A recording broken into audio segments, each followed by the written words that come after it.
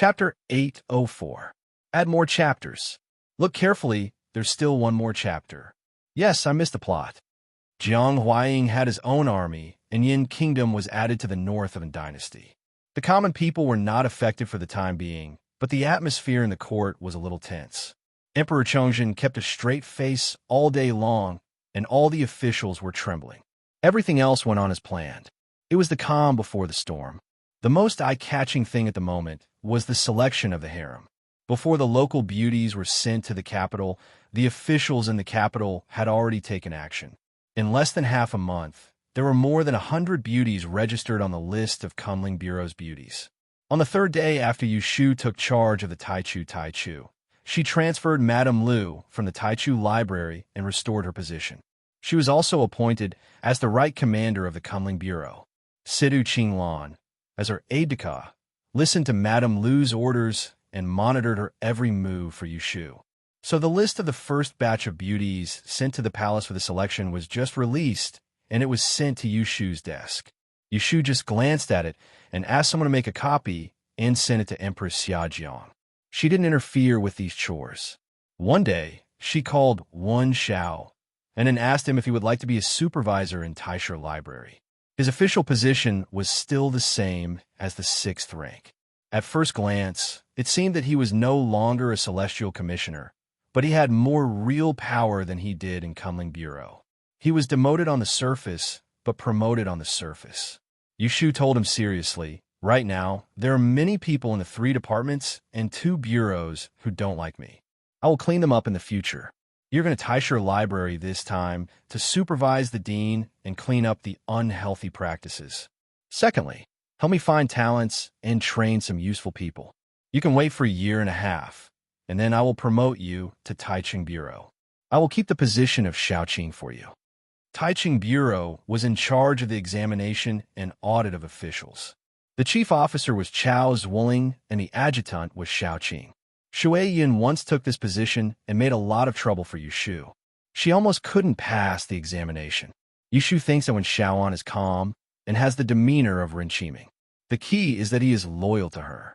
With a little experience, he can be entrusted with important tasks. When Xiao and readily agreed to her arrangement, he returned to Kunling Bureau to pack his things and went to Taisha Library the next day to take up his post. Just as Yu Shu was taking over the Celestial Commissioner in an orderly manner, bad news came from the blackguard.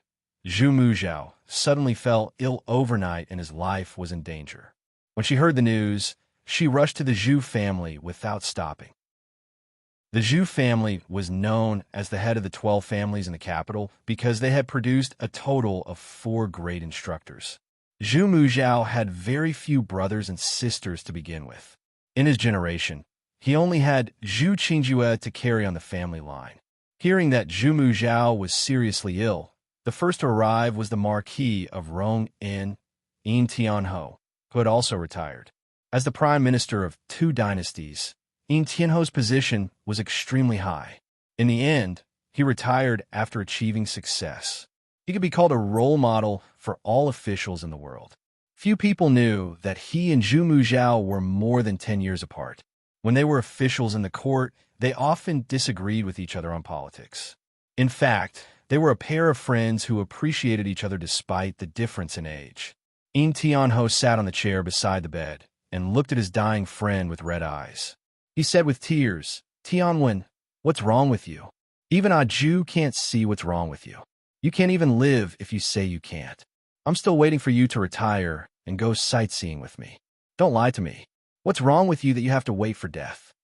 Zhu Muzhao opened his eyes weakly and squeezed out a smile. He said faintly, "I just feel too tired and want to rest. Don't cry. You're already so old. Aren't you afraid of being laughed at?" In Tianho usually studied the art of Qi Huang. He felt his pulse and saw that it was very shallow. He also saw that his eyes were empty. He knew that Zhu Muzhao really couldn't live. He wiped his tears and held back his sadness. He said, "What do you want to tell me? Just say it." Zhu Muzhao said, "Old brother, go. Don't bring more trouble to yourself. Listen to my advice. Take advantage of these 2 years to find a quiet place to live. Don't stay in the capital. If you can avoid this disaster, You can live to 100 years old. You'll have a house full of children and grandchildren. In Tianho nodded with tears in his eyes. He said, I'll listen to you. I'll leave when you're done. While he was grieving, Zhu Qingjue came in with Yushu. When Yushu saw the bedridden and sickly Zhu Muzhao, she was shocked. Half a month ago, when Zhu Muzhao accompanied the imperial edict to the Directorate of Astrology to announce her succession, he was still in good health and didn't show any signs of illness. How could he be so sick in just half a month? She stopped walking and pulled Zhu Qingjue back to the door. She asked him in a low voice, what illness did Master Zhu have? Why is he in such a critical condition? Zhu Qingjue's eyes were full of pain. He shook his head in confusion. He said in a weak voice, I can't diagnose. Yushu looked at his unkempt beard and black and blue eyes. She knew he couldn't do anything and did not ask further. At this time, Yin Tianho's voice came from inside the room. Ah, Zhu, your father is calling for you. Come in. Zhu Qingjue and Yushu quickly entered the room. Yin Tianho moved to the side. Zhu Muzhao struggled to raise his hand. Zhu Qingjue quickly knelt beside the bed and held his hand. He moved closer and said, Father, please bear with it. The medicine is almost ready. Drink it and sleep. If there's anything you want to say, wait until you wake up. Zhu Muzhao gently shook his head. He raised his eyes and looked at Yushu. He tried to see her face clearly. He opened his mouth and said, Lotus Room, come here. I have a request. Yushu obediently walked to the bedside. Yin Tianho saw this and knew that he was making arrangements for his funeral. He wiped the corner of his eyes and silently left. Please say it. I'm listening. At this moment, her feelings were extremely complicated. Since the man before her was the enemy that killed Shui Rui's father, and she owed him a debt of gratitude, it was difficult to say if she wanted him to live well or if she didn't want him to die like this. She thought he was going to ask her to find the Book of Fairy Maiden and protect the Celestial Commissioner. She didn't expect that he would ask her to do something else in the end. After I die, there will be no one to support the Zhu family. I only have one son, Qingjue. I'm afraid that he can't keep the family business. Can you help me take care of him? The implication was that he wanted to matchmake her and Zhu Qingjue. Yushu thought she heard wrong. Zhu Qingjue also shouted in disbelief, Father! Zhu Muzhao ignored him and continued to look at Yushu. He was indeed making a request and not threatening her. After a short moment of surprise, Yushu shook her head and refused him. I'm sorry, I can't promise you. Zhu Muzhao did not give up and said, This son of mine can be considered a man of striking appearance. Although he lacks a bit of ambition, he is honest and upright and very kind. If you agree to marry him, the Zhu family business will be handed over to you as a betrothal gift. As the head of the 12 prefectures, Zhu Muzhao's family business had reached a level that Yushu couldn't imagine. But he knew that without him, Zhu Qingjue wouldn't be able to keep this kind of wealth. In the end, it would either fall into the hands of others or it would be a loss of both people and wealth.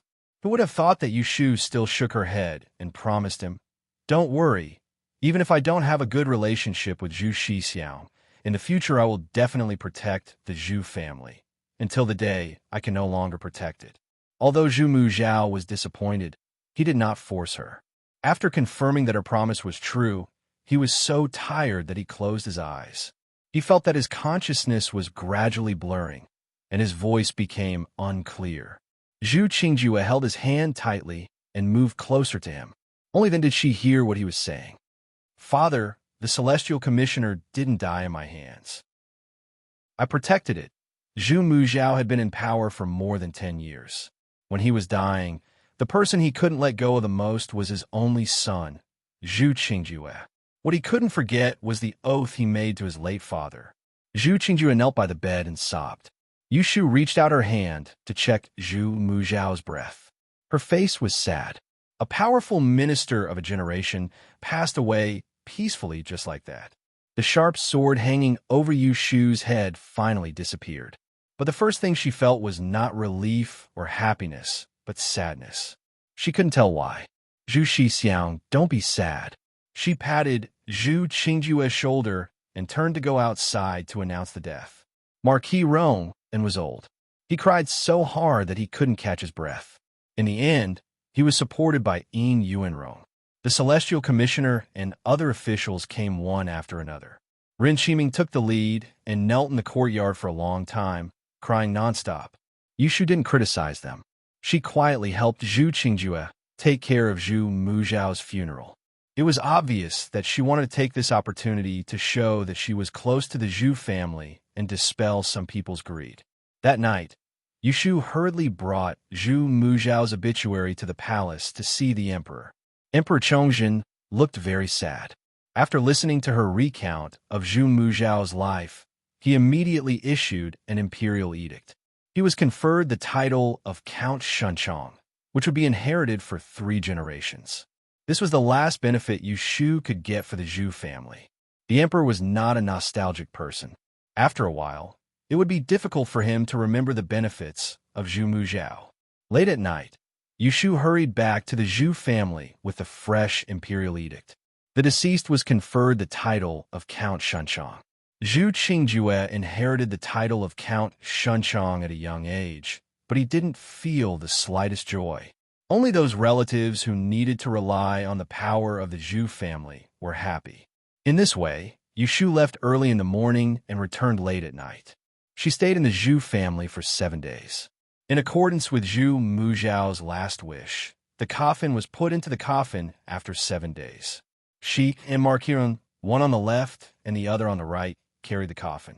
They walked for 10 li, which later became a story. After the funeral, Yushu returned to the Celestial Commissioner. She clearly felt that the respect of the officials below her was not superficial, but more sincere. Thinking about it, she knew that it was because she had kept vigil for Zhu Muzhao and unexpectedly gained some loyalty. After another 3 days, Zhu Qingjue suddenly came to visit with an unexpected person. "This is Gu Hong." Zhu Qingjue introduced him to her. "I don't know where my father found this servant. After my father died, he kept pestering me, annoying me. Gu Hong's martial arts are excellent, so I thought he would be useful to you. I sent him to you, so you can take him in."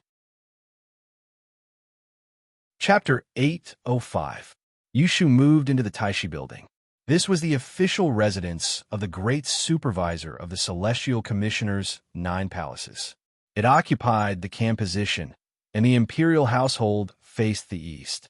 The independent courtyard was surrounded by a bamboo forest, and the environment was quiet. There was a pool of running water in the garden, and the building was located in the middle of the lake. Only a 9-turn bridge could reach the other side. After Zhu Muzhao stepped down from his position, he moved all of his personal belongings out of the building. You should have walked into the slightly empty hall and looked around the place with a different mood than before. Her gaze fell on the treasured chair in the middle of the carved railings and jade steps. For the past 15 years, Zhu Muzhao had sat in that position and issued orders, looking down on all the civil and military officials of the court. He was truly below one and above tens of thousands. She had just received the imperial edict yesterday, and the secretariat was rushing to make her court dress and official robes. At this time, she was still wearing the 3rd-rank Right Commander's silver gauze gown, with the Big Dipper Palace embroidered on her shoulder. Originally, there was another pattern on the patch for female officials. This 3rd-rank Right Commander should be the orchid in the empty valley, but the secretariat was in a hurry and used the wrong pattern. She did not correct it because she already knew at that time that in the near future, she would sit in this position and wear the pattern that only stayed on Empress Ningxin's shoulder for the past 300 years, the flower of the other shore. The flower of the other shore, also known as the red spider lily, was taken from Sanskrit. It was not a spiritual plant that appeared in the Taoist classics. There was a saying, "The flower of the other shore blooms on the other shore." One can only see the flower, not the leaves. It meant that the red spider lily bloomed by the river of forgetfulness in the underworld, and it implied reincarnation and rebirth. However, it was a symbol chosen by Empress Ningxin herself, and it represented the woman who stood at the highest position in the court. Xian came in with a writing official. When she saw Yushu sitting on the throne, her eyes twinkled slightly. She smiled and came forward to greet her, and then explained the purpose of her visit. In the future, You will be staying here for a long time. You must not feel uncomfortable. Please take a look at what is lacking in this building and what needs to be added. Mention it so that I can remember it and redecorate it as soon as possible. The comptroller's office was in charge of property. Just the amount of tax collected from the great exchange hall across the country was already an astronomical figure. It could be said that they were extremely rich. Exainia was indeed a shrewd person and knew how to adapt to the circumstances. Yushu had just taken up the position, and it was still unclear how capable he was. A group of people were watching quietly from below, but he was the first to take the initiative to please her. Yushu smiled faintly and said, "This place is a little deserted. I don't like it. You clean it up." Finished speaking, she no longer cared about him and picked up the dossier that Zhong Si had sent yesterday and flipped through it. She did not treat Exainia as an elder just because of her relationship with Exaian Lu. Sitting here, she only needed to remember that Exainia was the Celestial Commissioner. Replace all the screens here as well. Use glass shelves. Note it down. Add 6 more mahogany lanterns with cranes on a turtle's back, 2 black beast head incense burners, a pair of celestial glazed fish amphorae. It's going to be winter soon. 4 sets of bedding, soft pillows, and don't forget to write down the armrests of the chairs. He ran back and forth, almost changing the inside and outside of Taishi brothel from inside out. Only then did he leave with his people satisfied. Not long after he left, Junior Eunuch Ren brought a few officials from the comptroller's office to pay a visit. Now that Yushu was the chief of the comptroller's office, Ren Qiming naturally became her assistant. He was a talent trained by Zhu Muzhao. He was pragmatic, capable, and loyal. Originally, he was the most promising person to inherit Zhu Muzhao's mantle. But unfortunately, she came out of nowhere. Not to mention that there was still some animosity between Ren Qiming and Yushu. Previously, he had lynched her and twisted off one of her little fingers. In addition, his wife, Ren Rue Shi, had gossiped about her behind her back. Although it couldn't be considered a grudge, it was still a grudge. Yushu had long understood the authority of the comptroller's office. It could be said that the power of the Celestial Commissioner was concentrated in this department. The big ones included presiding over the imperial sacrifice, writing the genealogy of the emperor, managing the register of the clan, and rewarding and punishing members of the imperial clan. The small ones included recording the children of the imperial clan, inheriting the title of nobility, drawing up titles, and so on. Taking Ning Wang as an example, when he was supervising the country, it was his most glorious time. Kong Qi had accused him of murdering the 10th princess. At that time, the previous emperor was recuperating in Huajin Garden and didn't care about court affairs. The Supreme Court didn't dare to take this case, so the comptroller dared to take it all on his own. If they said that Ning Wang was guilty, then he was guilty. If they said that he was imprisoned, then he was imprisoned. There was no ambiguity at all. Ren Qiming brought people to report the recent affairs of the comptroller to Yushu. He was very methodical and well-behaved. Yushu could see that he wasn't satisfied with her sitting in this position. But because this was Zhu Muzhao's decision, he would obey. So after they finished discussing official matters, she left him behind and let the others leave. What other instructions does the comptroller have? Ren Qiming didn't respectfully call her Tai. In his eyes, she wasn't worthy of this title. Yushu raised an eyebrow and smiled. She turned her body to change into a comfortable sitting position. One hand propped up her chin, the other rested on the white jade table. Her slender and long fingers nimbly tapped on the table. She examined him for a moment and asked unhurriedly, "Junior Supervisor Ren, how many years have you been in the Celestial Commissioner?" Ren Qiming lowered his head and said, "This lowly official became an official in the 3rd year of Zhaoqing. 12 years, Yushu sighed. Counting it, this seat is only a fraction of your time. She had become the Celestial Commissioner in July of last year. It hadn't even been a year and 3 months since then." Ren Qiming said with a wooden face, "Then you really have a meteoric rise, and your career is prosperous." This wasn't a compliment. Yushu chuckled and asked in a careless tone, "Then do you know how I got this position?" Ren Qiming heard this and raised his head to look at her. His thoughts turned quickly, and he said, "This lowly official doesn't dare to criticize." Yushu stopped smiling and looked at him coldly. She said, "You don't dare to criticize, but it doesn't mean you don't have criticism. I think you are clear that it's because I'm the person who broke Ming that Zhu Gong saw me differently and let me take over as the Celestial Commissioner. It's because I'm the only one who has the hope to find the mystic maiden Lu Ren and protect the foundation of Dawn. Since you are clear about this, then you should know that other than me, no one else can sit firmly in this position. I don't care what you think in your heart. I'm only warning you once and giving you this one chance. Either you win my trust, or I'll find someone to replace you." The meaning behind her words was, either you obey me or get lost. Ren Qiming's body stiffened and he clenched his teeth. He first felt ashamed and angry, but he calmed down when faced with her overbearing attitude. He was already middle-aged and had long passed the age of letting his emotions affect his decisions. If it was 10 years ago, hearing someone speak to him like this, he would definitely turn around and leave. But now, he repeatedly thought over her cold words, and his back was gradually drenched in sweat.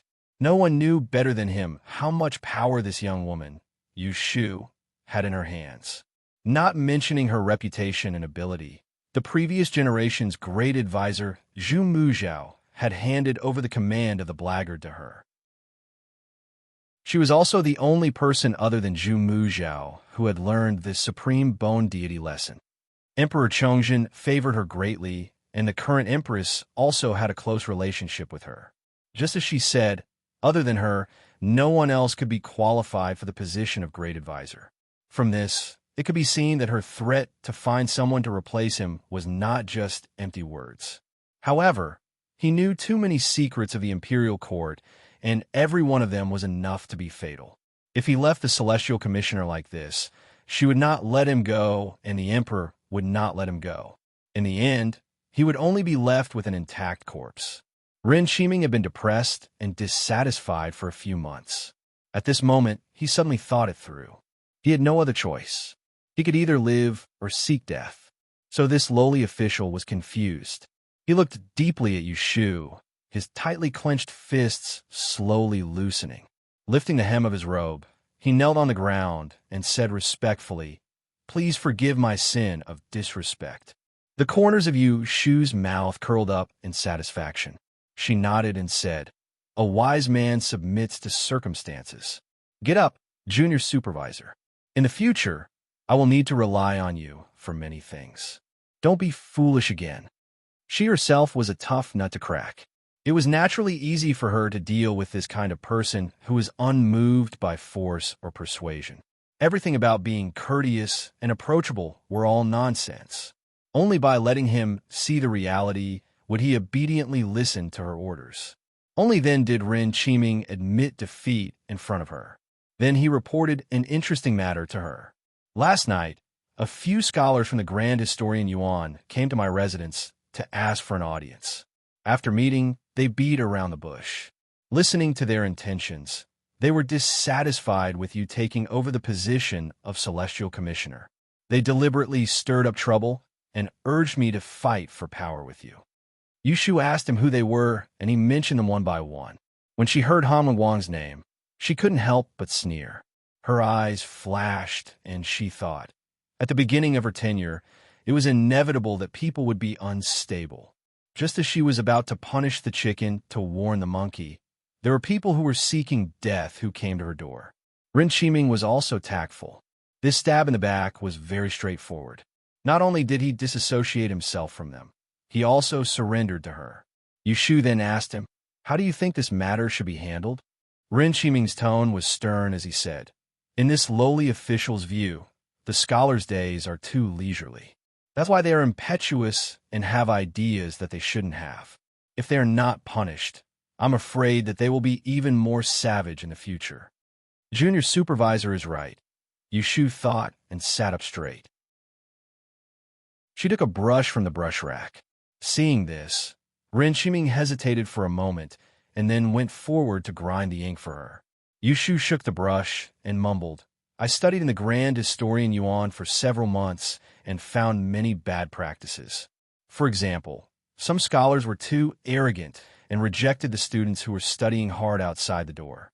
There were also some scholars who used their positions to seek personal gain and did not focus on teaching.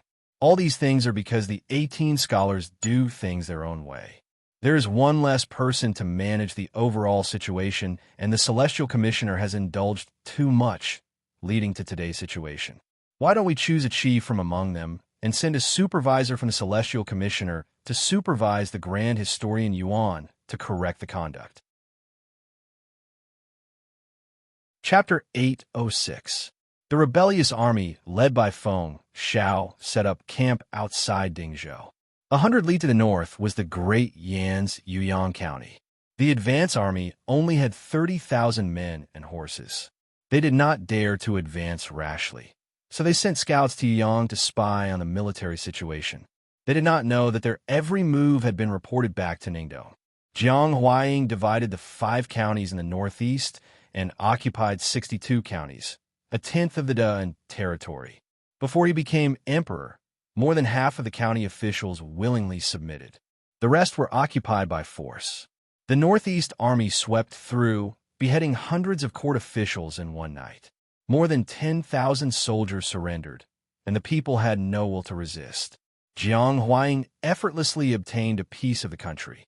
After wearing the yellow robe, the Yin Emperor set the capital at Ningdong, divided the 5 counties, and stationed the army in various strategic locations. He then appointed his trusted aides and established a court to discuss politics. It was worth mentioning that Jiang Huaying's sworn brother, Lu Shining, had saved Empress Dowager Wei and the eldest princess from danger. He then presented the new policy 36 rules for the court. The Yin Emperor placed great importance on him and made him a marquis of a different surname. Hearing that the court's army had arrived in Dingzhou, the Yin Emperor immediately called a court meeting to discuss countermeasures. Imperial advisor Liu Yin was an expert from the mountains. Because of his divine foresight, he usually predicted good or bad fortune for the soldiers. Everything came true, so everyone trusted him. He observed the stars at night and calculated a divination. It was Hidden Wolf in the west, Killing Star in the south. Do not use the Hidden Dragon. The Yin Emperor asked what it meant. Lu Shining answered, Hidden Wolf in the west should be the Mongols' restlessness. Not long ago, Timur, a descendant of northern Yuan, united the Tartars and Wala tribes. His momentum is at its peak. If he invades a court, he will definitely pass through Yin territory or fight. And Killing Star in the south should be a hidden dragon in the army. There is a fierce general who is in charge of fighting and killing. This is not good for our army. In the temporarily expanded imperial court, the voices of the newly appointed civil and military officials rose one after another. The Yin Emperor frowned. Wolves in front and tigers behind. Won't the Yin be attacked from both sides? Is there a way to resolve this? After they finished speaking, the officials all offered their suggestions. Some said to strike first and seize Dingzhou before the 3 armies of the Yin dynasty could meet. Others said to form an alliance with the Mongols and fight the court together. The more the Yin Emperor listened, the more his head ached. In the end, it was Lu Shining who spoke. I have a way to wait at ease for the exhausted, but it is a risky move. I wonder if your majesty dares to try. The Yin Emperor sat straight and said, Second brother, please speak. Lu Shining's smile hit a dagger. He only said 8 words. Feign attack to lure the enemy, divert the trouble to the south. Some did not understand, and some only understood half of it. Only the Yin Emperor had a military background and was good at strategizing. He understood the meaning of the song and immediately slapped the table in praise. What a good waiting for the exhausted at ease. Worth a try. When he finished speaking, he ignored the confused officials and called for a few generals, as well as Lu Shining and Lu Yin, to the back of the hall for a secret meeting. 3 days later, the Prince of Chongping, Lu Shining, personally led 8,000 elite soldiers and set off for Mongolia in the night. After Timur became the ruler, he had the ambition to expand his territory. However, he was troubled by the invasion of the south. It was difficult for the cavalry to advance through the mountains and rivers. If they took a detour from the border cities, the journey would be long. They could only go east through Yin territory and resupply along the way. In the beginning, Timur was wary of Jiang Huaying and did not dare to act rashly. Recently, when he heard that Jiang Huaying had become the emperor, he was tempted. He deployed 20,000 cavalry and set up camp on the Murin River in the west of Yin territory. On one hand, he could prevent the Yin army from invading, and on the other hand, he wanted to fish in troubled waters. In the blink of an eye, it was November and the north was freezing. Finally, when the river surface froze, the Mongolian camp advanced east but was ambushed by the Yin army. The two sides fought for half a day, and the Yin army was outnumbered and their commander was captured alive. The leader of the Tatars under Timur, Harden Batter, captured the enemy commander and saw that he was a weak scholar. After interrogation, he found out that he was the sworn brother of the Yin emperor and quickly rode back to report. When Timur received this pleasant surprise, he did not hesitate and quickly gathered his troops to meet up with Harden Batter at the Murin River. After personally seeing Lu Shining, Timur saw through the enemy's scheme. It turned out that the Yin army advanced rashly because the Yin dynasty's army had already reached Dingzhou.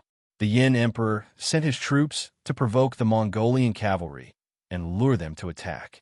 At the same time, he showed weakness to the army and surrendered Yuyang to them. When the Mongolian cavalry and the army met, there would definitely be a battle and the Yin army would reap the benefits. Timur was warlike by nature and felt that this was a good opportunity to attack the Central Plains. Thus, he decided to beat them at their own game and ordered Harden Batter to lead 5,000 vanguards and take Lu Shining as a hostage to borrow the Yin territory. Jiang Huaying really valued this sworn brother of his and agreed to borrow the Mongolian army's route to Yuyang County. He also provided the three cities with provisions and only asked that Harden Batter would not kill Lu Shining. The two armies came to an agreement, and the Mongolian army set off and arrived at the upper valley first. After resting for a night, the 30,000 soldiers set up an ambush north of Yuyang City. In the beginning of the 12th month of the lunar calendar, Feng Xiao sent 10,000 soldiers to attack Yuyang without knowing anything. But before they could even break through the city gate, they were outflanked by the Mongolian army from both sides and caught unprepared. If not for the vanguard general Yin Yuanrong, who fought his way out and brought back 3,000 wounded soldiers, this battle could be considered as a crushing defeat. When Feng Xiao found out that the Yin dynasty had formed an alliance with the Mongolians, he was shocked and immediately reorganized his troops. Just when the Mongolians were feeling proud of themselves, the sound of war drums suddenly came from behind. When they looked around, they saw the Yin dynasty's flag fluttering in the sky and 10 heavy cannons appearing on the high ground. Boom! The sound was earth-shattering. Black fog filled the air and wails could be heard everywhere. No one could see what had just happened. The Mongolian army was in a mess. They had never seen such a scene before. Harden Batter retreated in a panic and unknowingly headed towards the direction of the army's camp. Therefore, everything went according to someone's plan. The three armies were engaged in a chaotic battle, but it was the Mongolian army that was attacked from both sides. The Yin army and the rebel army attacked from both sides, and the Yin army retreated back to Yuyang City. They lost less than 100 soldiers, but they had already exhausted the 30,000 soldiers of the Mongolian army. Then, they killed the rebel army with a borrowed knife. As for the captured Lu Shining, he had escaped from the enemy's camp and brought back a captive, Harden Batter, who had half of his leg blown off. Lu Shining retreated to Yuyang City and became famous after this battle. No matter it was the Mongolians or the generals of a dynasty, after this battle, everyone knew the name of Great Yan's Prince of Chongping. With this, the prophecy of imperial advisor Liu Yan was dispelled. In a short period of time, Timur would not make a comeback, and the Yin army could focus on fighting the Great Dynasty. Chapter 807. Yuyang City was under martial law. Tens of thousands of Yin soldiers were stationed in the city. Lu Shining, the Prince of Chongping, held the commander's seal. As the commander-in-chief, he was respectfully invited into the governor's manor by the local garrison. The Mongolian army was defeated and fled to the upper valley. The soldiers of the Yin dynasty did not pursue them for fear of falling into the trap of the Yin army again. Shui Rui did not send troops to pursue them either. The reinforcements from the upper valley had already arrived. It would not be difficult for them to take care of the remaining Mongolian soldiers. That night, in the most spacious room in the prefectural governor's estate, Shui Rui sat on a low couch with his upper body bare. The brazier beside his feet was burning brightly. Jin Ke stood behind him, and he was swiftly treating the densely packed wounds on Shui Rui's back as he complained. "I say, you really don't want your life anymore. At that time, it was chaos and chaos. You didn't even have time to run for your life, yet you still dared to turn around and capture that Tatar leader. Luckily, that arrow missed. Otherwise, in this life, you can forget about seeing that little sister of yours again." Shui Rui chuckled. His deep eyes flashed. No one knew what he was thinking. Why would I not want to die? I just know that Big Brother is secretly protecting me and will not let anything happen to me. In the past year, he had long recognized Jin Ke as a chivalrous brother. Jin Ke was pleased to hear that he trusted him so much, but he did not let him off the hook. He said, "Next time you put yourself in danger, I will not accompany you." This time, in order to win Timur's trust, Shui Rui did not hesitate to pretend to be a captive. He also played the trick of injuring himself to gain the trust of the Mongolian army. Only then did he trick the Mongolian army into entering the Yin territory. After wrapping the bandage around his wound, Shui Rui put on his clothes, picked up the wine jar on the table, and took a big gulp from it. The burning knife was strong enough. It was so hot that it burned his chest, yet it just happened to alleviate the pain of his wound. Even though the Tatar's torture methods were far inferior to those tortures that he knew, they were ruthless enough. However, when he thought that he was one step closer to Anling City, he felt that it was all worth it. "Don't drink so much." Jin Ke grabbed the jar and shook his head disapprovingly. He did not remember when Shui Rui developed this habit. As long as there was no business, he would get drunk as long as there was wine. "I will go somewhere else. You should rest. You haven't slept for many days. Aren't you tired?" As soon as Jin Ke finished speaking, he carried the wine jar and left, and he didn't forget to instruct the guards outside to not allow Shui Rui to drink any wine. The prefectural governor's manor was built in an imposing manner. The east chamber was connected to a large garden. Once out of the courtyard, there was an exquisitely carved wooden corridor. Jin Ke had only walked a few steps when he saw a few people walking towards him. It was Guard Zhao of Yuyang. Behind him was a steward, followed by two graceful girls. They wore soft fur coats and embroidered hats. They had red lips and rosy cheeks. Of guards. Guard Zhao recognized Jin Ke and greeted him with a face full of smiles. Although his position was 2 ranks higher than Jin Ke's, he was not as close to the emperor as Jin Ke. Moreover, Jin Ke was Chongping Wang's brother of a different surname. He naturally had to be polite. Jin Ke looked at the 2 girls behind him and stopped to ask, "Where's official Zhao going with these people?" "Oh, I heard that your highness is injured. How can there be no one to serve you?" Guard Zhao said with a face of concern. "The maids of my fu are all stupid. Only the daughters of these 2 concubines are gentle and sweet. I will send them to take care of your highness' daily life as a token of my sincerity." Jin Ke thought to himself, this old fellow can find such an excuse to send his own daughter to warm the bed of his brother. Does he really think that I can't see that he is trying to climb up the social ladder? If Chongping Wang was a lecherous person, the girls of Dadu would have already trampled through the doorsill of the Wang Fu, not to mention that the Princess Royal still hasn't given up. I advise official Zhao to save it. Jin Ke rudely splashed cold water on his face. My brother is famous for not being close to women. If you want to curry favor with him, you might as well give him a few jars of good wine. Guard Zhao laughed dryly, but didn't back down. He moved to the side and said, "Coach Jin, you may go if you have something to do." Jin Ke saw that he didn't know how to appreciate kindness and didn't bother to stop him. He turned and left, letting him hit the wall himself. When his figure disappeared around the corner, Guard Zhao finally stopped smiling and turned to instruct his 2 daughters. "When you see Chongping Wang later, learn to be smart. When we meet the Chongping Prince later, learn to be smart. It'll be your luck if he takes a liking to any of you." The elder daughter blushed while the younger daughter pouted and said, "Father, you said that Chongping Wang is one of the most handsome men in Dadu. Even the princess likes him. You aren't lying to me, are you? If I see an ugly monster with a bull's head and a tiger's face later, I won't agree." The people of Yuyang were open-minded, and the girls were sensible at a young age. They weren't ashamed to marry men and women. Garjiao laughed. "I'm just afraid that you won't leave when you see him." The father and daughters had their wishful thinking. Who would have thought that when they arrived at the East Wing, they wouldn't even be able to see Shui Rui's face? The army led by Feng Xiao got off to a bad start. They lost their first battle, and it was at the hands of the Tatars. Before Feng Xiao could worry about how to send the battle report to the capital, they inexplicably fought another battle. It was a pincer attack with the Yin army against the Mongolian army.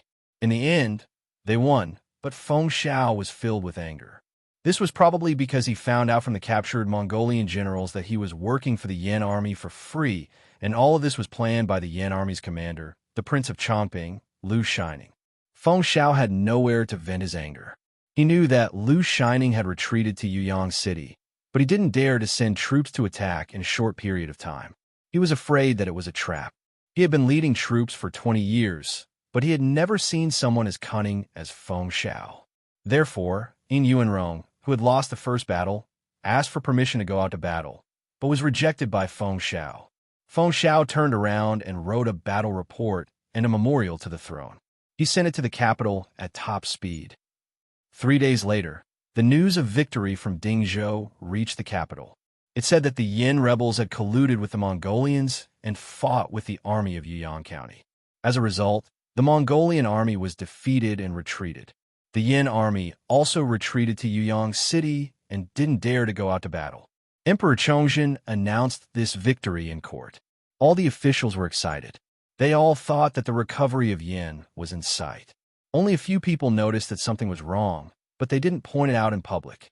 After the court was dismissed, Emperor Chongzhen asked Yushu to stay and went to the Hall of Tranquil Peace. Yushu followed him silently, with a strange look in her eyes. When they arrived at the study room, one after the other, Emperor Chongzhen's expression could no longer remain calm.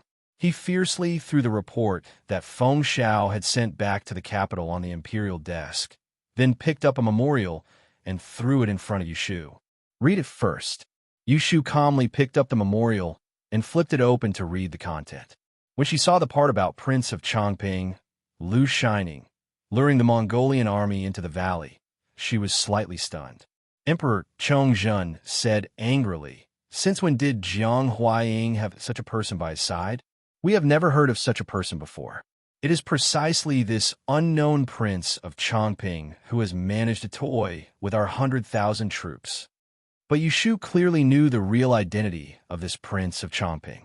"I should have listened to your idea and waited for the Mongolians to fight with the Yin traders first," Emperor Chongzhen said regretfully.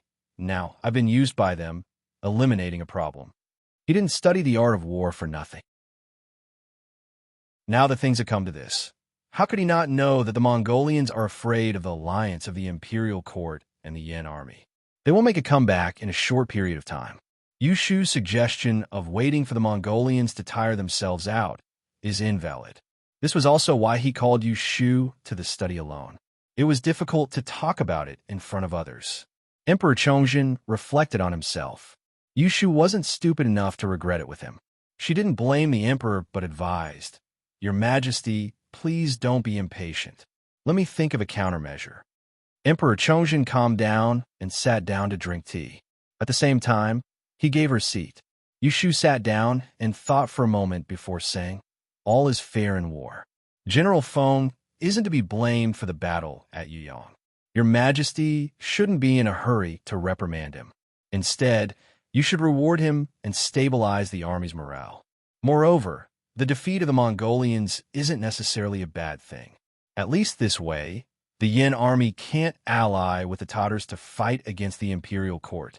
Yuyang City is easy to defend and difficult to attack. Feng Zhao's army is stationed in Dingzhou. Right now, it's just a waste of food. Yesterday, I predicted that in 10 days, there will be a heavy snowfall in the north. I'm afraid there will be a snow disaster. It won't be good for our army. Why don't we withdraw half of our 100,000 soldiers to avoid losses? We can wait until the weather warms up next year." Emperor Chongzhen thought for a moment. Although he felt that everything she said was reasonable, he didn't want to show weakness to the yin. For a moment, he was in a dilemma. Seeing this, Yushu couldn't help but sigh in her heart. The emperor was skilled in both the pen and the sword. It was a pity that he was born with an indecisive personality. He was cold-blooded, but he couldn't bend. Thus, she continued to advise. "The Yin army is good at fighting in a world of ice and snow. Our army is afraid of the cold. Once the snow doesn't melt, we will be in a passive position. The Yin army can't take the initiative to attack. Since they couldn't attack the city and couldn't fight, what was the point of staying there? Fine. I'll do as you say. Your Majesty is wise." After leaving the palace, Yushu sat in the carriage in a daze. Her mind was filled with the words Prince of Chongping, Lu Shining. This was the first time she heard news of Shui Rue since they parted. It would be a lie to say that she wasn't excited at all. Counting the days, it had been almost a year since they parted. Even if she didn't think about him day and night, she still thought about him and remembered the promise he made that day. But at that time, she was still a chess piece that could be manipulated by others. Her life and death were not in her hands. Now she was standing at the top of the Celestial Commissioner, looking down on everyone. She wondered if he also heard news of her. What'd he think? Yushu shook her head and smiled. She felt that she was thinking too far ahead. The carriage stopped in front of the Celestial Commissioner's door. Yushu got into a sedan and was carried to Taishi Tower. She spent more time in the Celestial Commissioner's office than at home. It wasn't because the Minister of Justice was too busy, but because there were people asking to see her every day. She had to make decisions about everything, big or small. When she arrived at Taishi Tower, a black-robed guard reported to her before she stepped onto the bridge. "The female prisoner in the dungeon still wants to see you. She killed herself by biting her tongue this morning." He was talking about Ji Xingxuan. Yushu frowned and asked him, "Is she dead?" "I save her in time."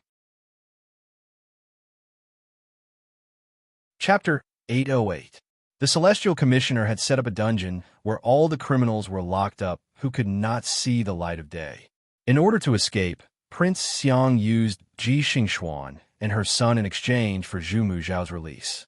3 months ago, when Ji Xingxuan was locked up in the dungeon, Yushu had not visited her even once.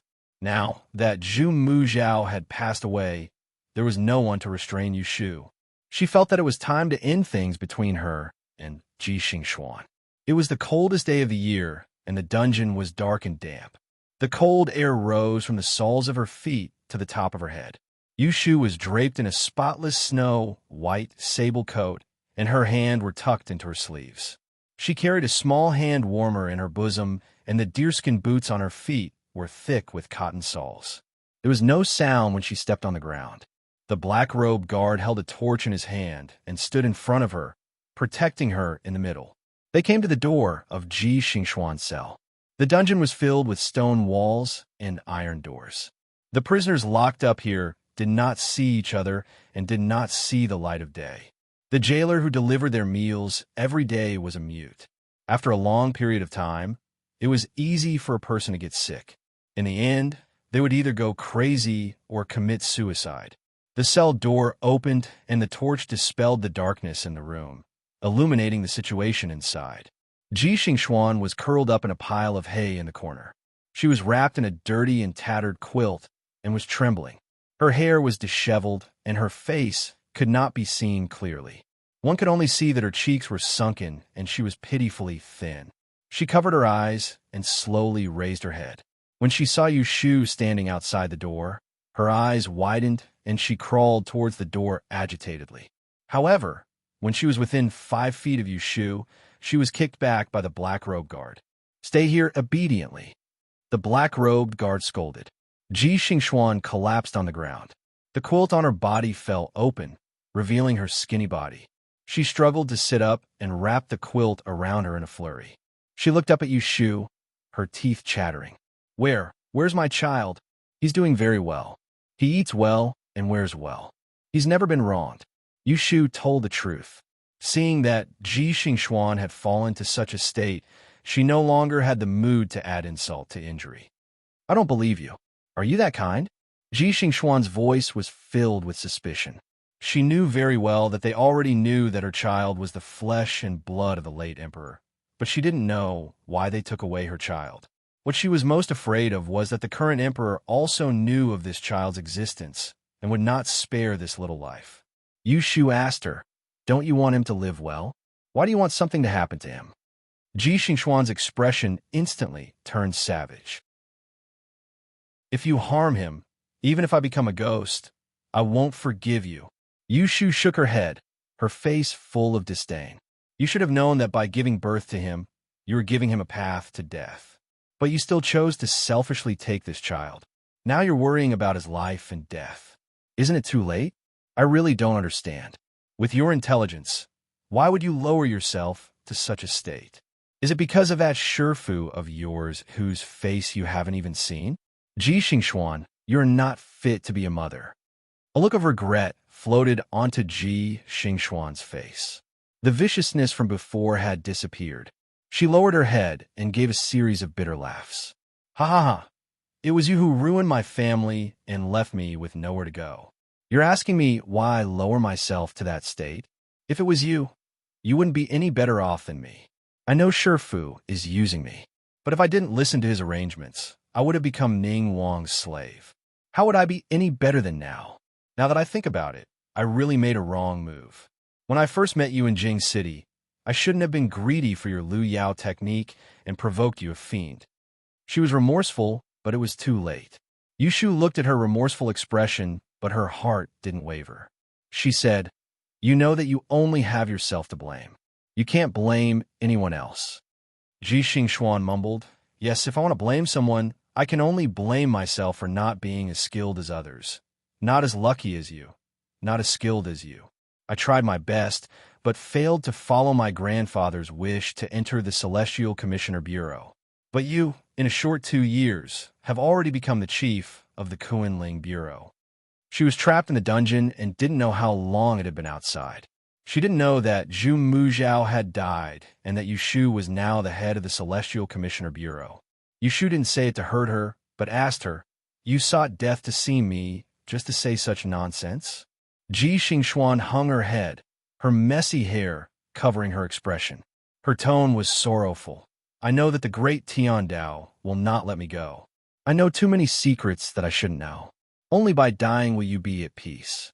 I'm not asking you to spare my life, but I'm begging you to spare my child. He's still so young and doesn't know anything. Find a remote place and send him away. As long as he can live in this world, I have nothing else to ask for." As she spoke, she supported her weak body and slowly knelt in front of Yu Shu. Her posture was extremely humble. "I beg you." Yu Shu didn't move and asked her, "What's the use of begging me?"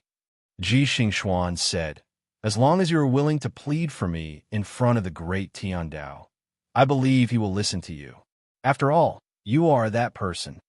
Yu Shu raised her eyebrows and thought that she had guessed her identity as the person who broke her life. Yu Shu suddenly felt pity for Ji Xingxuan. She had this intelligence, but used it in the wrong place. "Why should I plead for you?" Ji Xingxuan replied, "I can tell you a secret that you definitely don't know in exchange." Yu Shu was interested. She waved her hand at the black-robed guards and asked them to leave. She took a step forward and half-squatted in front of Ji Xingxuan. She stretched out her hand and lifted Ji Xingxuan's chin with her fingertips. She made Ji Xingxuan look in her eyes. Ji Xingxuan's body stiffened. She didn't dodge. She softly revealed the secret that she had buried in the deepest part of her heart. It was also the last talisman that her Shifu had left for her to protect her life. She would rather die than reveal it unless she had no other choice. At this moment, for her child, she was willing to take this risk. The crown prince, Lu Tan, is not the flesh and blood of the late emperor. He is the child of noble consort Shui and another man. Yu Shu had always felt that there were few things that could make her change her expression since she had reached her current position. However, This statement shocked her. Lu Tan had already become the emperor. Now, someone was telling her that he was not the son of the late emperor. Say that again. She exerted force in her hand and squeezed Ji Xingxuan's chin.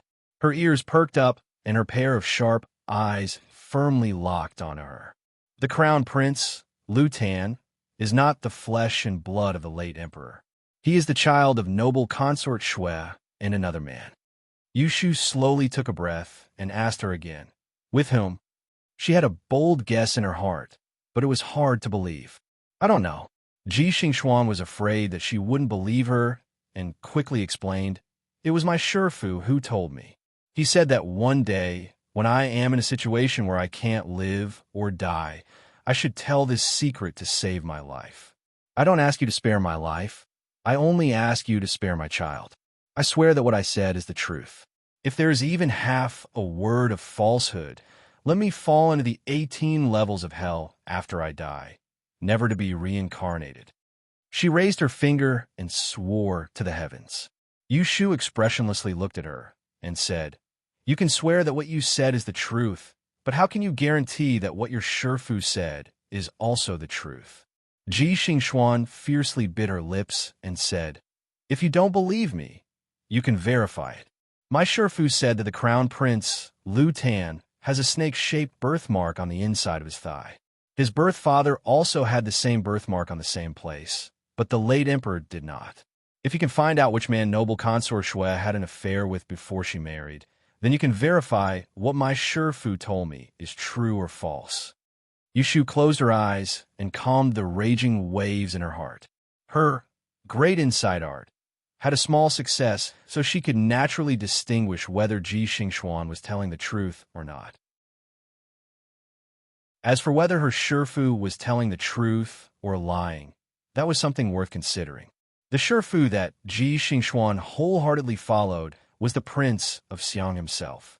And according to what she knew, the Prince of Xiang and Empress Dowager Shui had an affair. This meant that the Prince of Xiang, who had personally told Ji Xingxuan the secret, could be the man who caused Empress Dowager Shui to secretly bear the child. It could be imagined that if this secret were to be spread, it would definitely lead to chaos. She let go of Ji Xingxuan and rubbed her fingers together. She stood up and said, regardless of whether this matter is true or false, I guarantee that the child will live well. Actually, even if Ji Xingxuan did not beg her, she would not kill a child. She would let Xiaoyu live in this world with a different identity. He would never know who his birth parents were, and she would not destroy his life for the sake of revenge. Hearing this, Ji Xingxuan's dark eyes had a glimmer of light. She did not hear the power behind Yushu's confident tone and thought that she would plead in front of the great insight to protect her child. Thank you very much. As a mother, her words of thanks came from the bottom of her heart. Yushu looked down at Ji Xingxuan bowing and scraping in front of her for the sake of the child and felt a little relieved.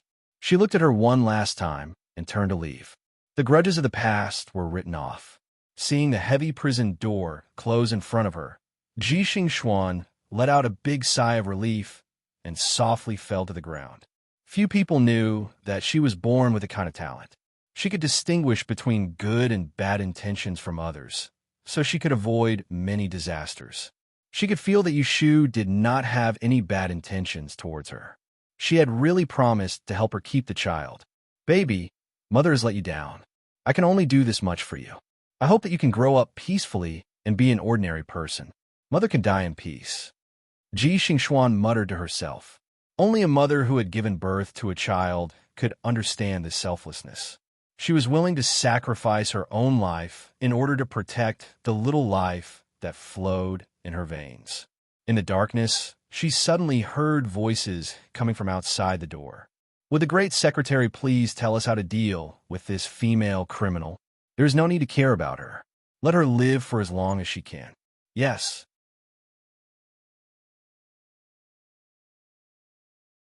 Chapter 809. Friendly Tip. By Ran as the Foreign Minister. In the blink of an eye, it was the end of the year again, and it was time to give gifts. Outside the U residence, there were two long lines of people giving gifts that could stretch from one end of Baochang Street to the other. Sometimes, They had to wait for a day before they could set foot on the steps of a Yu residence, but no one dared to complain. They had to smile obsequiously and wholeheartedly carry the gifts inside. It was said that the Prime Minister's doorstep was a 7th-ranked official. Zhou finally understood the meaning of this sentence today. Last year, at this time, he was the one who brought people to carry gifts to other people's residences to look at their faces. This year, it was a group of people fighting to look at his face. Now, many people had to politely call him Chief Steward Zhou when they saw him, who said that a servant couldn't have a day of freedom. It depended on what kind of master they followed. As the sun set, the main gate of a Yu residence was closed. No matter how many people were outside, they were all turned away after 5 in the afternoon. This was a rule set by Yu Shu, and no one in the entire residence dared to disobey it on the surface. Zhou had a stack of scattered banknotes in his sleeves. There were about 300 to 500 taels, which was almost equivalent to 10 years of his monthly allowance. They were all secretly given to him by the people who gave gifts. For the first 2 days, he was so scared that he didn't dare to reach out to take it. Then, somehow his master found out. Miss Exen from the north came to pass on a message and said, "Master said to take what is given to you. Later, when you go to the accounts room and report it, you can keep the other half." Zhou's steps were light. Ever since he came out of his mother's womb, he had never had so much money on hand. After 10 days, he could find a place in Enling City to settle down in a spacious house. On his way to the accountant's office, he was thinking that later on he would give a share to his brothers who were guarding the courtyard. Even if he didn't say much, he would at least give each of them a few taels of silver. He would at least have enough to eat and drink. It should be known that the guards in the residence, in addition to food and clothing, 2 sets of clothes per season, and an extra 3 taels a month. Not to mention, they would get rewards from their masters from time to time. If they spent it frugally, after 3 to 5 years, they would be able to save enough for a wife and wouldn't need to be single. When Zhou arrived at the accounting room, he saw Bai Ran sitting in the room, fiddling with the abacus and checking the accounts. He came forward and warmly said, "Little brother Bai, why are you alone today? Where's 6th uncle?" Originally, only Uncle Qian Lu was in charge of the accounts in the accounting room. A few months ago, Yu Shu transferred Bai Ran over, saying that she wanted him to learn accounting.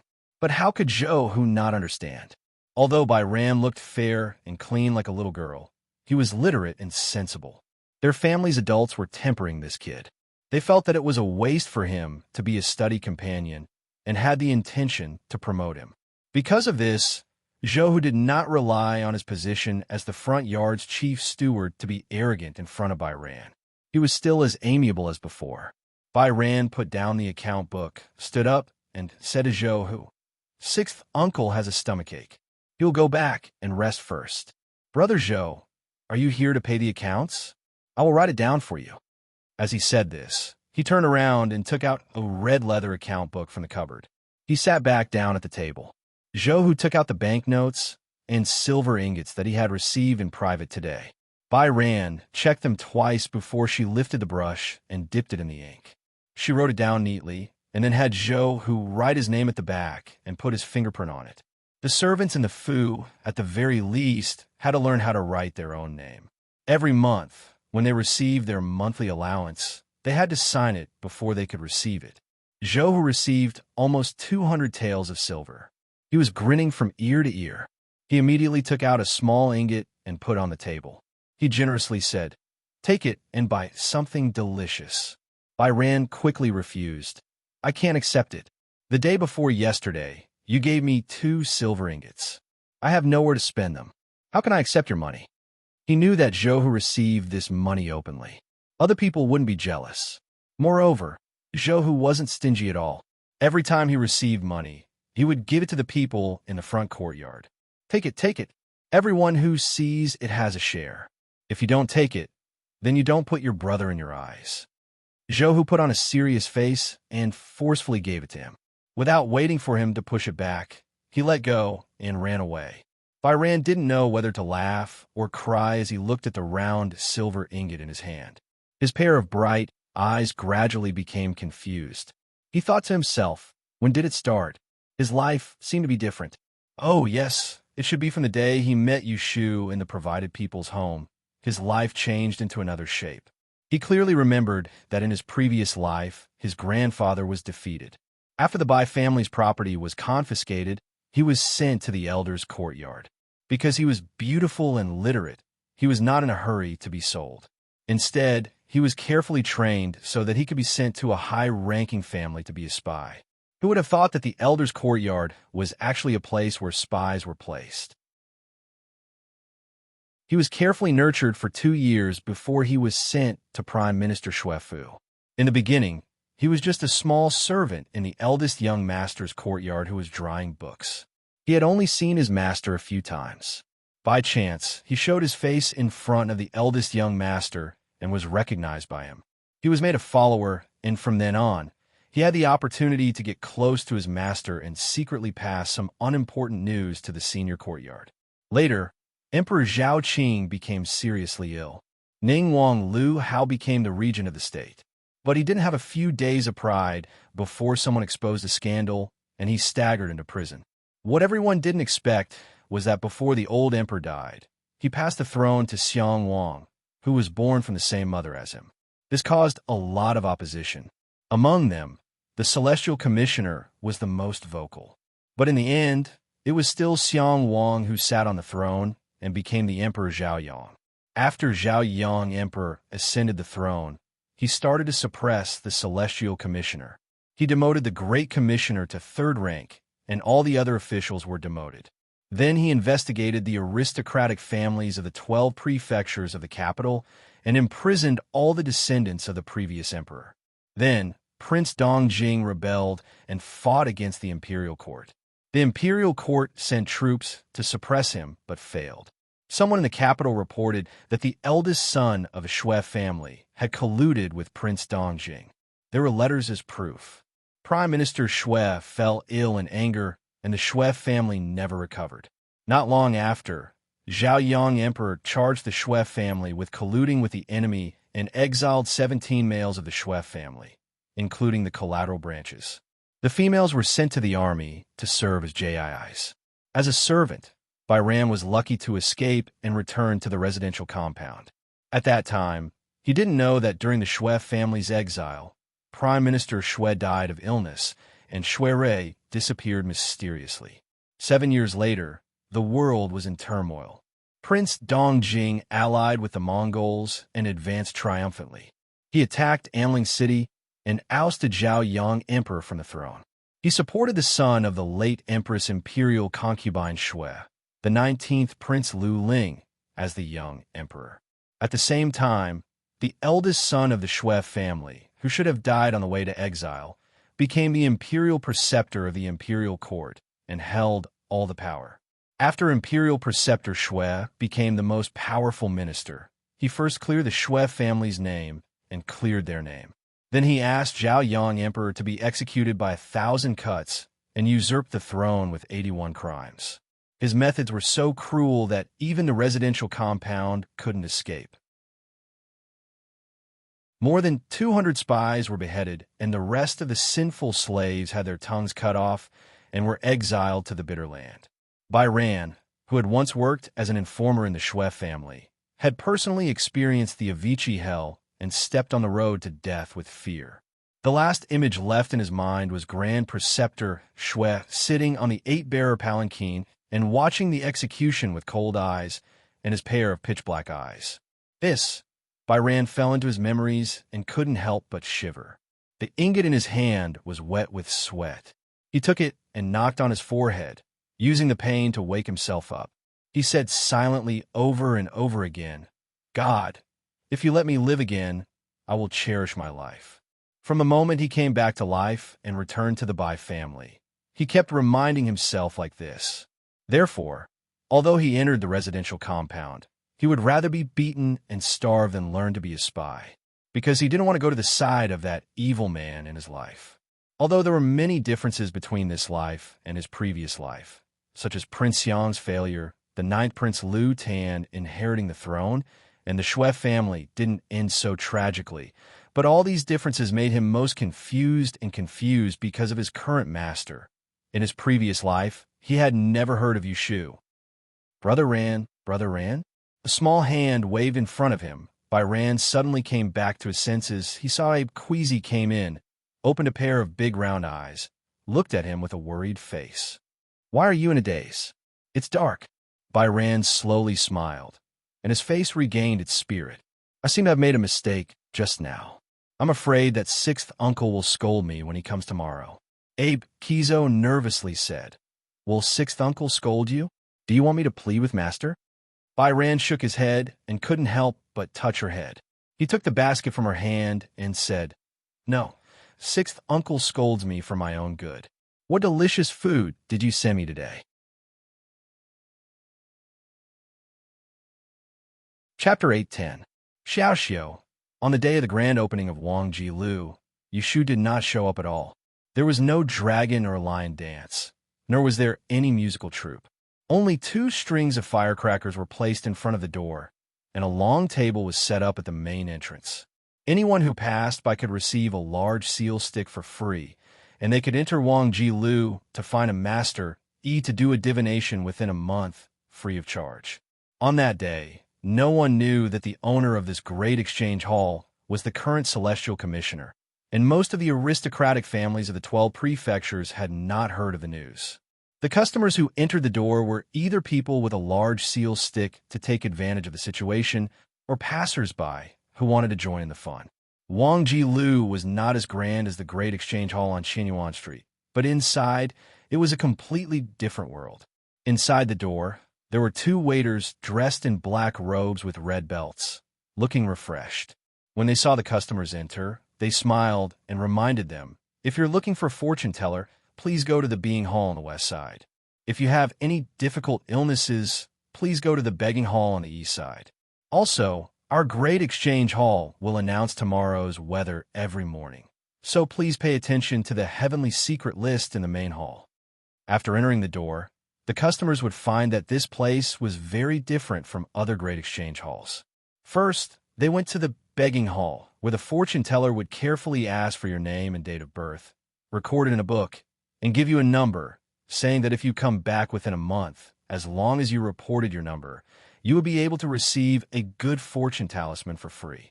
If the master in the Being Hall was not accurate, then go to the Begging Hall on the east side of the main hall. There was a row of long counters in the hall, and behind the counters sat young female attendants wearing green skirts and silver-red bikinis, with their hair combed into 2 buns. Each of them had a stack of yellow books and a plate of number sticks in their hands, specializing in dealing with difficult illnesses. For example, losing a cat or dog, looking for a person or thing, discord between mother-in-law and daughter-in-law, discord between husband and wife, evil spirits, or bad luck, no matter how big or small, but as long as it could be solved with the Master they could all leave a reward here. You only need to pay 10 copper coins of paper and ink, and you can take away a stick. Leave your question and your reward, and set a time limit. If no one replied when the time was up, not only would they return the reward, but they would also get back the 10 copper coins. If there was a bounty, there would naturally be people who would accept it. Regardless of whether it was a master who had passed the Grandian examination or not, as long as one entered the building of forgotten opportunities, one only needed to pay 10 copper coins and register in the register. Then, one could casually flip through the bounty list here. If he wanted to take the notice, he would need to pay 1/10 of the reward as a security deposit, and he would be able to receive a corresponding number plate. He would meet the person who posted the bounty in the guest room on the 2nd floor, and both parties would settle it themselves. Later, he would only need to take the bounty person's number plate to receive the corresponding reward from the Forgetting Opportunity building. At the same time, he left a record and accumulated a sum of money.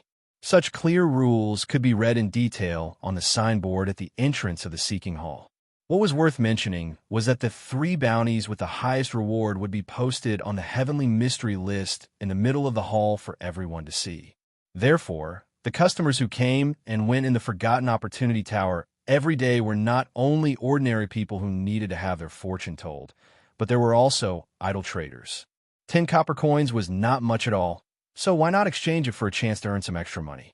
On the first day of the opening, the Masters in the Hall of Forgotten Opportunities were extremely busy. They were all customers who came to ask for their fortune for free, and the Hall of Begging Opportunities was deserted. Throughout the day, there were only a few dozen customers who paid and left their names.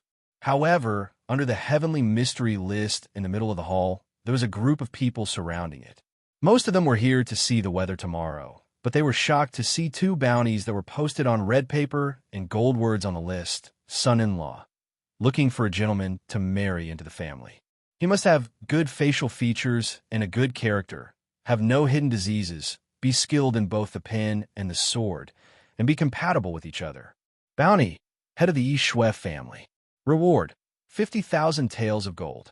Missing person notice. My teacher, Taoist priest Qing Zheng, has traveled the world and is currently searching for his whereabouts. Bounty, celestial commissioner's advice.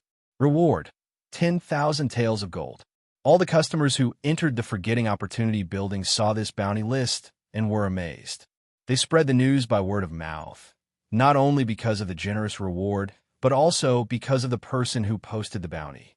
There are also people who doubted the authenticity of these two bounty lists, and when they asked the manager and staff of the Forgetting Opportunity building, they could only smile mysteriously and reply, "Sir, you probably don't know who my master is."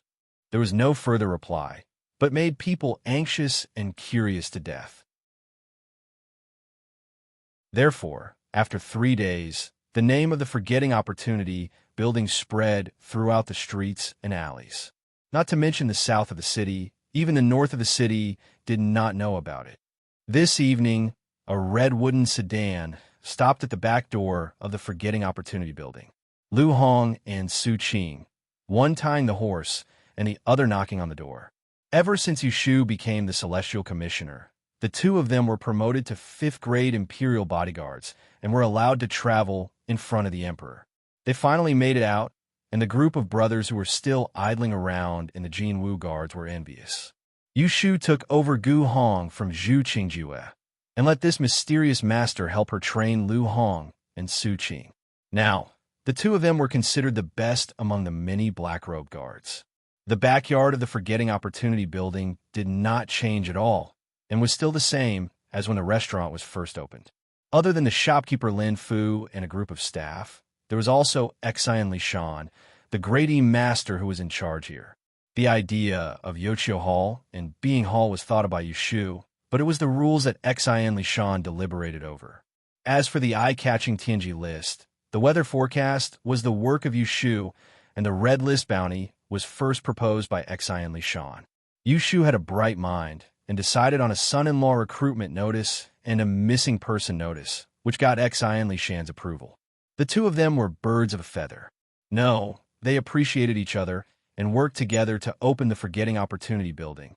In the blink of an eye, half a month had passed. Although it had not started to make profits, it was famous. If it continued to develop like this, it was only waiting for the melon to ripen and the stalk to fall. Sitting in the tea room, Xian Lishan flipped through the name list in his hand and grinned at Yushu. Today, there were 70 to 80 returning customers who got the protective talisman from the Being Hall alone. The cheapest one was asking for money, and they collected more than 200 taels. Half of the 1,000 big seal scripts we gave out on the first day have been collected. In other words, we've got 500 returning customers. 200 taels of silver didn't sound like much at first, but this was a newly opened Forgetting Opportunity building, and it had no reputation to speak of. Every day, there were hundreds of customers asking for their fortune, and once it had a good reputation in the future, this number would multiply several times. This didn't include the sale of some trinkets to attract good luck and avoid bad luck, and the expensive feng shui ornaments. What's the progress at Yochio Hall? Yushu asked. Xian Lishan was even happier when she mentioned this. When you first came up with this idea, I was still nervous, afraid that it would mess things up in the end. I didn't expect that in just half a month, there would be more than 100 offers, and the advance payment alone would be close to 1,000 taels of silver.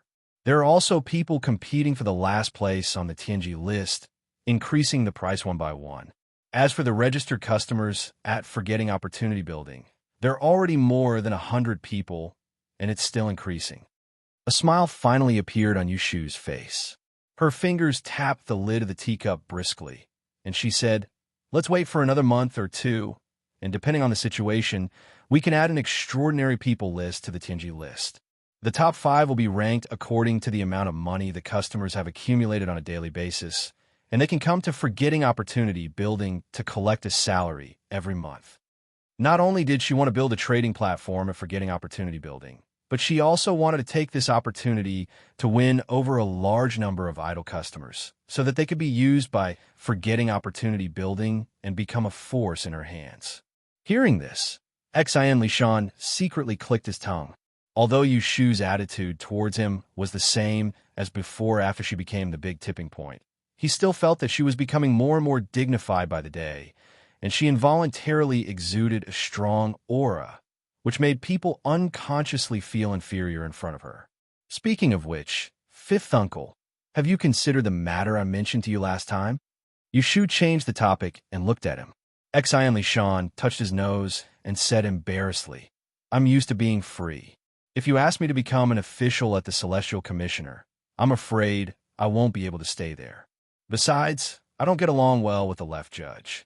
It's fine if we don't meet, but when we meet, your eyes are red and your face is anxious. Aren't you afraid that I'll make a mess of the Celestial Commissioner?" The resentment between Xian Lishan and Xian Yi couldn't be resolved. Yushu didn't want to intervene, but she felt it was a pity that she couldn't accept such a capable great change master like Xian Lishan into the Celestial Commissioner. She didn't need to use the great insight technique to see that it wasn't that Xian Lishan didn't want to become an official, but because of Xian Yi, he didn't want to give in. Think about it again. I'll reserve the position of the right magistrate of the Astronomical Bureau for you. When you've thought it through, just let me know. Xian Lishan nodded lightly and understood her good intentions. After the two finished discussing business, Yushu rested at Wang Ji Tower that night. She didn't sleep upstairs, but downstairs in the room that Shui Rui had once lived in. The incense burner in the room was filled with the orchid scent that he loved.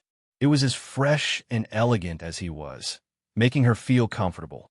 That night, she had a dream. She dreamed that she was sailing with him on Jade Lion Lake, admiring the wind and the moon, spending the night together. When she woke up the next day, Yushu was in a good mood. The trace of a smile hung on the corner of her mouth all the way to the Celestial Commissioner. Just as she arrived at Taishi Tower, she heard the good news from the palace. Empress Yajiang had given birth to a little imperial son this morning, and both mother and child were safe. Yushu quickly changed her clothes and entered the palace to meet. When she hurried to Feng Zhao Palace, there was already a group of women sitting in the side hall. Empress Dowager Rui and Empress Dowager Shui had come, as well as Rui, Shu Fei, and Mei Jiu. 3 women were a play, and there was one more here. How could Yushu not know the undercurrents?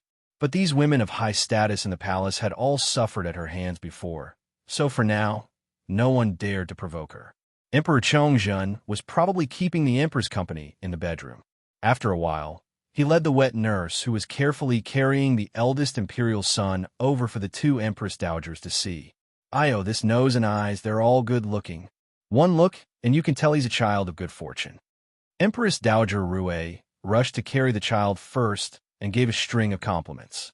Empress Dowager Shui didn't keep her cold face and revealed a smile as she said, "Isn't that so? I think this child looks more like the emperor." She turned her head to say to Emperor Chongzhen, "This child looks exactly the same as you when you were born." Everyone could see the emperor's joy. No one present was disappointed. Even Rui Shu Fei didn't say any sour words. Lotus Room. Emperor Chongzhen waved a hand at Yushu, asking her to come forward to look at the child. He told her, "Celestial Commissioner, come up with a few auspicious words. Zhen has to choose carefully and give the eldest imperial son a good name." Yushu looked at the infant in the swaddling clothes. It was red and wrinkled like a monkey. It wasn't even as white and chubby and cute as Xiaoyu at home. But because it was Xia Jiangmin's child, her eyes couldn't help but soften, the fire between her brows warming.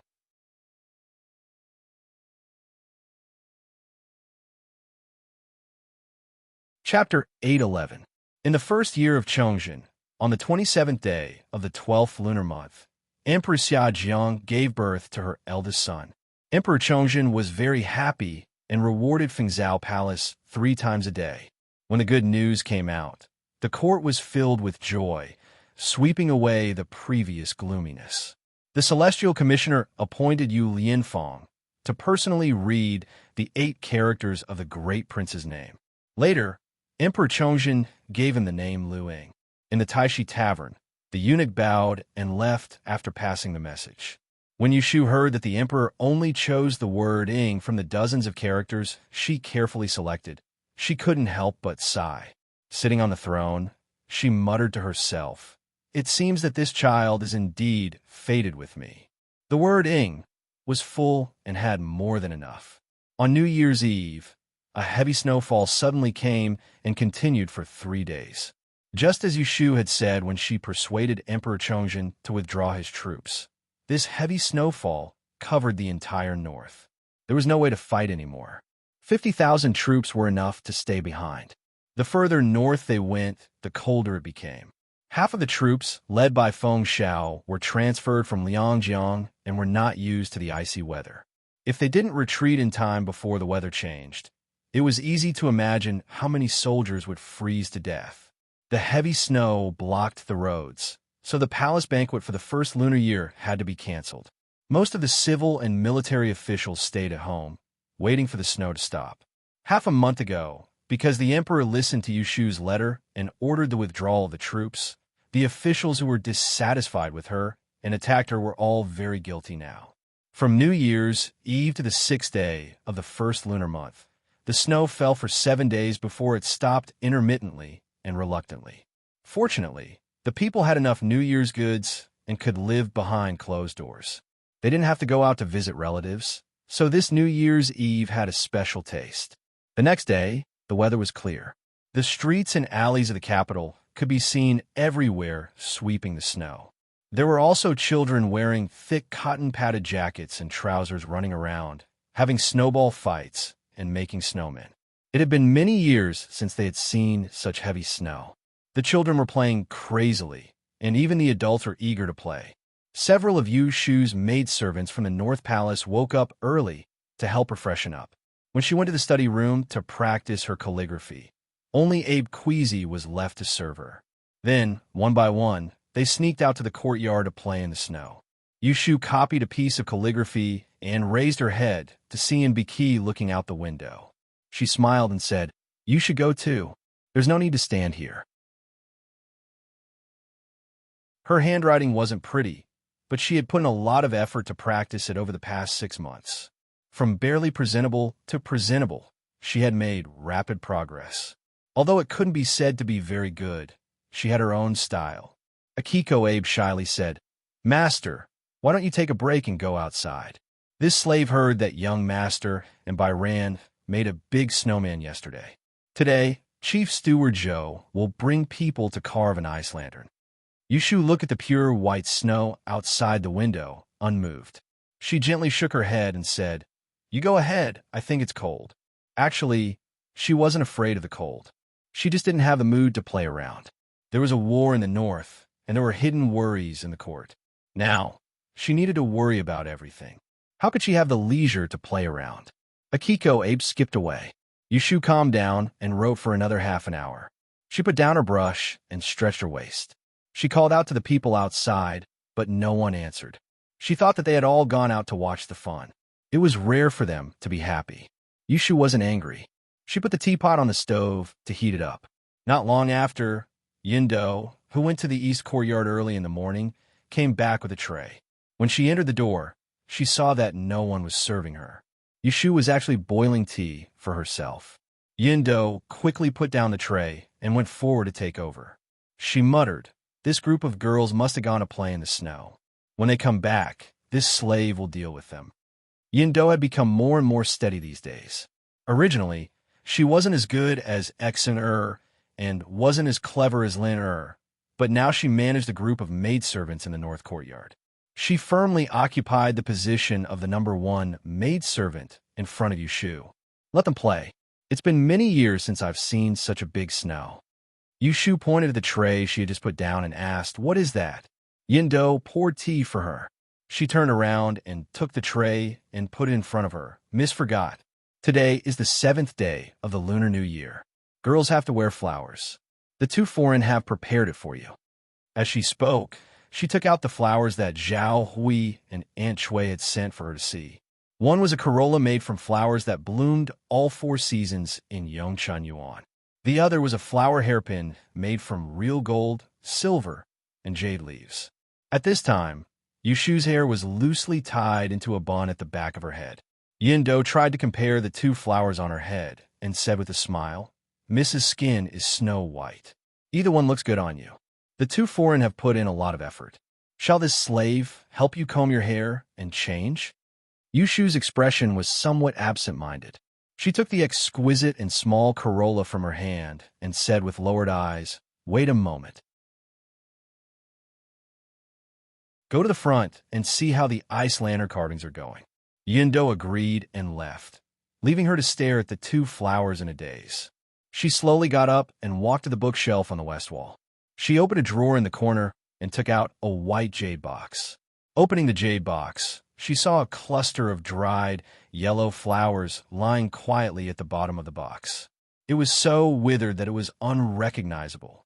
Her fingers gently touched the petals, but what appeared in her mind was their original cute appearance.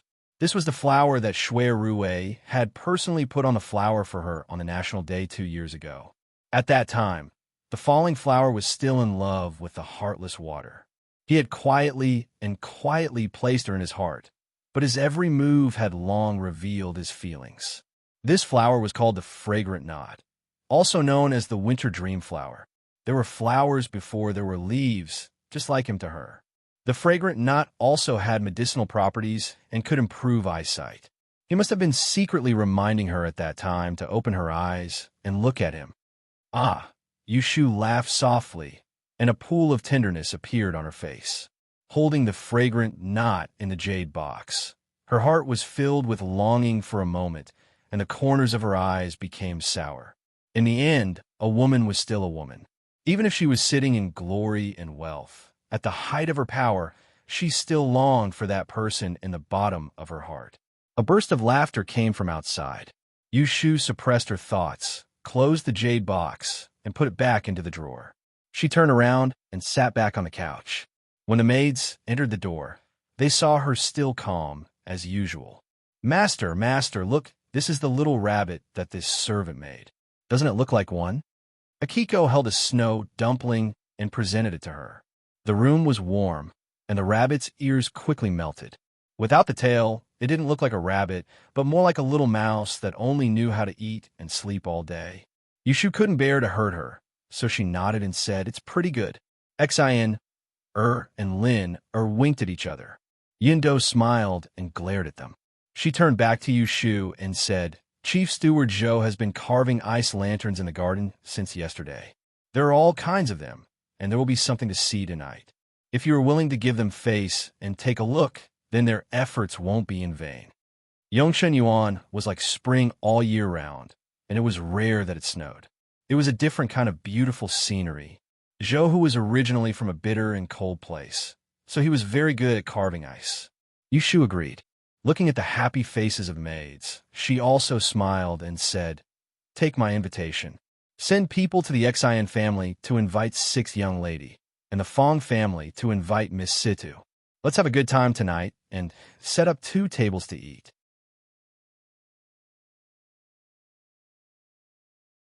Chapter 812. In the 4th year of Emperor Chongzhen, there were many wars in the north. The imperial court kept conscripting soldiers, and the military expenses were endless. The corvée and taxes were doubled, and the common people had no way to make a living. The Great Han dynasty had been peaceful for 300 years, and even the imperial examinations and the Great Yin examination were forced to stop. 2 years ago, the Yin army conquered Dingzhou and entered Hebei. The imperial court suffered another defeat and retreated to Taiyuan. The 2 sides were divided by the Funyo River. In the blink of an eye, it was the new year again. The common people in Enling City did not celebrate the new year as they did in the past. Everyone was in a state of panic. They did not know when a Yin army would come to the capital. Many well-informed people secretly packed their belongings and prepared to go to the south to seek refuge with their relatives after the new year. If the common people were so frightened, then the imperial court officials who knew the Yin army better. Before the new year, there were many family members of officials who left the capital to seek refuge. They did not dare to leave openly, so they used the excuse of visiting relatives and friends. Some even resigned and fled in the night. When Emperor Chongzhen heard this, he was furious. On the same day, he ordered the arrest of those good-for-nothings who resigned and fled and put them in prison. He also ordered the Yulin royal guards to investigate the situation. Any family member of an official who left the capital without a reason was severely punished. Because of this, a lot of people were implicated and imprisoned. There was no celebration during the new year. Everyone lived with their tails between their legs, afraid that the emperor's anger would burn on them. Yu Shu was one of the few ministers who were not affected by the war. Over the past few years, the emperor had put a lot of trust in her. Although the army sent by the imperial court to suppress the rebels had suffered losses on the battlefield, with her advice and strategies, they had won a few battles and slowed down the advance of 100,000 Great Yin soldiers. Otherwise, the Great Yin army would have conquered Taiyuan by now. Emperor Chongzhen was a proud and arrogant man. He was full of ambition, but he was born at the wrong time. If it were a peaceful era, he might be able to grow into a wise emperor. But it was a time of chaos. The imperial court under his rule had long decayed. How could it resist the emperor of Great Yin, who had a group of followers who risked their lives for him? On the 15th of the first month, there was a lantern festival in the city. In the evening, the streets were bustling with noise and excitement. There was a sea of people everywhere, and it was completely different from the desolation of the past few days. It was as if the common people in the capital had waited until today to go out. Yu Shu originally wanted to stay at home and enjoy a leisurely life, but she couldn't stand Xiaoxiu's coaxing and pestering. In the end, she still went out and took a look at Ma Street. In 3 years' time, the Forgotten Opportunity Tower's reputation rose sharply. It was not an exaggeration to say that in the capital city, there was nobody who did not know of it. Yuqiu Hall and Bing Ing Hall's business strategy was very successful, and people gradually got used to this place that offered bounties to solve problems. It was normal for them to make a lot of money every day, and the sky-high bounties on the Heavenly Secrets list and the rankings of the people became the hottest topic of discussion after a meal. Any random person on the street will be able to talk about it clearly and logically. When the other aristocratic families' great trade shops discovered that their business had been snatched by the Forgotten Machine Building, it was already too late for them to turn around and try to rope in more customers. Even if there were people who imitated the Forgotten Machine Building and set up bounties and lists in the great trade shops, they were far from being able to compete with the Forgotten Machine Building's monopoly and good management. In the end, they all ended up with nothing and became mere decorations.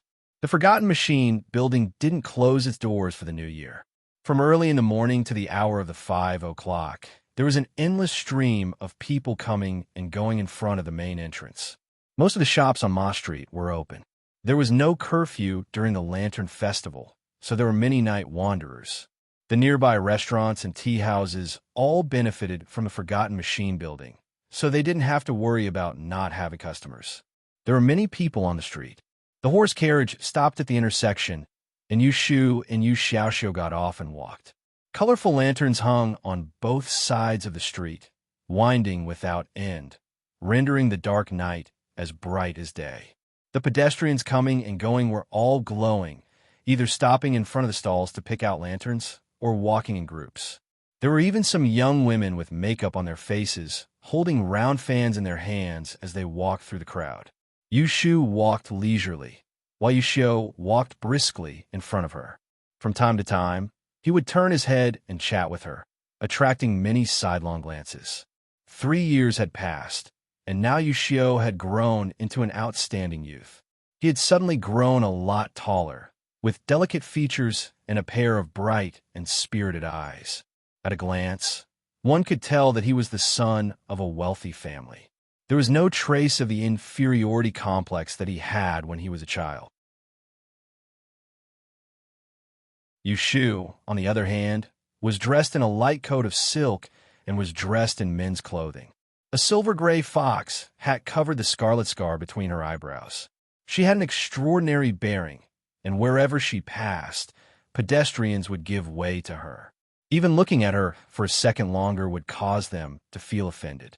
Lu Hong and Su Qing followed behind them, neither too far nor too close. There were also some accompanying black-robe guards. They were all disguised as ordinary people, mingling in the crowd to protect Yushu's safety at all times and places. Entering Wang Ji-lu, Lin Fu, who was strolling around the main hall, came up to greet them with his sharp eyes. Yushu waved her hand to indicate that he did not need to follow. She led the others through the hall to the backyard. Xian Lishan was calculating the accounts that had been collected over the past few days. On the long table, there were several small mountains of silver that were piled up, sparkling under the light. There were also 2 large chests of copper coins on the ground to the side. As soon as one entered the door, one could smell the stench of copper, but he was beaming with pride and was very happy. "Fifth uncle, you're counting silver again," Yushio teased as soon as he saw him. In the past few years, he had often come to Wang Ji-lu to play, so he was quite familiar with the group of people here. Xian Lishan put down the shiny ingot in his hand and deliberately put on a stern face. "You little brat, I only have this little happy thing, and you always make fun of it. To think that I stayed up for 2 nights to make a general's lantern for you." Yushio giggled and moved closer to say good words. "I was wrong. Please don't lower yourself to my level. Fifth uncle is the best to me. Where's my general's lantern?" This general's lantern was the same as the Kong Ming lantern. Both could be released into the air. The difference was that the former was more elaborate and could be held in one's hand with a string, so there was no need to worry that it would fly away.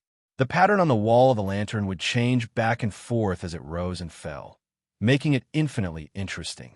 Last year, Xian Lishan had made one for him. It was unique in Jing City, no one could copy it, and it could not be sold outside. Xian Lishan was also very obedient. Yushu had asked him several times to come out of retirement, but he was not willing to become a celestial commissioner.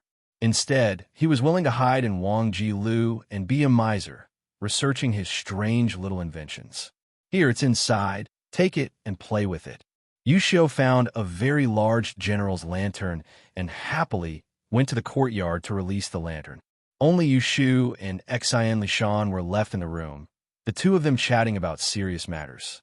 "I heard that the emperor lost his temper because some officials left the capital to seek refuge. You weren't affected, right?" While Xian Lishan did not go out, he was very well informed. "It doesn't matter to me. My whole family is staying in Jing and hasn't gone anywhere," Wang Yao said. Yushu shook her head and said with a smile, "But left Judge Exon secretly sent his 2 sons and daughters out of the capital. When the emperor investigated, he was so frightened that he said he was sick and did not dare to go out." Right now, Anling looked calm on the surface, but inside it was a mess. Xian Lishan looked worriedly at her and said, "The Yin army is about to break through Taiyuan and attack the capital. Why are you not anxious at all?" "What is there to be anxious about?" Yushu said calmly. "Even if they take the capital, can they kill all the officials in court? The Yin emperor wants the country, not to slaughter the world." Xian Lishan was silent. These years, he could not see through her. Even if he sensed her attitude, he could not guess what she was thinking. As a powerful official, she also played politics and formed cliques. But he could not feel how infatuated she was with power and had no loyalty to the emperor. It seemed that what she had done these years was just to fulfill her duty and play the role of the celestial commissioner, and not out of her own will. "Strange. Now that you say this, I have nothing to fear." He touched his chin and said, "Originally, I planned to take the wealth of Wang Ji Tower and escape in the night." Laughter flashed in Yushu's eyes. "Then I have to send 2 more people to watch you. If you run, where can I find a second god of wealth?" Xian Lishan laughed, and the solemn atmosphere disappeared in an instant. That night, the siblings returned to the mansion. They had just entered the door of the north wing when a round little cannonball rushed towards them. It hugged Yushu's thigh and raised its head to reveal a big white and chubby face. It pouted its little mouth and sniffed the tip of its nose, which was red from the cold. It blinked its eyes in an aggrieved manner. Mother and uncle went out to play and did not bring little Guogugwa. The two maidservants caught up with her, panting and calling her little ancestor. When they saw Yushu, they timidly stopped and said with a pale face, "Little Gongzi woke up and was clamoring to look for you. When we were not paying attention, he snuck out." A few years ago, Yushu adopted this godson. Although she did not deliberately spoil him, he was more mischievous than normal children. He was only 5 years old and could climb trees and dig out bird nests. He often brought He Xiaochuan and Yushu to play tricks on the servant girls in the Fu. He was the number one little devil in the family. Yet, he knew how to act obedient and sweet talk. He could coax Zhao Hui and old Tai Tai He.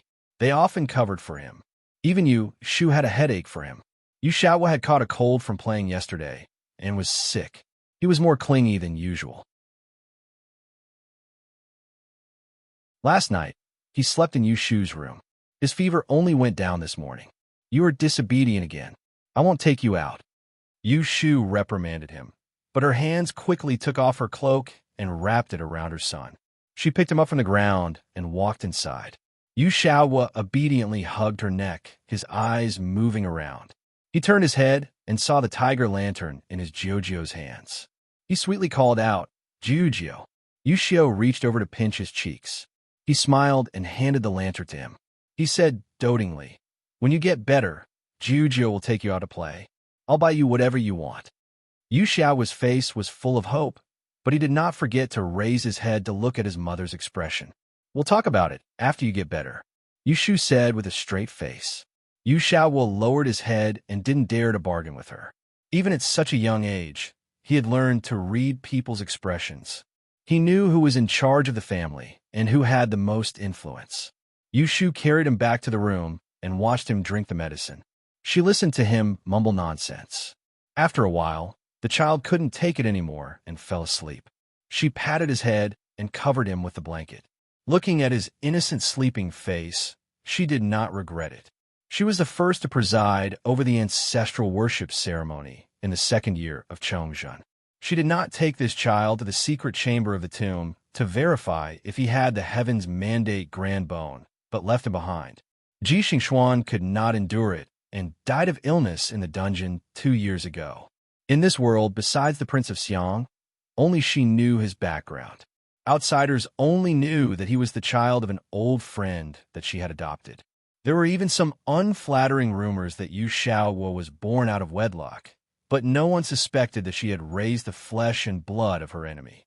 It was funny to say that it was because of this living child that she had lived like a princess for the past few years. She did not let her desire for power take over her heart, did not let her eyes be blinded by greed, and did not change into another person. His existence constantly reminded her not to forget her original intentions. No matter how high she sat, no matter how much power she had, what she wanted was to protect the safety of her family. She only wanted to have a clear conscience.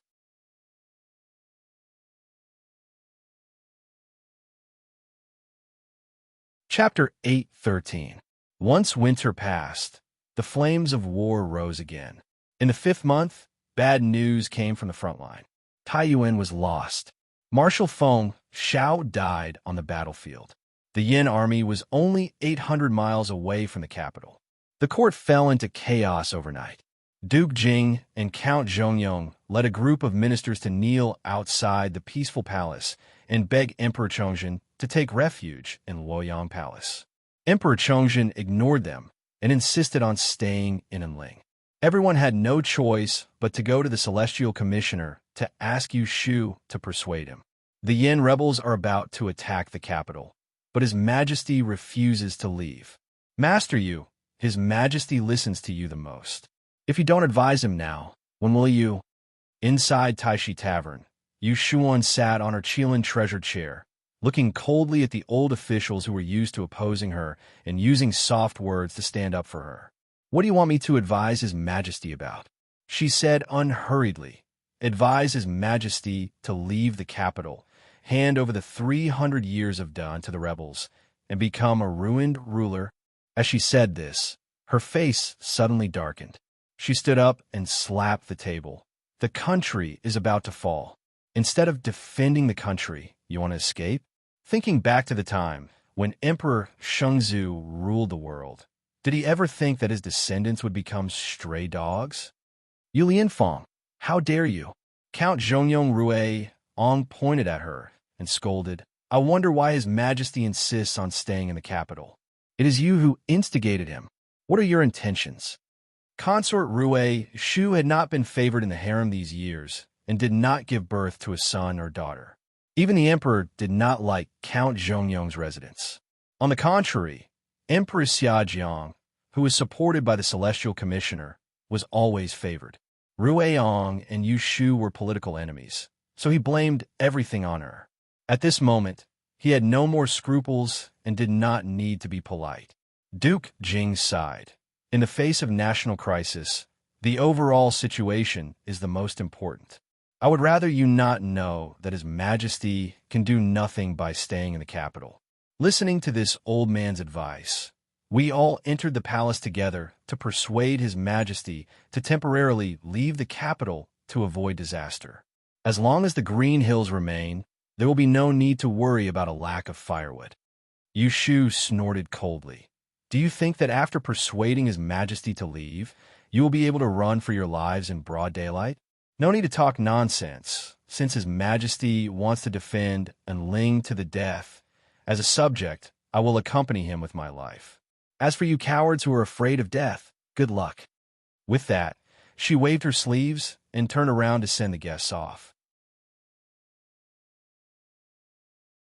The group of people were so angry that their faces turned red, but seeing that she was not going to budge, they had no choice but to leave. Yu Shu sat quietly for a moment, then went up to the top floor alone. She walked into the morning hall where the memorial tablets of the previous generations of the great Celestial Commissioner were engraved. She took out 3 sticks of incense and lit them. She stared at the last tablet that was added. On it was engraved the words, 9th Celestial Commissioner, Great Zhu Muzhao. That day, I swore to live and die with the Celestial Commissioner, and I kept my word. However, the change of dynasties is the will of heaven. Forgive me for being powerless, but I can only follow the will of heaven. I can only promise you that I will protect the Dan royal family. As for whether there is hope for the future generations to restore the country, it will have to wait for a few years. She bowed 3 times and lit the incense. Then she turned around and went downstairs. She sent someone to prepare a carriage to enter the palace to see the emperor. If Emperor Chongjin wanted to stay in the capital, she would not dissuade him. That was his responsibility as the ruler of country. However, Xia Jiangmin and the eldest Prince Lu Ying must leave as soon as possible. Her law of time of calamity could deduce hundreds of disasters. The Book of Life and Death could investigate the cause and effect.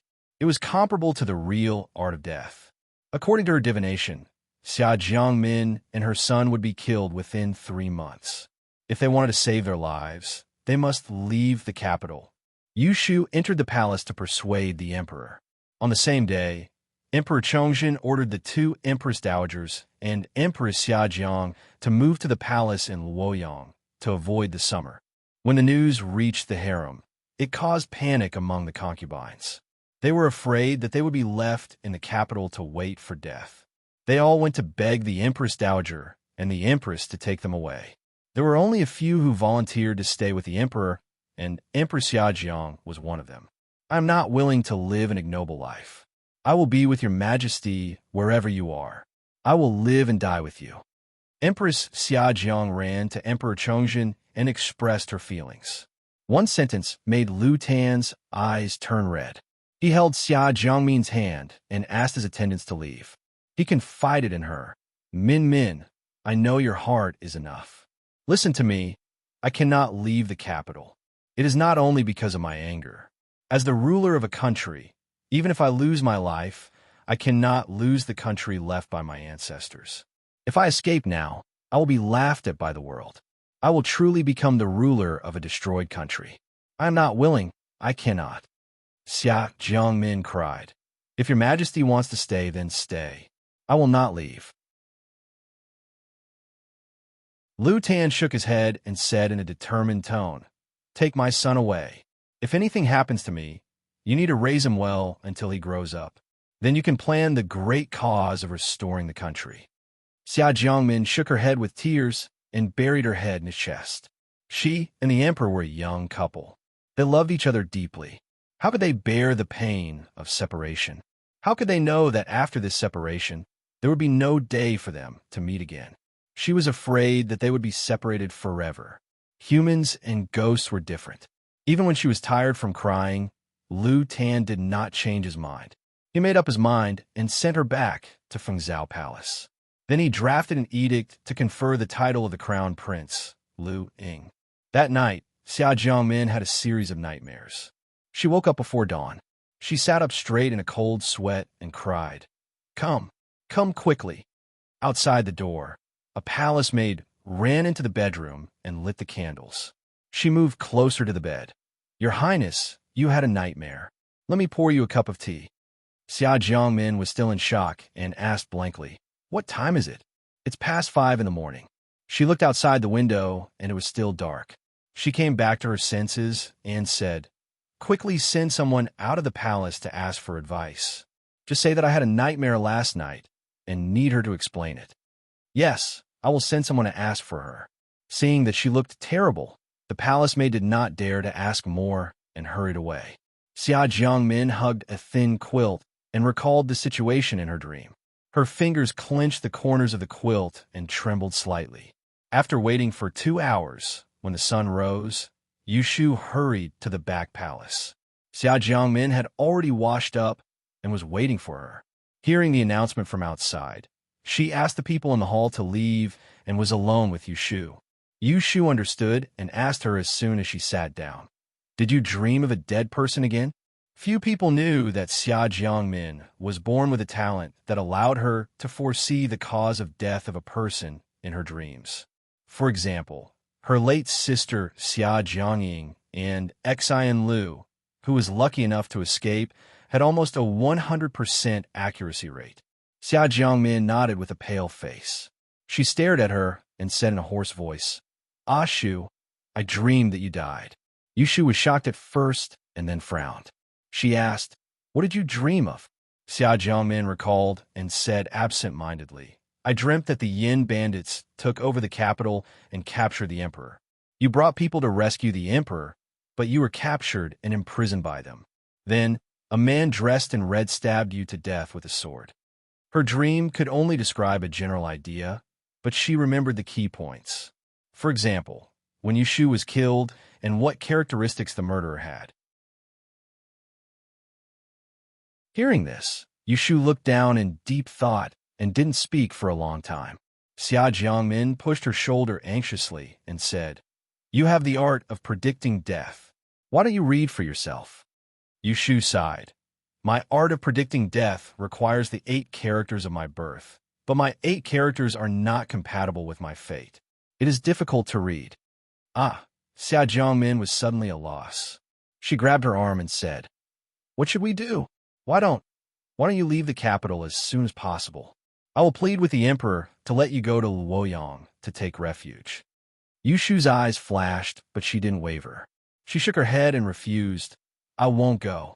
Xia Jiangmin anxiously cried. The emperor is like this. You're also like this. You know that staying is a dead end, but you don't listen to other people's advice. What should I do? The corners of Yushu's mouth twitched helplessly. She pulled the other's cold hand and softly comforted. It's clear that the emperor doesn't go because he has the country in his heart. I don't want to go because I'm waiting for someone. People live in this world and each have their own fate. I can't avoid it and I can't escape it. Xia Jiangmin didn't understand her words and asked with teary eyes, You're waiting for someone. Who are you waiting for? Yushu shook her head and didn't say anything more. Xia Jiangmin knew that she couldn't force her. She stopped crying and said with disappointment, If I didn't have children to hold me back, I would definitely stay in the capital to live and die with the emperor. I don't fear death, but I can't ignore my son. It's good that you think like this. Yushu looked at her sad and sorrowful appearance and couldn't bear to see her like this. She promised, "Don't worry and go. As long as I am alive, I will think of a way to let you and His Majesty reunite." In the 6th month, the huge capital was half empty. The whole city was desolate. Most of the common people had fled. Half of the civil and military officials had resigned. The rest either didn't want to leave or couldn't. The Great Yan's cavalry trampled over Hebei and headed straight for the capital. They advanced triumphantly and finally arrived at the city in the middle of summer. Emperor Chongzhen put on his armor and led 3,000 imperial guards to the city gate to meet the enemy. But he was surrounded. When Yushu heard the news, she immediately summoned the Celestial Commissioner and 500 elite black-robed guards to rescue the emperor. Unfortunately, they were one step too late. The Yin army broke through the gates of the capital at lightning speed and captured Emperor Chongzhen, who was personally leading the army into the war. The sun set. The black-robed guards killed their way to the foot of the city gate and fell into the enemy's formation. Yushu sat stiffly in the carriage. She heard a shout coming from not far away. "Who are you? Tell me your name." She took a deep breath and answered with a loud voice. "The Celestial Commissioner of Dan Dynasty has given me some advice." Not long after, there was a commotion outside. She heard a loud voice from the top of the city gate. "Are you the Celestial Commissioner who has given me some advice? I am Lu Shining, the Prince of Chongping of Great Yin."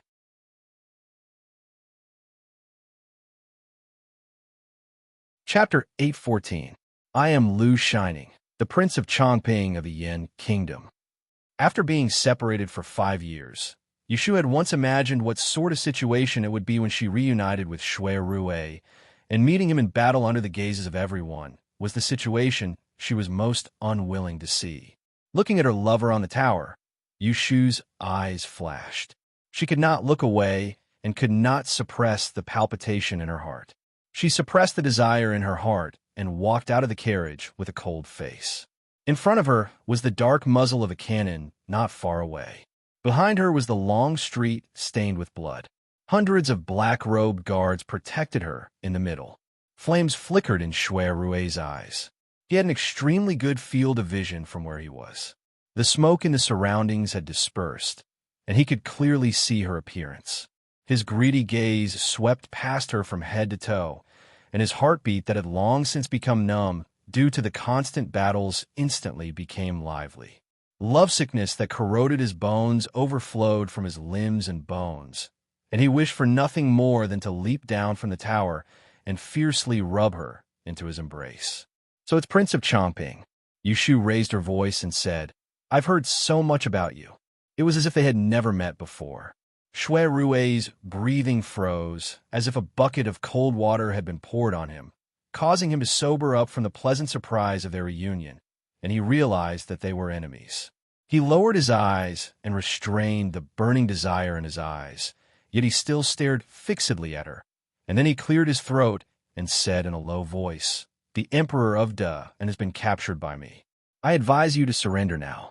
Hearing his words, the burly man who had previously blocked the black-robed guard's path spurred his horse forward and thrust his spear forward. With a ferocious expression, he said to Yushu, "I don't care what you're talking about. In front of our Grand Marshal, you're not even worth mentioning. If you know what's good for you, surrender obediently. Otherwise, you'll die."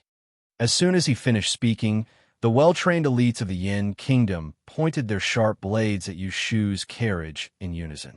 The archers on the city tower drew their bows and aimed the arrows at her head. For a moment, the atmosphere was tense, and a murderous aura rushed toward her.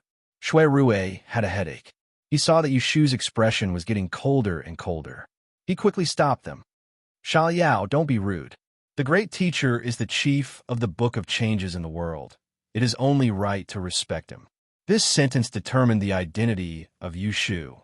It avoided the important and focused on the trivial. It did not mention that she was an important minister of the imperial court, but only talked about her academic status. Xiao Yao put down his spear and pointed at Yu Shu, asking in a low, muffled voice, "What is Shui? Is this woman more powerful than the imperial advisor? You're just bluffing." Before Shui Rue could pull a long face, hundreds of black-robed guards had already drawn their swords and pointed them at Xiao Yao. Their imposing manner was overwhelming, and they were glaring at Xiao Yao with an expression that said, "How dare you humiliate us? You're courting death." Yu Shu said expressionlessly, "A scholar can be killed, but not humiliated." "Xiao Yao, stand down." Shui Rue's face darkened. Xiao Yao did not know how to read people's expressions at a critical moment. He really needed to teach him a lesson later. Xiao Yao felt very innocent after being scolded. He lowered his head and retreated to the side. He secretly looked at Yu Shu and thought, "This woman has fair skin and long legs. Her appearance is not bad. Could it be that His Highness has taken a fancy to her? Otherwise, why would he be so fierce?" Shui looked at Yu Shu and said with a serious expression, "I have no intention of humiliating you, but the imperial court has already lost its power, and it's of no use no matter how you struggle. Not to mention your emperor is in my hands now." His last sentence was obviously a threat. Yu Shu smiled coldly. "What do you want? Tell your men to put down their weapons. I promise in the name of Chongping that I will not kill a single one of your men." Yu Shu stared at him for a moment. She raised her hand and pressed down. The black-robed guards around hesitated for a moment and then threw their weapons on the ground. They gave up resisting. This showed her prestige. Shui secretly heaved a sigh of relief. He ordered his subordinate, "Send the commander back to my tent." Yu Shu did not say a word and turned back to the carriage. She allowed the Yin soldiers to separate her from the black-robed guards. They then sent her in the carriage to the camp outside the city. As for Shui Rue, he stayed behind to arrange the troops and enter the capital. When Jiang Huaying became the emperor of Ningdong City, he had 100,000 soldiers under his command. This number was not complete. Later, the Yin army conquered the city and expanded their army. Within 5 years, they took in another 100,000 soldiers. Many of them were surrendered soldiers of the Yin dynasty.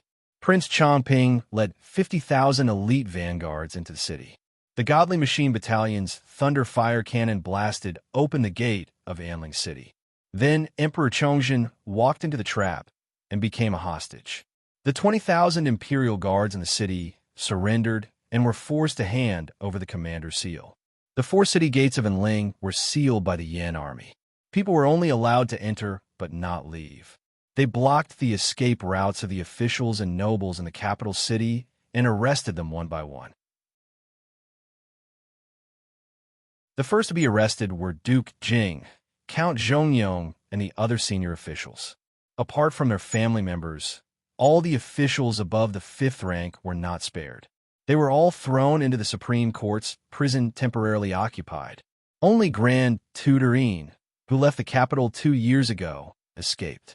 After a series of meticulous arrangements, Prince Chongping calmly led a large group of people into the palace. A month ago, the 2 empresses of the West Palace and the Empress went to the palace in Luoyang to seek refuge. They took away the crown prince, Lu Ying, who was hastily crowned by Emperor Chongzhen.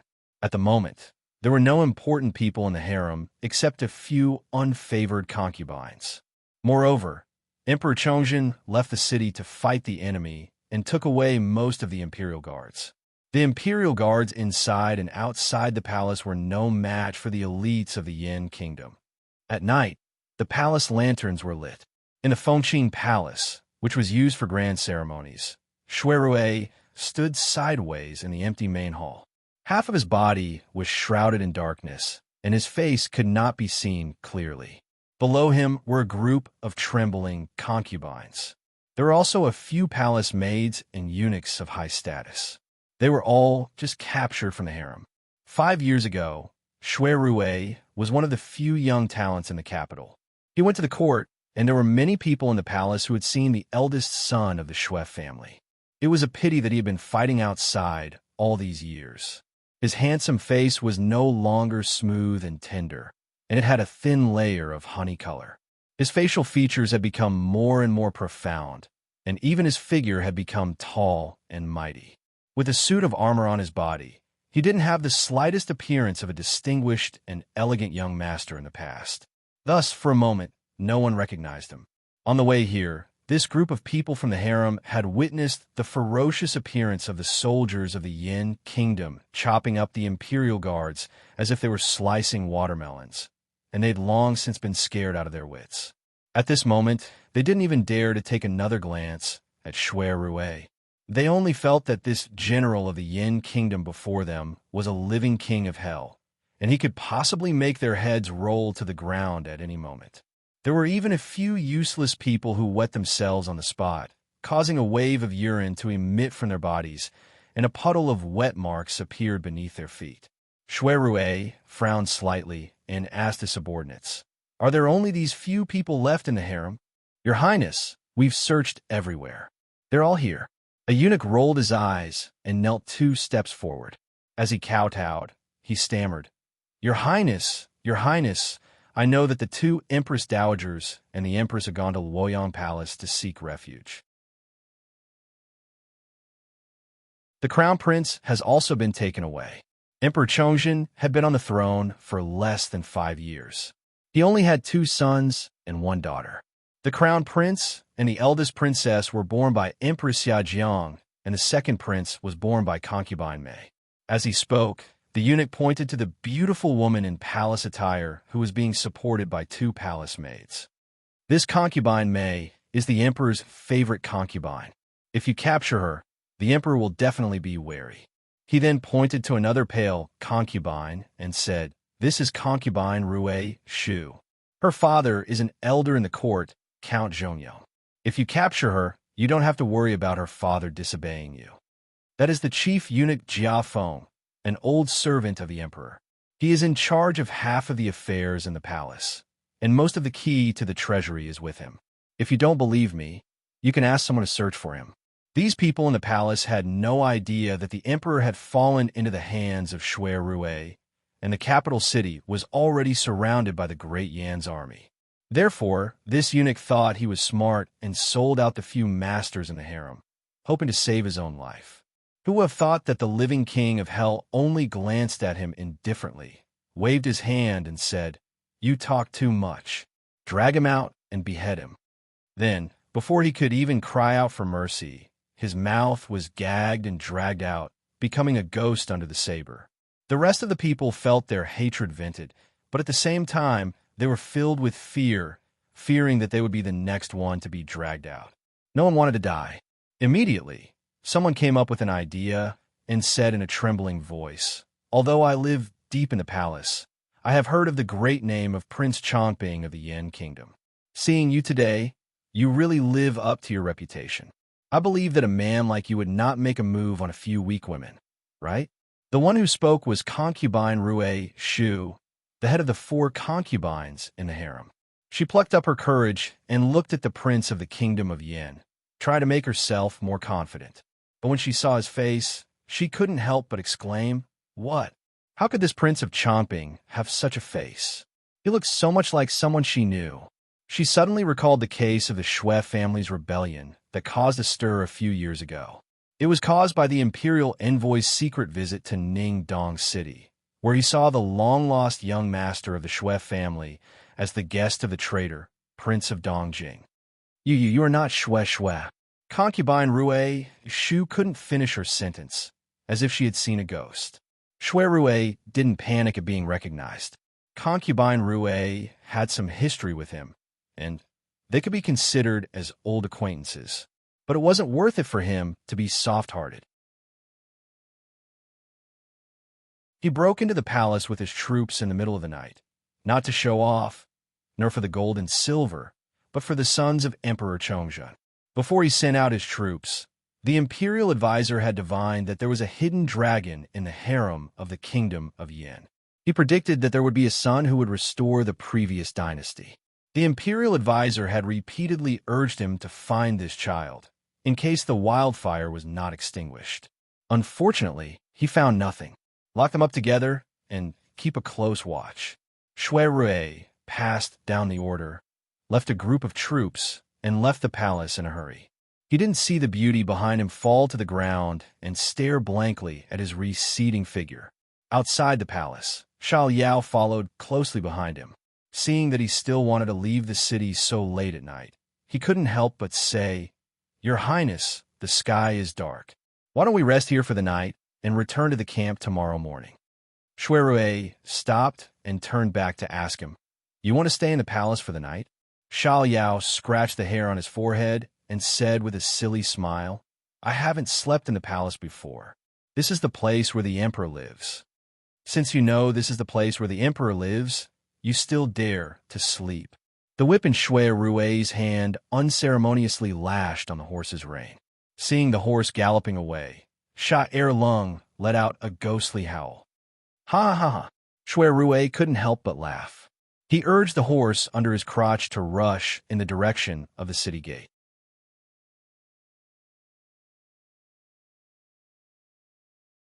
Chapter 8:15.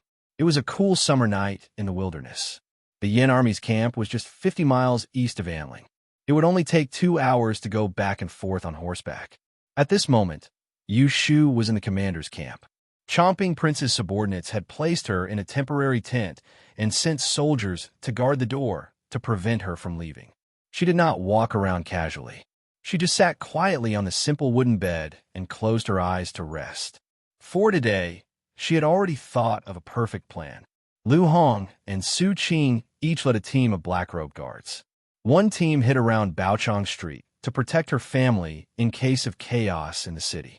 The other team stayed behind to guard the Celestial Commissioner. Lone Swan secretly followed behind her, waiting for her signal. Once the situation changed, she could escape at any time. She could not be blamed for being so cautious. Xia Jiangmin's nightmare foretold her death, so she had to be on guard. In the middle of the night, she heard the rustling of footsteps. Yushu opened her eyes. A moment later, she heard someone standing outside the tent shouting, "His Highness has returned to the camp. Please come with me." Yushu stood up and slowly tidied up her appearance. She smoothed out the creases in her skirt, gathered up her lapels, and gently combed her hair. Then, she hid her slightly trembling fingers in her wide sleeves and slowly walked out. "Lead the way." The guard had been instructed in advance, so he did not dare to neglect her. He secretly glanced at her and took a torch to light the way. He reminded her kindly, "There are potholes on the ground. Please be careful of your steps." "Thank you." Yushu nodded slightly. She was a man of few words. She appropriately showed the restraint that a helpless and captured minister of a subjugated country should have.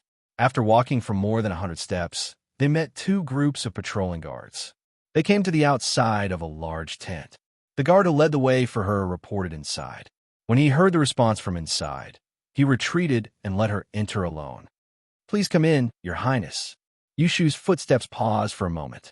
She folded her sleeves in front of her abdomen and strode into the tent. The curtain closed behind her. Suddenly, she felt a ball of light in front of her. She raised her head and saw a man sitting under the lamp. His eyes were bright and full of expression as he stared at her. His handsome face was a little darker than she remembered, but his eyes had not changed. They were still bright and sincere, giving her the illusion that these 5 years of separation was just a dream. When she woke up from the dream, he had never left. Yushu's apprehensive heart suddenly calmed down. She lightly pursed her lips, and just as she was about to speak, she saw the person in front of her move. In the blink of an eye, a shadow covered the sky and covered the earth. When she came back to her senses, she was already tightly wrapped in a pair of iron arms against his broad chest. The tight embrace made it hard for her to breathe, let alone speak half a word. "Ashu, Ashu." Shuirui called her name softly over and over again, and his throat was filled with thick feelings that could not be melted away. Even the moment he breached the gates of the capital city and captured the Da, an emperor wasn't as joyous and excited as this moment when he regained what he had lost. Yushu could not stop smiling. She raised the corner of her mouth and silently twisted her neck. Naturally, she rested her head on his shoulder and eavesdropped on his heartbeat. After a while, Shuirui realized that she was silent. Only then did he loosen her a little. Looking down at her, The first thing he saw was the red mark on her eyebrows. Then he saw her calm expression. It was hard to tell whether she was happy or angry. He suddenly felt that something was wrong, but he was not willing to let go of her. Instead, he hesitantly asked, "Are you not happy?" Yushu coldly snorted and raised her head to look at him. "What is there to be happy about? I am an important official of the imperial court, and you are a general of the enemy country. You broke through my capital gates, captured the emperor, and kidnapped me here. Aren't you trying to humiliate me?" Shui Rue was stunned for a moment. He was at a loss and said, "Ashu, how can you say that? Do you have some misunderstanding towards me? Didn't we agree that I will come back to pick you up and marry you openly? You, don't tell me you have forgotten?" As he said this, his heart turned cold. He recalled her cold and distant appearance at the city gates in the evening. His big hand grabbed her shoulder and turned her around. He touched the back of her neck. "Could it be that you were also hit by the silver needles and lost your memory?" Yushu shrunk her neck and slapped his hand away. She turned her head to hold back her laughter and said sarcastically, "Who would have thought that the famous Prince of Chongping is actually a madman with a mouth full of nonsense? When did I get to know you, and when did I ever have an engagement with you?" Hearing this, Shui Rue felt dizzy and his ears were ringing. He felt that even if the sky fell down, it would be nothing more than this. Yushu seized the opportunity to push him away. She took 2 steps inside and started sizing up the spacious bedchamber. She was stepping on a half-fold felt carpet, and a simple long table was neatly stacked with military reports and texts. Brush, ink, paper, and inkstone were all present, and there were a few candlesticks. However, she couldn't see a tea table or incense table, and there wasn't even an incense burner. The bed not far away was also made of ordinary wood. Other than the armor on the clothes rack, there was only a set of travel clothes. It could be seen that Shui Rue, the Grand Marshal who led the troops, lived a rather poor life. It was rumored that the Yin army was thrifty, but they did not rob or plunder the people's wealth. It turned out to be true. On the other side, Shui Rue recovered from his shock, and he stared at Yushu's back once more before he felt that something was off. Even if she's lost her memories, isn't she a little too calm? Ashu. Yushu was lamenting the hard life of the prince of the great Yin when she suddenly heard him calling her from behind. She answered subconsciously and was immediately hugged by him from behind, causing her back to hurt. She heard him whispering into her ear through clenched teeth, "Don't worry, don't worry. You heartless liar. How dare you tease me like this? I missed you so much that I missed you so much. I only hate myself for coming late. I really want to dig out my heart and show it to you so that you don't torture me anymore." He had not said sweet words for a long time, but when he saw her, he couldn't help himself. If his subordinates in the army heard these words, they would think that their Prince of Chongping was possessed by a playboy. Yushu snickered endlessly in her heart. Her grand insight technique had already reached perfection, so how could she be unable to discern whether what he said was the truth or a lie? She was only deliberately putting on a cold face for him to see how sincere he was. "You only say that you missed me. Do you think I'm living well? These 5 years are neither long nor short. Without a few words from you, how would I know if you have a change of heart? I can only predict your safety every day, but I can't feel at ease." She sighed and made his heart wrench. He hugged her tightly and said, "If I have a change of heart, I will be struck by lightning." Yushu smiled. "I will remember this. If you go back on your words, I will cast a spell to summon lightning to strike you." When she laughed, Shui Rue laughed along with her, and his arm slid down to hold her hand before leading her to sit on the long couch. After that, he turned around to retrieve the candlestick and placed it at the head of the bed before bending his knees and half-kneeling before her. He held her hands together in his palms and raised his head, and his burning gaze descended onto her face. "Let me take a good look." Yushu smiled and let him look at her. Her palms gradually became wet with sweat, but she didn't want to pull away. They looked at each other in a daze, as if they wanted to make up for the thousands of days and nights that had passed. The night candle was yellow. At first, Shui Rue thought that the fireball between her eyebrows was a meticulously painted flower. His heart moved, and he raised his hand to touch it. However, when his fingertips touched the protruding cinnabar, he was shocked to find that it was a bone-deep scar. He lost his smile and held her tightly with his other hand. He said with a trembling voice, "You have suffered. In the past 5 years, in order to not implicate Yushu and prevent her from being caught, he often asked Jean could go to the capital to inquire about her news, even though he didn't send a word. He knew that she almost married Jing Chun. He knew when she was promoted. He knew that she took over the position of Celestial Commissioner from Zhu Muzhao. He even knew that she adopted an unknown adopted son. Naturally, he also knew that she went to kidnap the bride and was captured by his grandfather. She was tortured in the prison of the Ministry of Justice and later escaped from death. Jean Ke had seen Yushu several times from a distance. He didn't see the scar on her forehead, so he thought that the rumors about her disfigurement were false. When he replied to Shui Rue, he lightly mentioned a rumor. When he saw her today, Shui Rue knew that it wasn't a rumor. He was used to all kinds of punishments when he was in the Supreme Court. At a glance, he knew that she had been tortured in the death prison. Her skull was pierced by the soul-luring awl, which was why she had such an unforgettable scar. Yushu was telepathically connected with him. She didn't need to explain more. She asked him in reply, "Don't you hate me for harming the Shui family? Don't you hate me for relying on the enemy who killed your father?" If he had any hesitation, he wouldn't be worthy of her entrusting her life to him. "Have you forgotten that it was me who taught you to do everything possible to save your life? How can I hate you?" Shui Rue seemed to have seen through the knot in her heart. He clasped his fingers with hers and said softly, "I'm thankful that you can live well. Moreover, Shui Lingnan brought this upon himself. If it wasn't for Yushu's drastic measures, the Shui family's fate would be even more miserable."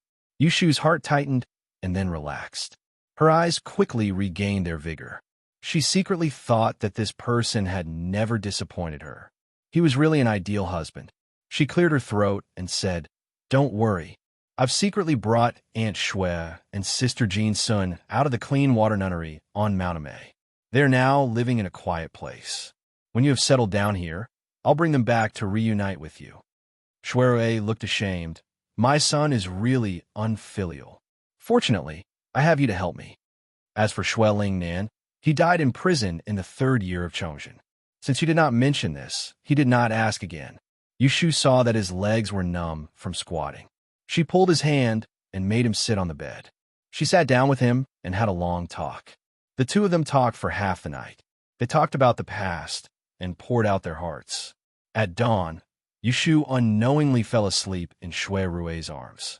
All these years, she had always been a light sleeper, so even the slightest movement of grass in the wind would wake her up. At this time, the officers and soldiers in the camp had woken up early to train. Shouts of orders came from afar, accompanied by the sound of clashing weapons and the sound of drums. In such a chaotic environment, she actually slept exceptionally well. Shui Rue saw that she did not show any signs of waking up. He carefully withdrew his arm. He was not greedy for this moment of warmth. There were indeed many things waiting for him to personally arrange. While she was sleeping, he could do it. When she woke up, he could accompany her. Shui Rue did not summon any guards. He quietly dressed himself and walked out of the tent. He put on a stern face and ordered his guards to not allow anyone to trespass. Regarding last night's incident, if there is any criticism, he will be severely punished.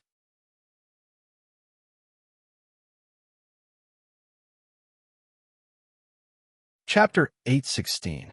For the first few days, the city of Enling was in a state of panic. The people did not leave their houses, and the gates were tightly shut, fearing that the invading Yin army would loot and burn the people. The families of the officials were in an even worse situation. The heads of the families were captured in the middle of the night, and no one knew if they were dead or alive. Then, they heard that the emperor had been captured by the Yin army. The country was about to fall, and there was nothing they could do. Many people were unwilling to die just like that. They packed their belongings overnight and wanted to sneak out of the city with a group of guards. However, Before they could even touch the city gate, they were captured by the patrolling soldiers of the Yin kingdom and sent back home. In short, they could not escape even if they had wings. Speaking of which, when Shui Rui captured hundreds of court officials and threw them into prison, he did not yell at them. Instead, he waited for the Emperor of Great Yin to enter the city, and then he would ask for the Emperor's judgment. These days, he had been running between the city and the outside, and he was so busy that his feet did not touch the ground. He was busy during the day, but every evening he would return to the camp to spend the night, just for a moment of reunion. Seeing that he was tired from running back and forth, Yushu suggested, "Why don't I go back to the city first, so you don't have to do this?" Shui Rui shook his head and said, "No. That day, I captured you in front of everyone, so that you can earn a good reputation for risking your life to save the Emperor. If you go back now, all your efforts will be in vain." He imprisoned Yushu here, not entirely out of selfishness, but more for her future. Although Great Yin came with great momentum and conquered half of the country in one go, it was not easy to conquer and even harder to defend.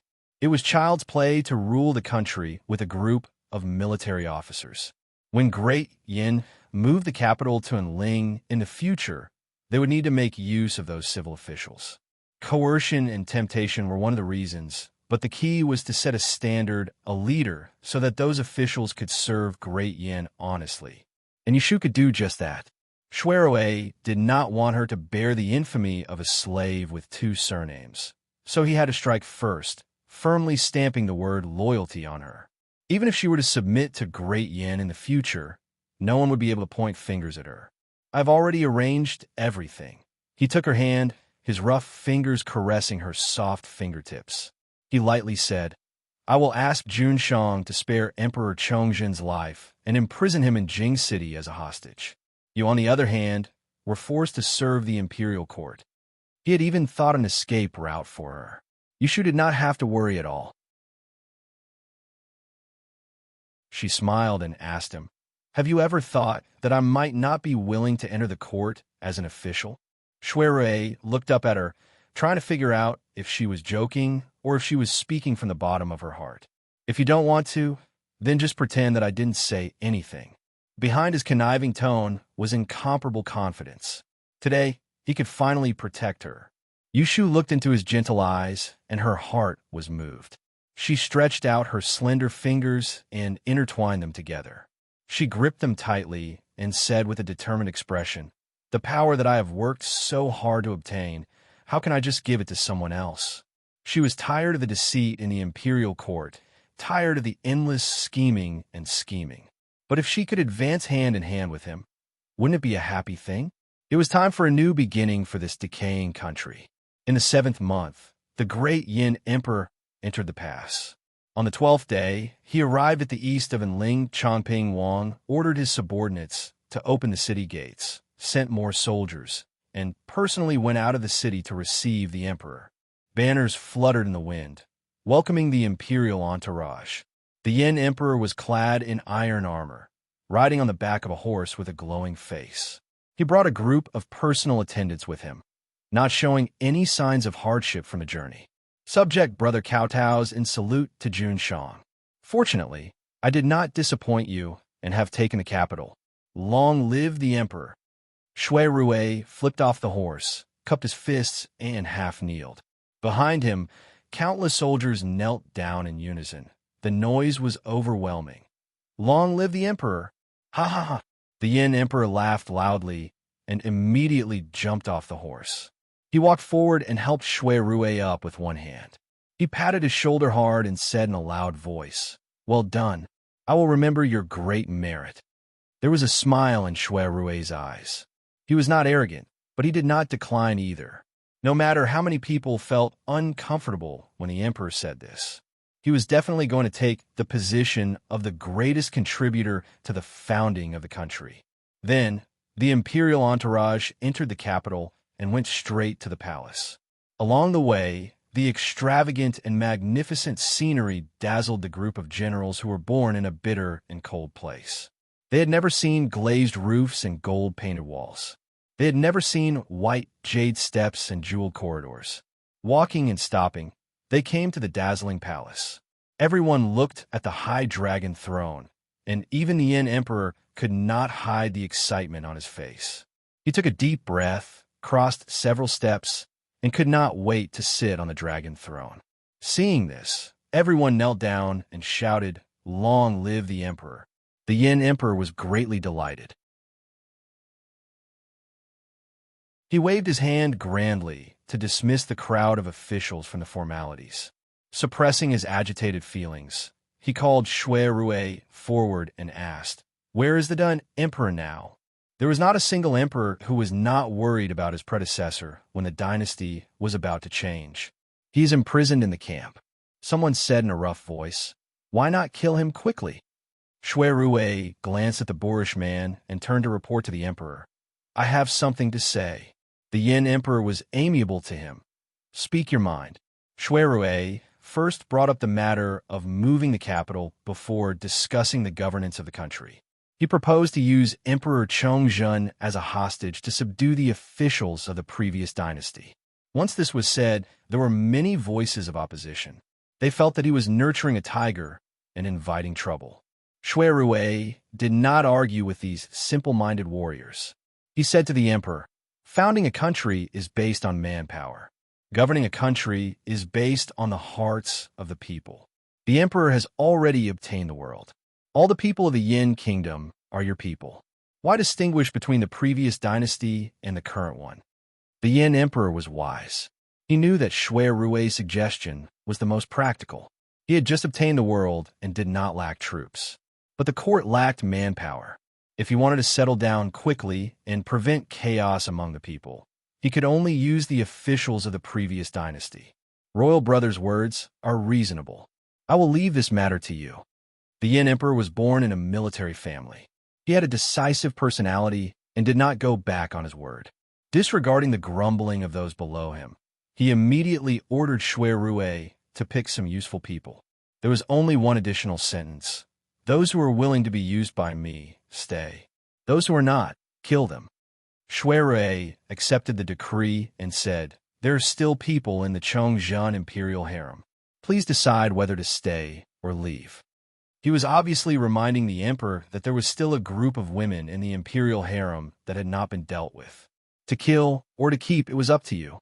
The Yin Emperor had an embarrassed expression. He waved his hand and said, "The Empress Dowager's carriage is still on the way and will arrive in a few days. I have no wife or daughter. Let's wait for Mother and the Princess to enter the capital first." Lady Wei had been promoted to Empress Dowager. There was also Jiang Mia, the eldest princess. To the Yin Emperor, the matters of the imperial harem should be managed by women. He was too lazy to worry about it. After days of traveling, he was tired after the excitement.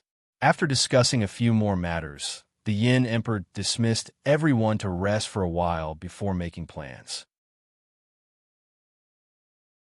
After he left the palace, Shui Rue was surrounded by a group of people, and they congratulated him and inquired about him in succession. All of their words were filled with the same concern. Where would their group stay in the future? Luckily, Shui Rue was prepared. He took out a map from his sleeve unhurriedly and spread it on the ground. It was a bird's-eye view of Enling City. He pointed at a dozen places and said, "Earlier, some officials and rich merchants fled at the sight of the wind. There are many empty houses in the capital.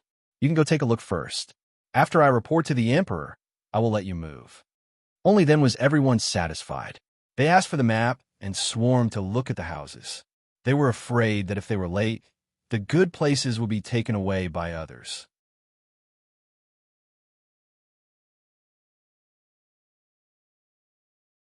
Chapter 817.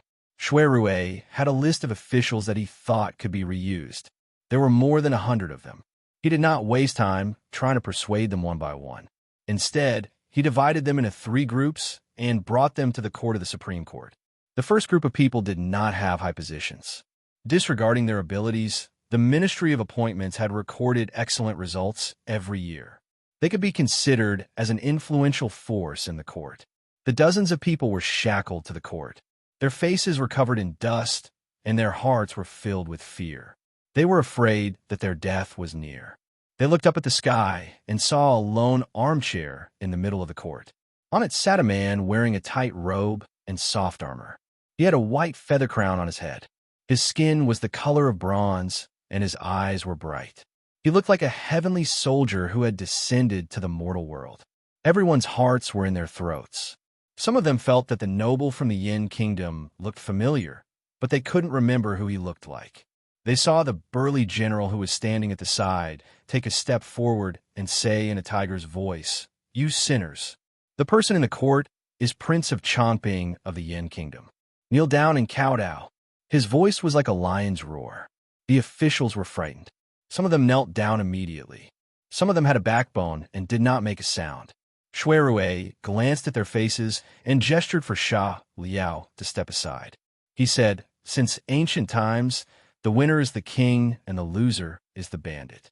The previous emperor was incompetent. He could not defend against foreign enemies and abandoned his loyal subjects. He disobeyed the teachings of the ancestors and did not care about the people. It is heaven's will that the Yin kingdom will replace him. He paused for a moment and changed his sitting position. He leaned forward and said, "However, my lord is broad-minded and tolerant. Although you captured Emperor Chongzhen alive, you spared his life. This is the grace of not killing him. As for you sinners, if you want to keep your lives, the only way is to abandon the darkness and join the light." As soon as he finished, everyone's expression changed. Although some of them were tempted, no one made a sound. Firstly, they did not want to be known as a coward. Secondly, they were afraid that this was a test. No one wanted to be the first to stand out. "Everyone, don't listen to this scoundrel's lies." Surprisingly, there was also a donkey who was not afraid of death. He stretched out his head to take the birdshot and shouted with a red face and neck, "Prince of Dongjing is treacherous and heinous. He plotted to usurp the throne, and everyone has the right to punish him. What do you mean by forsaking the dark for the light? I think you're clearly trying to frame me for being disloyal and unjust. I, Chai, would rather die than surrender. If you have the ability, then kill me." Shui Rui sized him up and asked, "Are you not afraid of death?" That person raised his head. "What is there to be afraid of? What courage?" Shui Rui praised him indifferently, and before this person could reveal a complacent expression and speak a few more ruthless words, Shui Rui lightly waved his hand and ordered, "Drag him out and behead him in public." Then everyone saw that Chai, who was acting righteously just a moment ago, was grabbed by the neck by the soldiers. He could not struggle and was dragged out like a dead dog. Just outside the court, a knife was raised and blood spurted out like a fountain. The fresh head rolled on the ground, and the remaining half of the body twitched a few times before it stopped moving.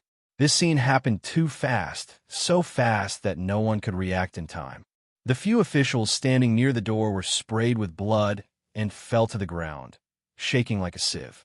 Looking at the headless corpse on the ground, it was as if they had seen their own deaths.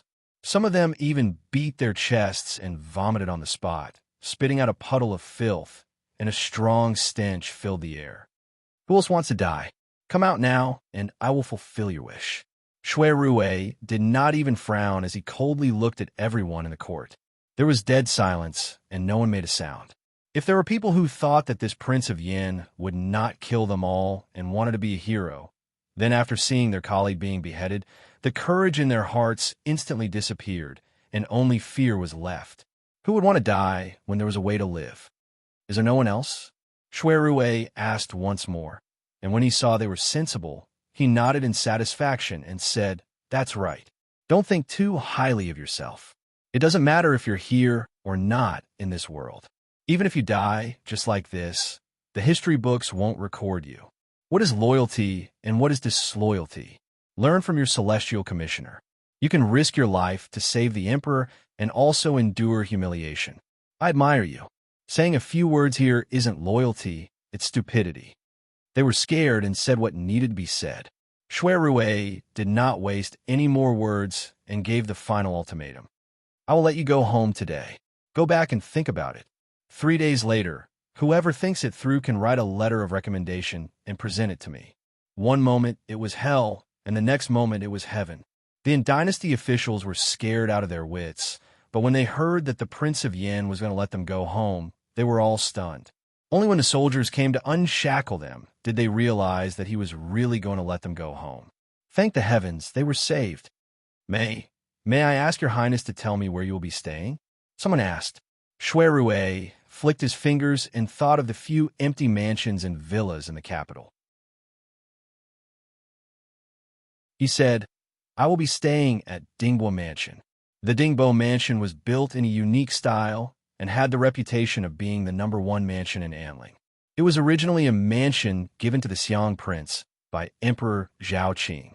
Later on, when Emperor Chongzhen succeeded to the throne, the Xiang Prince was caught plotting a rebellion and ended up committing suicide in prison. Since he was already dead, the family property was naturally confiscated. Emperor Chongzhen was stingy with this mansion and could not bear to give it to anyone else. Therefore, the Dingbo Mansion was left empty until now.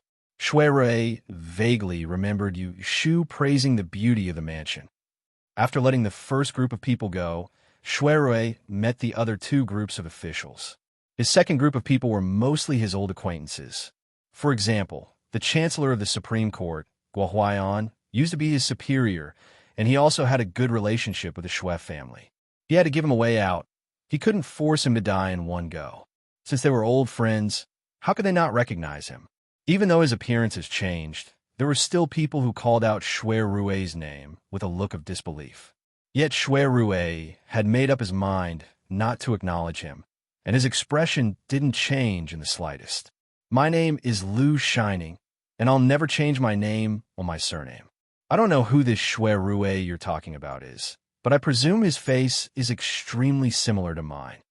Guo Huaiyan was standing right below, and he was less than 3 m away from Shui Rui. He clearly recognized that it was Shui Rui, and a tempestuous storm instantly arose in his heart. When he heard Shui Rui deny it, yet didn't believe him, he couldn't help but say, the Shui family is a relative of the emperor. A few years ago, the imperial court sent an imperial envoy to Ningdong City to denounce them. They found that the eldest son of the Shui family, who had been missing for a long time, had become a guest of the Prince of Dongjing. Therefore, the whole family was implicated. Have you not heard of it? Guo Huaiyan's words had a hidden meaning. He was obviously blaming Shui Rui. The main culprit of the Shui family's disaster was him. Shui Rui said calmly, I'm not acquainted with that Shui clan young master at all, and there were indeed many people that mistook me for him. I presume that Imperial Envoy was mistaken all those years ago and mistook Li Kuei for Li Gui. His heart was as clear as a mirror.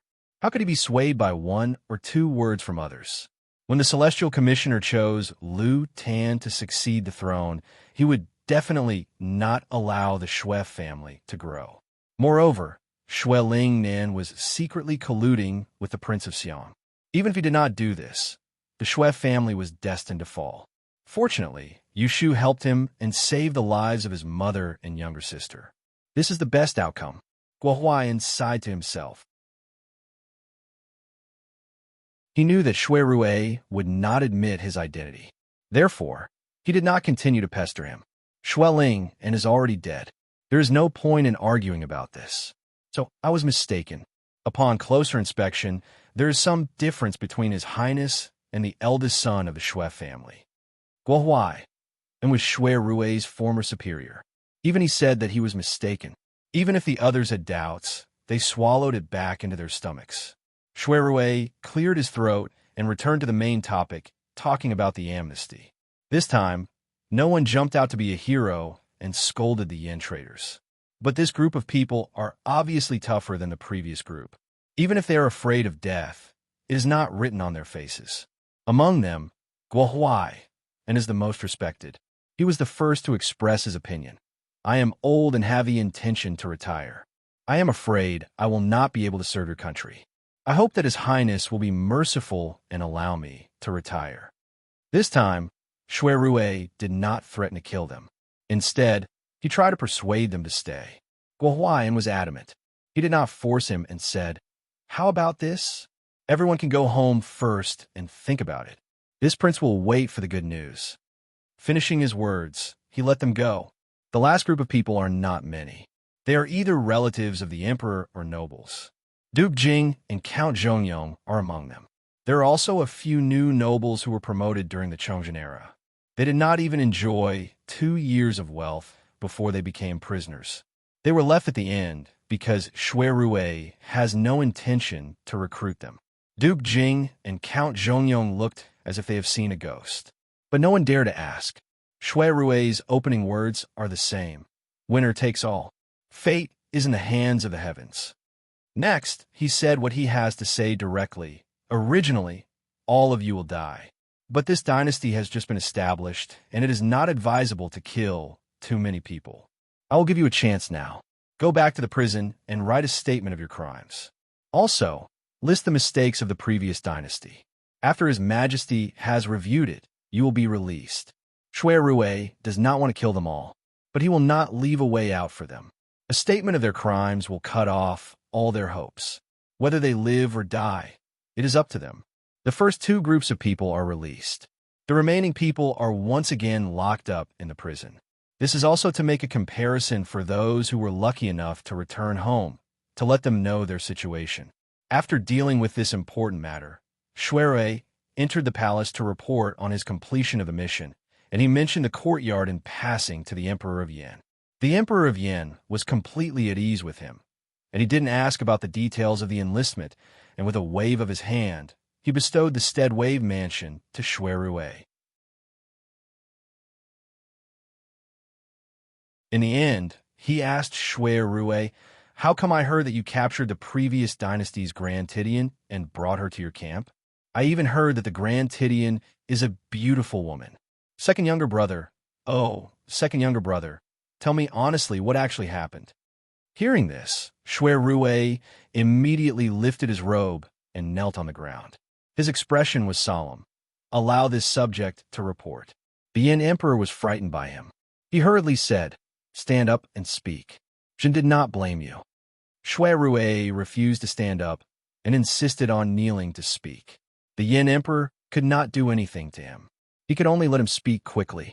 "Speak, speak. You are innocent. Tell your Majesty, this subject and the great Tidian, Lady Yu, have already pledged to marry 5 years ago." Shui Rui's gaze was firm as he looked at the ruler of the empire before him, and he revealed a pleading expression. "I don't ask for glory, splendor, wealth, and rank, but I hope that my lord will consider my contribution in founding the empire and grant this marriage." In other words, he did not need to be the Prince of Chongping of the Yin Kingdom. He did not want the position of being second to only one and above tens of thousands. He only wanted that woman. The Yin Emperor's eyes flickered. He frowned and asked him with a cold face, "It is just a woman. Is it worth it?" This subject has made up his mind. The Yin Emperor stared at him. Suddenly, he laughed. He raised his hand and signaled him, "Stand up. I approve. You and I are emperor and subject in name. In reality, we are brothers. Not to mention that you like an official of the previous dynasty. Even if you like a concubine of the previous dynasty, I will grant your wish. This subject thanks your Majesty for your kindness." Shui Rui kowtowed to express his gratitude. He stood up happily. The Yin Emperor smiled and said, "When the imperial preceptor enters the capital, I will decide your marriage." The imperial preceptor of the Yin Kingdom, Lu Yin, was Yinhua. Shui Rui got what he wanted. He took his leave with light footsteps. He did not see the Yin Emperor's thought-provoking gaze as he looked at his back. Since ancient times, heroes have a weakness for the charms of a beautiful woman. With such a temperament, I can be at ease. The Yin Emperor muttered to himself. Suddenly, he thought of something. He held his forehead and said,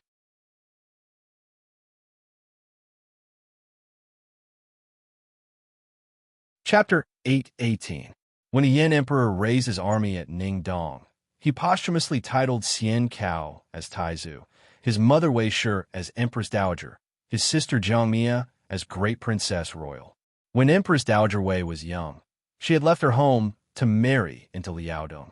Taizu was always on the campaign trail and died young.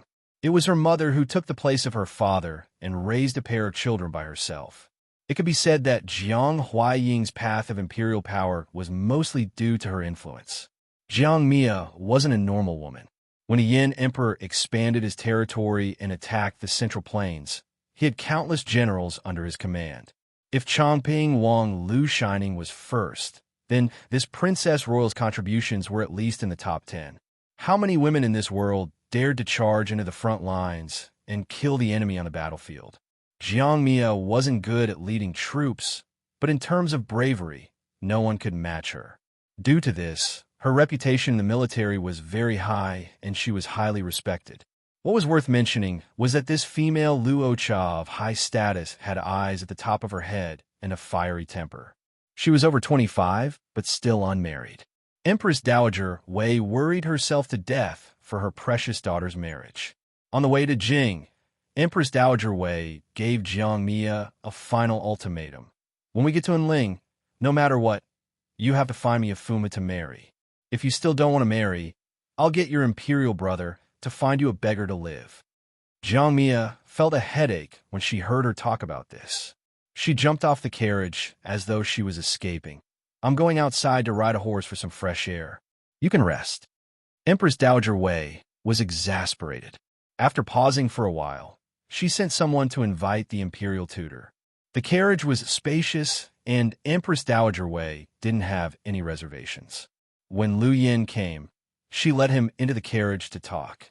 By now, everyone knew that the Yin country had an all-powerful imperial tutor. But other than the Yin emperor, very few people knew that he was the famous Yunhua Ez. Empress Dowager Wei was looking for him for an old matter. In the chaos of war, it wasn't good to consider relationships. Now that the world is settled, I have a matter that hasn't been resolved. I hope that the imperial tutor can fulfill it. Before Empress Dowager Wei spoke, Lu Yin had guessed what she was going to say. It was to be a matchmaker for the eldest princess to propose marriage to his son. So he smiled but didn't speak. Using his hand as a pen, he dipped it in tea and wrote on the tea table, "Don't force it." His vocal cords were damaged, so he wouldn't speak easily. Empress Dowager Wei glanced and grimaced. If it wasn't that Hualan, that girl, is so stubborn, this old woman wouldn't have the face to ask for help. I'm afraid that if her heart is on Shining, she won't be able to get what she wants in the future and will cause great trouble. Lu Yin shook his head. The roots of this disaster have long been planted. It cannot be avoided. Empress Dowager Wei was shocked. She knew that the imperial preceptor's divinations were all accurate and hurriedly asked, "Imperial preceptor, please speak. A match made in heaven." Lu Yin only wrote these 4 words before she cupped her hands and excused herself. Empress Dowager Wei couldn't keep him and could only watch as the line of water on the table disappeared, her brows furrowed in thought. A match made in heaven? Does this mean that Lu Shining already has a good marriage fate? Lu Yin returned to his carriage, shaking his head and sighing. Seeing this, Zhao Xiaozhu couldn't help but ask, "Ifu, what did the Empress Dowager say to you? Look at how worried you are." Lu Yin thought to herself, how could he not be worried? That clever son of his had an infatuated heart. He had long been deeply in love with that ill-fated little shimmy of his. But he had provoked the Princess Royal, this peach blossom, and buried the root of his disaster. A few days ago, he had divined for Shui Rue. He had divined that he would have a calamity of love in the near future. If he could safely pass it, his path of love would naturally be smooth sailing. If he couldn't escape the calamity, he would end up a lonely man. He couldn't say it. He couldn't point it out to Empress Dowager Wei. Shui Rue and Jiang Mia had an ill-fated relationship. When the two met, it would be a miracle if they didn't become enemies. How could they be husband and wife? Just as Lu Yin was worrying, Empress Dowager Wei's carriage passed through Purple Thorn Pass and slowly entered the Jing region. Under Shui Rue's enlistment plan, in a few short days, many officials from the previous court came to surrender. After handing over a letter of recommendation, proof of allegiance, they either stayed in Jing and were reinstated or moved out of Jing and took up their new posts. In one day, the Emperor of Yin sent down multiple imperial decrees, rewarding the 3 armies and bestowing titles to those who had performed meritorious deeds. The one that attracted the most attention was undoubtedly Shui Rue. In order to show off his merits, the Emperor of Yin disregarded the voices of the minority and forcefully removed one word from his title of Chongping Wang, bestowing him the title of Ping Wang. He became a king that was on the same level as the title, causing Shui Rue to be above the other officials and become the first person in court. Since ancient times, there have been many rulers who burned the bridge after crossing the river. It had always been that when the cunning hare was killed, the hound would be cooked, and when the birds were killed, the fine bough would be hidden. Yet the Emperor of Yin came from a military family. He had a heart of righteousness and couldn't do such a treacherous thing. Even more, his heart was like a clear mirror. He knew that the present situation was unstable and the people were in turmoil. It wasn't someone like Shui Rue who could help him stabilize the country, so he didn't doubt the people he used. The Emperor of Yin was righteous. Shui Rue knew his own limits. The day after he was bestowed the title of Ping Wang, he went to the palace to hand over the commander's seal. Without hesitation, he handed over the power to move 100,000 troops at will. This was a wise move. He had the world, and the emperor didn't hold back his thoughts. If he kept the military power, it would only cause the emperor to be suspicious. The disadvantages were greater than the advantages. Even more, his foundation in the military was strong. He didn't need that commander's seal. There were many of his former subordinates that obeyed his orders. The Emperor of Yin took back his military power, but reassured him to continue leading the Shunji camp. He also bestowed him a red calligraphy iron plaque, also known as the Death Exemption Medallion. The day that Empress Dowager Wei arrived in Jing, the Emperor of Yin personally went to the city gates to welcome her as a sign of filial piety. Shui Rue was among them. Thousands of troops lined the road to welcome them. The scene was grand. After so many years, Empress Dowager Wei once again stepped into Enling City. Her mood was completely different from years ago. She still remembered that the two of them, mother and daughter, had been trapped in Jing City. Under Shui Rue's cunning, they had barely escaped and had the noble status they had today. Empress Dowager Wei wasn't an ungrateful person. She was grateful to Shui Rue. So even though she knew that Jiang Xia loved him, she couldn't force him to marry her daughter. The Emperor of Yin welcomed the Empress Dowager back to the palace. Mother and son had things to say, so they dismissed the others. Muho must be tired from the journey. Zhen has already ordered people to clean out the palace of compassionate and peaceful for you to stay. My son is still the most filial. Empress Dowager Wei pulled his hand and patted it. She couldn't help but complain. Not like your royal sister. It's like I owed her in my previous life. I can't stop worrying. The Emperor of Yin smiled. Did Hualan make you angry again? Zhen will definitely teach her a lesson later. Empress Dowager Wei took the chance to bring up the proper matter. If you have the heart, why don't you go and persuade that good brother of yours? Men should marry when they are of age. No matter how bad Hualan is, she is still the princess of our great Yin country. Is she not good enough for him? The Emperor of Yin instantly showed a troubled expression, wanting to speak but stopping. Empress Dowager Wei glanced at him. She only has one sister. You aren't willing to make a decision for her. The Yin Emperor had no choice but to tell the truth. It's not that I don't want to help her, but Shining already has someone he likes. He came to me just a few days ago, pleading earnestly for me to help him. Mother, you have never seen him like that. If I don't allow it, he might just resign and follow that woman to the ends of the earth. Zhen's foundation is not strong and is in need of people. How can he be left out? There was no other way, so I could only grant his marriage. Empress Dowager Wei gaped. A long while later, she found her voice. Where did this kind of woman come from? From your tone, it seems that he has been bewitched by someone. The Emperor of Yin was unwilling to divulge too much about Shui Rue's private affairs, so he told her, it's not like you're unaware of Shining's background. Back when he was still in the capital, he had already made a vow of eternal love with that woman.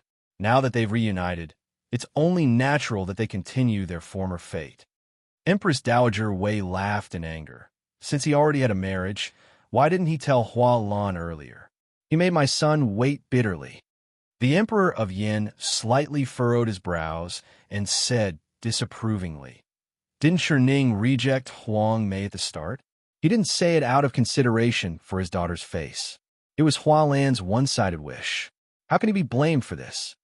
If Shui Rui and Jiang Qiu had any feelings for each other in these years, he wouldn't have allowed Shui Rui to marry someone else. But he had seen with his own eyes that Shui Rui had retreated from Jiang Qiu, and there was no ambiguity. Shui Rui had gone through life and death with him. The two had treated each other with sincerity and a deep brotherly love. Today he sat on the country. If he couldn't share half with him, was he going to interfere with his marriage? Wasn't that laughable? Empress Dowager Wei saw his expression wasn't right and knew that her son, the emperor, placed great importance on Shui Rui. She couldn't force it. After some thought, she softened her tone and discussed with him. How about this? If he has someone he likes, let him take her as a concubine. Also marry Hua Lan to him. It's the best of both worlds, and no one will be affected. But when the Emperor of Yin heard her idea, he instantly roared with laughter and asked her in response, "Does Muhe know who the woman Ning likes is?" Empress Dowager Wei shook her head in puzzlement. The Emperor of Yin told her, "That woman used to be the celestial commissioner of the previous dynasty, a first-grade official. She was once below one and above tens of thousands, famous in the world and known by everyone. If you want such a peerless and wondrous woman to be a concubine, Zhen is afraid that it will attract the curses of the world. As the saying goes, a scholar can be killed, but not humiliated." Empress Dowager Wei was stunned. The Yin Emperor held her arm and advised in a low voice, "You don't have to worry too much about this. I will pay attention to Hua Lan's marriage and choose a good husband for her. Even if he can't compare to Shining, he won't be too far off. Muhu must be tired. Jin will send you to rest. There will be a banquet in the palace tomorrow to welcome you. You will be able to attend when the time comes." Having convinced Empress Dowager Wei, the Emperor of Yin released a long breath. He thought that he had done a good deed for his sworn deity. He was very proud inside, but it was a pity that he had no way to show it. When Empress Dowager Wei came to the palace of Compassionate and Peaceful, she didn't have the heart to admire the luxurious beauty of the palace. After she calmed down and thought, she quickly came out of her dilemma. It was true that she wanted Shui Rui to be her son-in-law, but as a woman, she was experienced. How could she not know that if a husband and wife wanted to live happily, they first had to have feelings? A melon that was forcefully twisted wasn't sweet.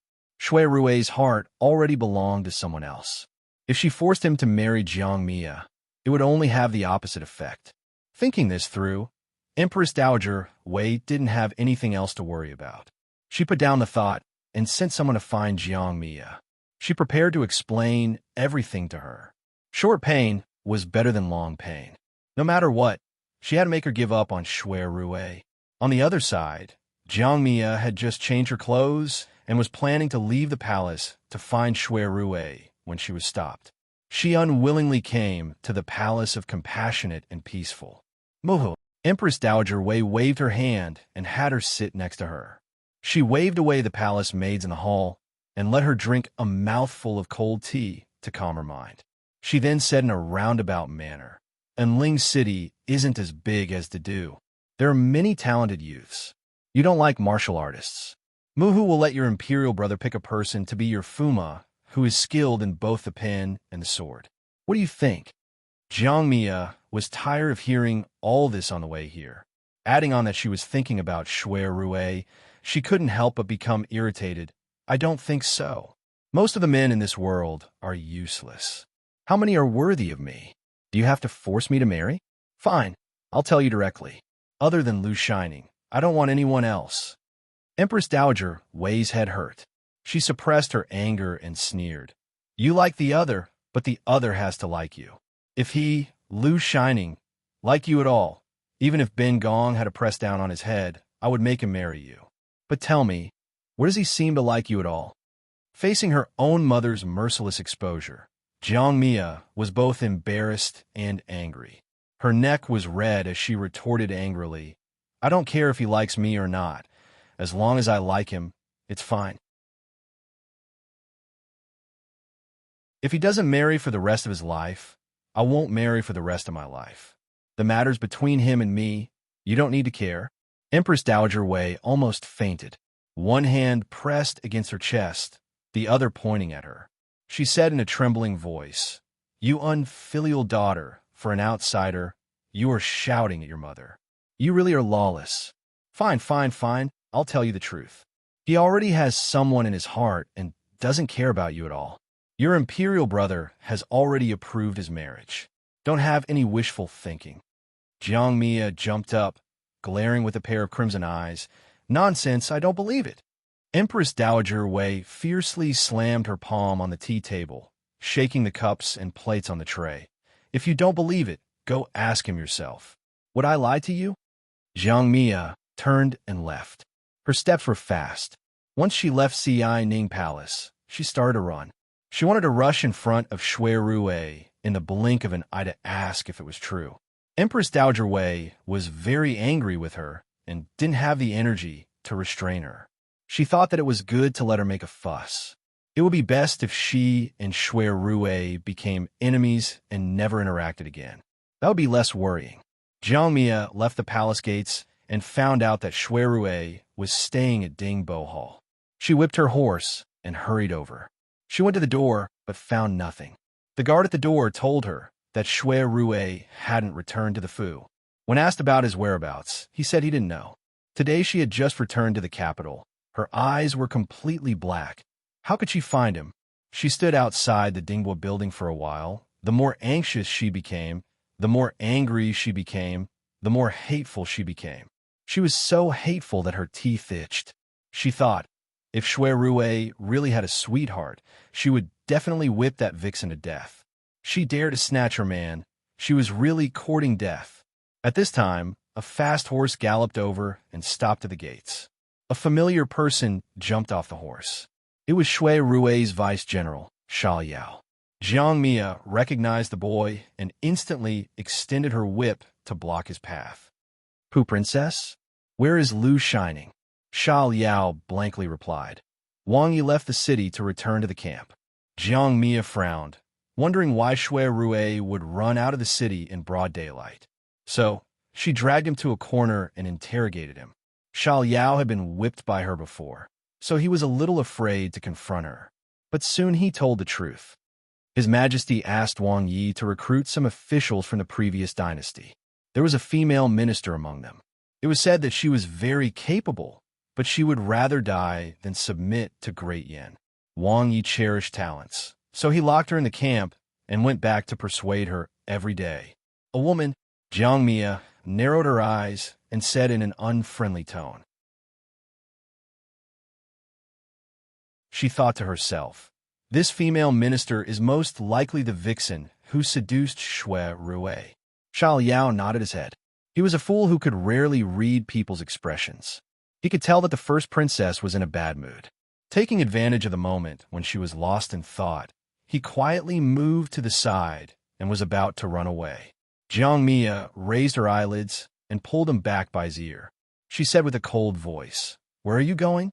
Tell me everything about that vixen before you leave. Where? Where did this vixen come from? My dear princess, Wang Yi has ordered me to do something important. Please be merciful and spare me this time. Sha Yao covered his ear and begged for mercy. Don't play dumb with me.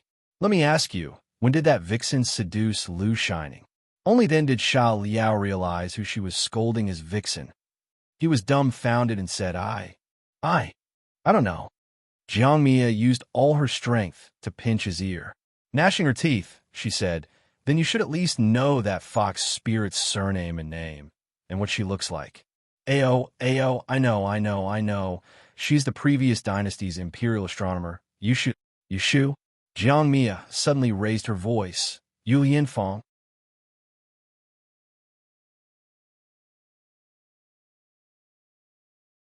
Chapter 819. Yushu was in the Yin army camp these days. She was far away from the hustle and bustle and had a lot of leisure time. On the second day after she was imprisoned, Shuirui brought over 2 maidservants from the Forgotten Opportunity building to take care of her daily needs. Not only that, but he also brought over a change of clothes and the kitchen maid that she was used to using. The only flaw was that the morning exercises in the army would start at the sound of the rooster, and the noise from afar would disturb her sleep. The countryside was empty, and the air was very fresh in the morning. But when the sun came out, the heat rose straight up. Yushu was not afraid of the cold, but she was a little afraid of the heat.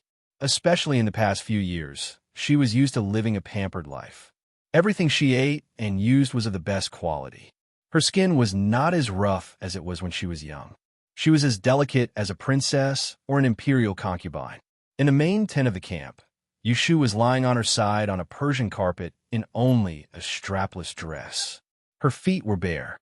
The colorful carpet under her was made of fine cashmere mixed with ice. It was smooth and soft. It was comfortable and breathable to lie on. The edges of the 4 corners were inlaid with crystal-clear gems, each of which was expensive. Such a Persian carpet that was incompatible with a military camp was certainly not something that should be here. It was a foreign tribute. There were only 2 pieces sent to the palace. One was given to Empress Xiaojiang, and the other was given to her. The day before yesterday, Yushu mentioned it in front of Shuirui. Yesterday, he sent someone to her mansion to pack it and deliver it to her, so she could have a comfortable afternoon nap today. Most of the iceberg in the corner of the room had melted. The maids were gently waving their fans. There was a cool mint in the incense burner. When Yushu woke up, she smelled a trace of cold sweetness. She stretched and crossed her slender legs. The thin clothes could not hide her charming curves. Her hair was loose, and a few strands fell beside her ears. It made her face so white that it was almost transparent. There was a rare bit of color on her lips, which was even more fragrant than rouge. Shuirui walked in from outside the tent and saw the scene of naked bodies strewn all over the place. He felt as if his throat was about to spit out smoke. He paused, cleared his throat, and said, "I know you're afraid of heat, but you can't dress like this just because it's cool. What if you catch a cold while lying on the ground?" Even though he said that, his eyes didn't move an inch away from her. You shouldn't try to hide it and let him look at her. She said lazily, "It's so stuffy. It's more comfortable like this." The guards on duty outside were all Shuirui's bodyguards. Under his orders, trespassers would be killed without mercy. Otherwise, how could she be so unscrupulous? Shuirui waved his hand to dismiss the maidservant. He walked over to the clothes rack to remove his soft armor and washed his face with cold water. Then, he returned to Yushu's side and sat down cross-legged. He picked up the fan on the coffee table and waved it in the direction of the 2. "The weather is hot, but you have to bear with it for another 2 days. I'll ask for an imperial edict to bring you back to the capital after the celebration feast tomorrow." He had been preparing for half a month, just for this day. The reason why he proposed to use the former officials was not purely for the sake of the overall situation, but also because he wanted to let Yushu return to the imperial court with a justifiable reason. At that time, both of them could work together and no longer have any worries. Then, he seemed to have thought of something. He smiled, shook his head, and said to her, "I really didn't expect that after the recruitment, half of the people in the 3 divisions and 6 ministries have voluntarily surrendered to the Great Yin. Even those stubborn old men in the cabinet are wavering. Only you, the Celestial Commissioner, have been biding her time, waiting for you to come back and make the decision." Yushu was not surprised at all. Over the past 5 years, she had been advancing step by step and had firmly grasped the Celestial Commissioner in the palm of her hand. When it came to dealing with the subordinates, she was even tougher than Zhumu Zhao. In the 3 divisions and 2 ministries, she was the only one who followed the lead. Even if there were some who disobeyed, she would suppress them and replace them one by one. And now, the Celestial Commissioner was Yushu's word. Before the incident, she had already made arrangements. Without her, no one would dare to bow down to the Great Yin. Hearing the sentiments in his words, she turned over and laid on the blanket. She crossed her fingers and held her chin, looking up at him, and said in a coquettish tone, "We've been apart for 5 years. It's not a long time, but it's not a short time either. You can command the 3 armies and conquer half of the country, but I can't even control the Celestial Commissioner? Am I really so useless in your eyes?" She laid on her stomach, revealing a large area of her fragrant shoulders. A pair of butterfly bones meandered down, outlining her supple waist. Looking further down, there were undulating mountains and a line of valleys. It was faintly discernible, making one's imagination run wild. What a beautiful sight! Shui Rue was restless. He wished he could immediately press her under his body and look at her naked body, but he could only think about it. He still pretended to be serious and said, "I can look down on anyone but you. My Shu is the most capable. Otherwise, how could you make me fall head over heels for you?" It was hard to believe. Although the two of them had sex a few years ago, but after reuniting after such a long time, apart from the first night they slept on the same bed, they did not sleep on the same bed for the next half a month. He came back to the camp every day to meet her privately, but the most he did was to pinch her hands and kiss her face. He did not go any further. Yushu glanced at him and muttered in her heart. It was not that she wanted to do those shameful things with him, but he was always so indifferent that she could not help but doubt her own charm. After all, she was already over 20 years old. In ancient times, she could be considered an old lady. It was one thing for him to be devoted to her, but it was another thing for him to fall in love with her. Thinking of this, she was displeased and immediately became stubborn. She didn't believe that he could escape from her grasp. "How come I can't tell that you're head over heels for me?" She propped her hands on the blanket, and like a slippery snake, she straightened her upper body and moved closer to his chest. She didn't care that this posture revealed the beautiful view of her chest, and she blew a breath of cold air on his Adam's apple. It was both teasing and seductive. Shui Rue felt as if he had been electrocuted, and he felt numb and limp. When he lowered his eyes and met her smiling eyes, he was instantly captivated by the seductive charm that appeared in her clear eyes. He tossed the fan to the side and reached out his hand to hook the back of her neck. He hugged her and rolled half around on the carpet before pressing her under his body. He had strong arms and a broad chest. When his hot lips touched the cinnabar mark between her eyebrows, the hot breath seemed to melt her. Yushu could not help her body becoming hot. She was waiting for his next move when she heard a bitter laugh from above her head. "Ashu, do you know how hard it was for me to endure?" Yushu curled her lips and wrapped her hands around his neck. She affectionately said, "Who told you to endure?" Shui Rue did not move. He only tightened his arms around her and whispered in her ear, "I couldn't control myself in the past. After the incident, I hated myself. After we parted, I had nightmares for several months.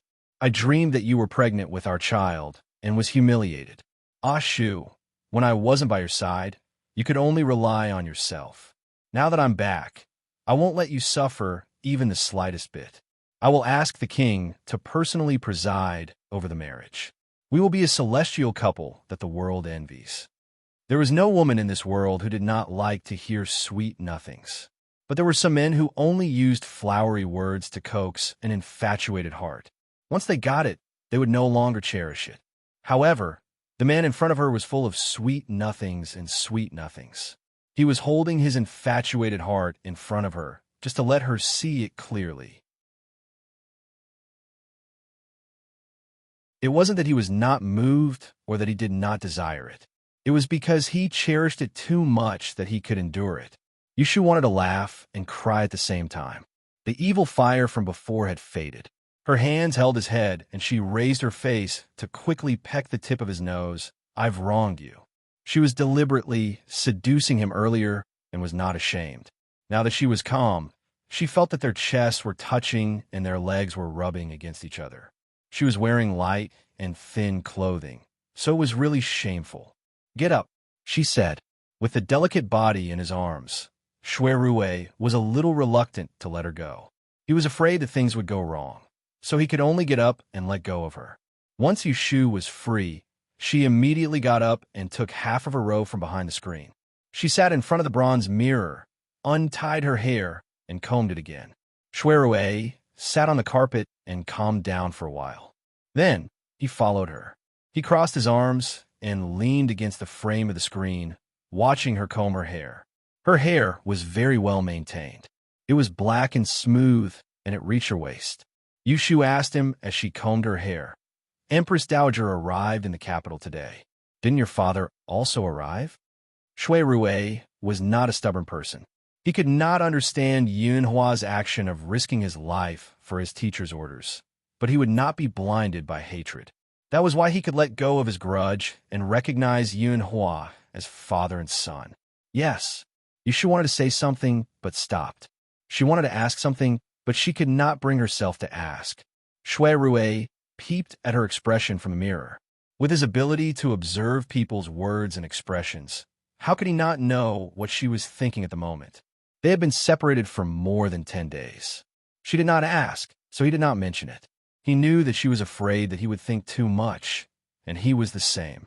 If he could, he really did not want to mention that person in front of her. Unfortunately, he could not. Even if he did not mention it, she would not forget. Shui Rui secretly sighed, but in the end, he still took the initiative to speak. It has been all these years. Don't you want to ask where Jingchen has gone? Yushu's hand exerted force and broke a few strands of her hair. She frowned slightly and put down the comb. She let the hair that she had just coiled fall down like a waterfall and fall on her shoulders. She took a light breath, but she could not pretend that she did not care. I only know that you let Jean could take him away that year. On the day of her and Jing Chen's wedding, he chose to leave without saying a word, giving her the freedom that she had longed for a long time. Shui Rui took a few steps forward and came behind her. He picked up the comb and picked up her hair gently. Yes, it was me who persuaded Jing Chen to run away from the wedding. 5 years ago, he came to Ningdong City, met me and my father, and then left. He said that he wanted to go back to the sect to apologize.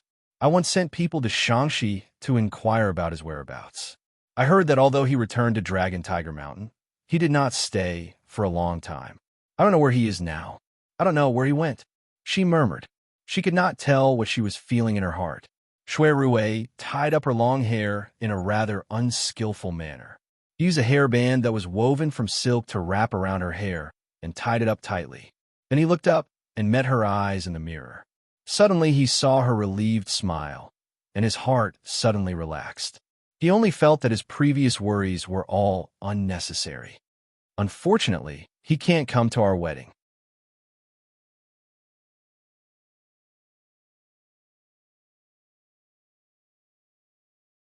Chapter 820. The Emperor of the Yin Kingdom, Jiang Huaying, had proclaimed himself as the emperor. He had already held a coronation ceremony in Ningdong City and announced it to the world.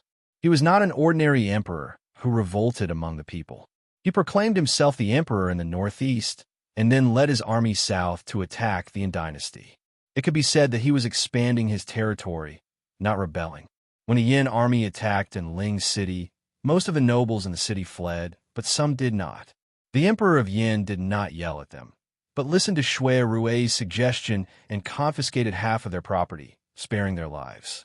At the beginning of the country, the Yin Kingdom's national treasury was empty, so this was a good opportunity to fill the gap, showing the emperor's generosity. Shui Rui was conferred the title of King Ping, and at the same time held several positions, becoming the first person under the emperor. King Ping, who had taken off his armor and changed into a brocade robe and jade crown, and restrained his murderous aura, looked like a handsome young master, graceful and elegant, except that his face was a little dark. The hall was full of singing and dancing, and there were no empty seats. It was a scene of people toasting each other. But if one looked closely, it was not difficult to notice that the people of the two dynasties were in different shapes.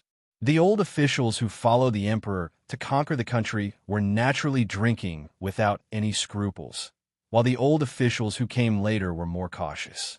They did not look happy, but did not dare to show too much. Empress Dowager Wei sat on the side of the emperor and saw all these faces. She could not help but sneer in her heart. It should be known that the Jiang family had loyally guarded the bitter and cold land of the Northeast for 100 years. Several generations of people worked hard and died, But what they got in return was the Emperor of Da's vigilance and suspicion. In the end, the Emperor even used the lives of their orphans and widows to threaten the Jiang family to surrender. It was really disappointing. She did not regret encouraging her son to fight for the world. Otherwise, how could she have such honor today? Empress Dowager Wei drank a full cup of wine and glanced at King Ping, who was surrounded by people to toast.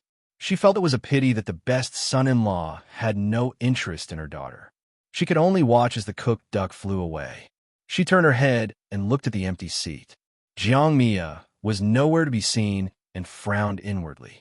She beckoned for a servant to come forward and whisper, "Have you sent someone to summon Princess Royal? Why isn't she here yet?" As the only legitimate princess of Great Yin Dynasty and the sister of the emperor, she should show up in a grand manner and be admired by all. How could she be absent? Empress Dowager, the princess is not in her bedroom. Someone saw her leave the palace, and we don't know where she went. Empress Dowager Wei wasn't happy and reprimanded in a low voice. "Didn't I tell you to watch over her? Why did something happen?" The palace servants quickly knelt down to admit their wrongs. Empress Dowager Wei didn't want to attract attention and waved her hand for them to leave. Shui noticed this scene and noticed that Jiang Mia was absent. However, he did not take it to heart and just thought that she was throwing a tantrum again. What he didn't expect was that before the banquet began, a horse galloped out of the palace, carrying a fiery red figure towards the camp outside the city. Yushu knew that there was a banquet in the palace tonight, and that Shui Rui wouldn't be coming back. After eating dinner, she took a stroll outside the tent to digest the food. The summer days were long. The sun had just set, and the surroundings of the camp were lit up with dots of fire. The light wind brought along a faint scent of cooking. In the past few days, the troops stationed outside the city had retreated, returning to their respective guard stations. The remaining 20,000 troops stayed behind to guard Shanjing. There was a fence outside the commander's tent, surrounding several tents. There was a team of bodyguards patrolling the perimeter of the fence. There were 2 people standing guard outside the commander's tent. They would change shifts every 4 hours to prevent random people from prying into the secrets of the army. The place Yushu stayed wasn't far away from Shui Rui's tent, and there was only a fence between them. For the sake of avoiding arousing suspicion, she'd always take a detour and didn't wander towards that direction. After living here for so many days, she was a little tired of eating and sleeping all day. Fortunately, she could return to the capital in a few days. Otherwise, if she stayed any longer, her bones would rust. Back in the tent, she asked someone to bring hot water. Yushu simply scrubbed and didn't bother washing her hair. She changed into a silk dress and went to rest. Because she was a light sleeper, the 2 maids pulled up the screen and quietly retreated outside to make a bed on the floor. At night, it was quiet inside and outside the camp, except for 1 or 2 coughs. Yushu didn't sleep well. When she was half asleep, a scream pierced through the night sky. She opened her eyes hazily, rubbed her forehead, and sat up. She called the maid. "Where is she? Go out and see what happened." The maid obeyed and ran back in a panic after a while. "Master, there's a fire. There's a lot of smoke outside, and the fire is not far away. Please get up first." At this time, the movement outside became louder and louder. Cries for help came one after another. Yushu draped her robe over her shoulders and walked to the door to take a look. She saw not far to the west of the big tent. Thick smoke billowed, carrying a gust of east wind and spreading the smoke. The fire was not small. It looked like the whole tent was on fire. The patrolling soldiers nearby all ran to put out the fire.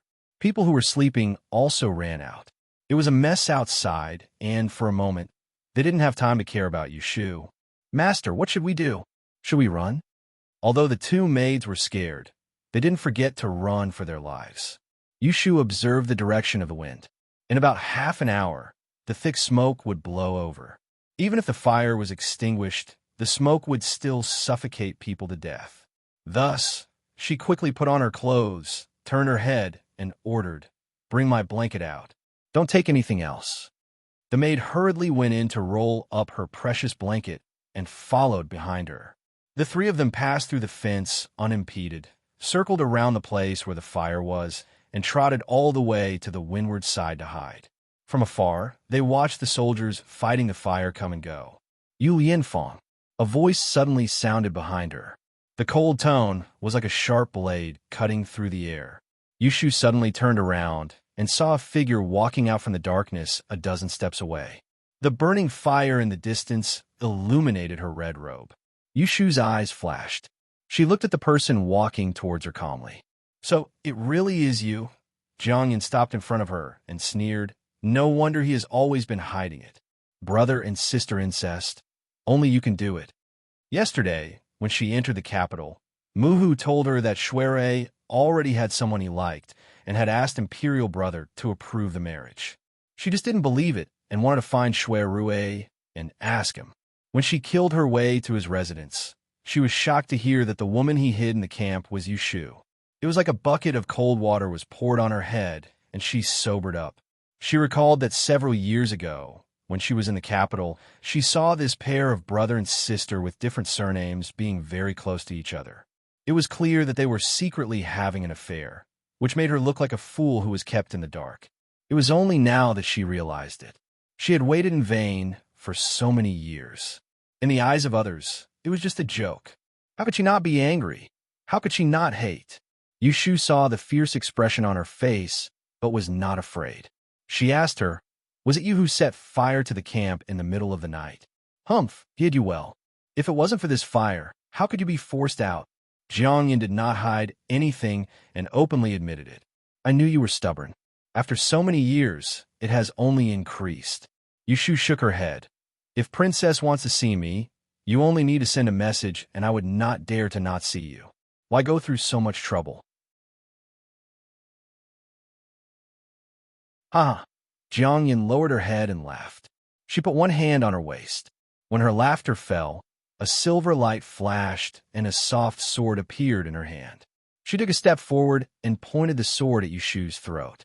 When she raised her head again, her eyes were filled with a fierce light. "I want to see you to kill you." It happened so suddenly that the two maids were shocked. They wanted to call for help, but they were afraid that the sword would hurt their master. They were so anxious that their faces turned pale. They bit their lips and held back from shouting. The two turned their eyes and saw that their master was calm, not retreating nor dodging. "Do you think that you can get what you want by killing me? For the sake of our past friendship, I will give you a piece of advice. The word marriage cannot be forced." Even without Jiang Yan's explanation, Yushu could guess why she wanted her life. It was because her love for Jiang Yan failed and hatred grew from love. "Death is at hand, yet you are still so stubborn.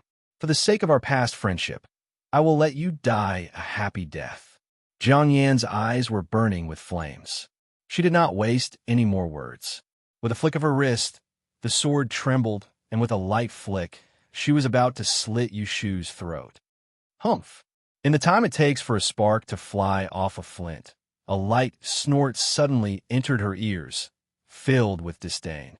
All the hairs on Jiang Mia's body stood up, and she felt her wrist go numb. Her 5 fingers involuntarily loosened, and the flexible sword in her hand strangely turned half a circle away from that slender neck. A hand stretched out from behind her and firmly pinched the sharp tip of the sword with 2 fingers. Jiang Yan's eyes widened. Before she could react, another hand stretched out from behind her and locked her throat. A strong sense of danger assaulted her, causing her to be unable to move. Killing intent. There are countless people who want to kill me. If it was so easy for someone to succeed, I would have died hundreds of times. Yushu brushed away the hair on her forehead and raised her eyes to look at Jiang Yan, who had been captured. She raised her eyebrows and smiled. Her tone was indescribably repulsive. "You." Jiang Yan opened her mouth to speak, but the person behind her tightened his grip on her throat. Her neck turned red, but she refused to give in. She forced herself to shout, "I am the princess of the great Yin kingdom. If you dare to touch me, believe it or not, I will execute your entire family." Ayaya. So scary. Yushu caressed her chest. Her face didn't have the slightest expression of being threatened. "Gu Hong, use less force. If you accidentally kill Her Highness, I won't be able to save you." Behind Jiang Yin stood a black-clothed man who was half a head taller than her. He stopped the sword with one hand and grabbed her with the other, imprisoning her in front of his chest. This person was the mysterious guard sent by Zhu Muzhao's only son, Zhu Qingyue, to stay by Yushu's side after Zhu Muzhao's death. He was a peerless expert, and his name was unknown. Guhong did not say anything and ignored Yushu. He loosened his grip a little, allowing Jiang Yin to catch her breath and not suffocate to death. "It has been a long time since we last met. Let's talk somewhere else." Yushu patted the two maidservants who had survived the calamity and walked in front to lead the way. She asked Lone Swan to invite Jiang Mia to a nearby empty tent, and then she assigned the maidservants. One of them stood guard outside, while the other went to report to Shui Rui's personal guard. She told him that she'd captured the criminal who committed arson and murder, and she would immediately send someone to invite Shui Rui back to the camp. After lighting up an oil lamp and placing on the table, Yushu found a chair and sat down. She raised her head and looked at the furious Jiang Yin. She sighed and muttered, "You made me unable to sleep well for the past half a month. I was waiting for you to come." Xia Jiangmin had dreamt that after the Yin army invaded the capital, there was a person dressed in red holding a sword to kill her. This was a murder disaster. Thus, ever since Yushu entered the military camp, she had not let down her guard. The day before yesterday, she had vaguely predicted that she would face a calamity today. Thus, she sent out a signal in advance for Gu Hong to lie in ambush nearby. As expected, Jiang Yin came. It was unexpected, but it was also reasonable. What gave her a headache now was how to deal with Jiang Yin. After all, this was the current emperor's younger sister. She could not beat or kill her. Even seeking justice would be difficult. However, she was not willing to let her off so easily.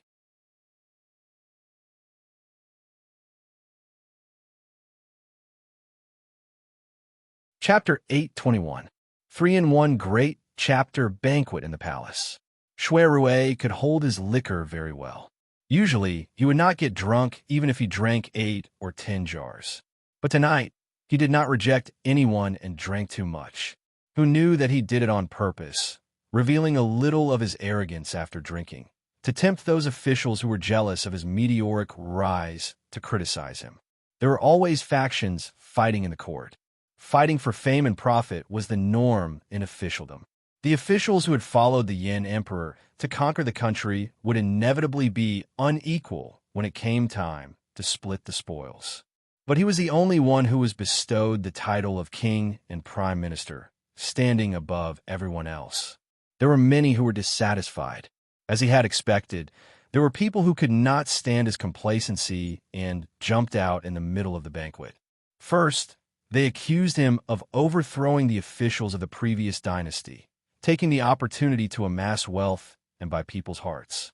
If the Yin emperor was not a magnanimous ruler, he would be dissatisfied with Shui Rui just because of this. Luckily, Shui Rui had already reported to the emperor beforehand. Overthrowing the officials of the previous dynasty was approved by the emperor.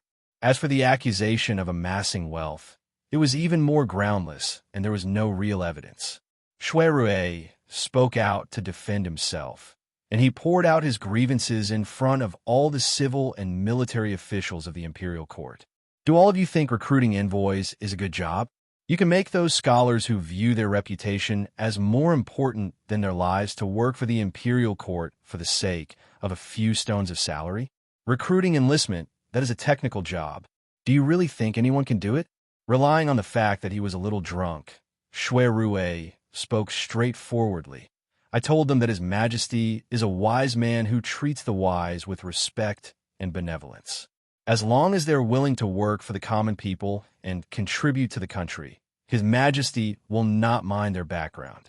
I tried my best to persuade them, and only then did I manage to persuade 30% of the ambitious men to pledge their loyalty to Great Yin Dynasty. Furthermore, the war has just ended. The people of the world are in trouble. The court is in turmoil, and the foreign countries are watching. In such a situation, We should give up our personal interests for the greater good. So I persuaded 30% of the knowledgeable people to forsake the darkness and join the light.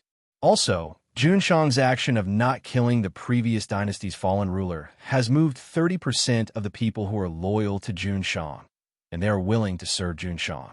His words not only flatter the emperor, but also the group of old courtiers. No one would expose his coercion and bribery tactics. Their old faces flushed red, and they all pretended to be angry from embarrassment.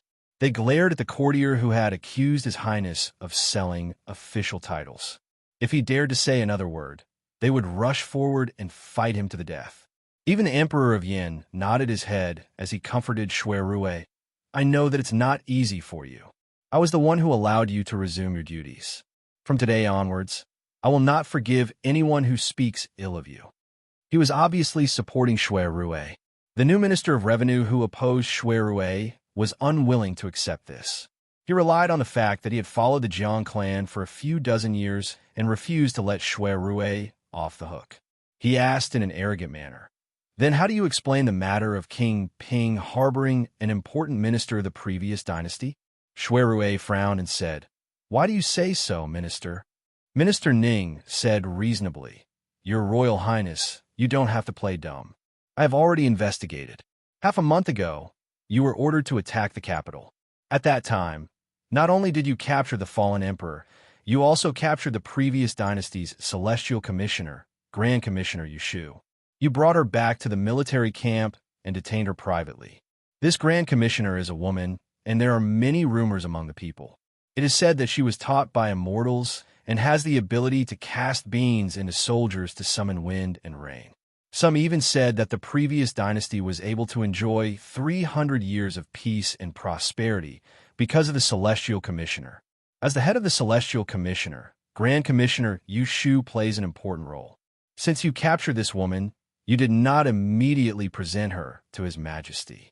Is it not because you have ulterior motives and are plotting something?" Shui Rui pursed his lips and looked troubled. He did not refute immediately. This made Minister Ning even more certain that he was up to no good. He became even more aggressive. "Your Royal Highness, you are not speaking. Are you feeling guilty?" Shui Rui ignored him and turned to face the emperor. He looked embarrassed and said, "Allow me to report in private." The Yin emperor already knew that he had an engagement with a female courtier. He thought that he was doing it out of selfishness, and it was not good for him to talk about it in public. He was about to nod and agree when Minister Ning did not spare him and interrupted. "Your Royal Highness, why don't you dare to say in front of others? Could it be that you have some shady business with that woman?" He was deliberately provoking Shui Rui and was waiting for him to get angry. He spoke without thinking, and his methods were not clever. If it was any other time, Shui Rui would just laugh it off. However, he was drunk tonight and was not as good-tempered as usual. He did not know which sore spot was stepped on. He was so angry that his eyes turned red, and he sneered again and again. His 2 fingers formed a sword and pointed angrily at others. "You are all filthy. How can you measure the heart of a gentleman with the heart of a villain? I am magnanimous.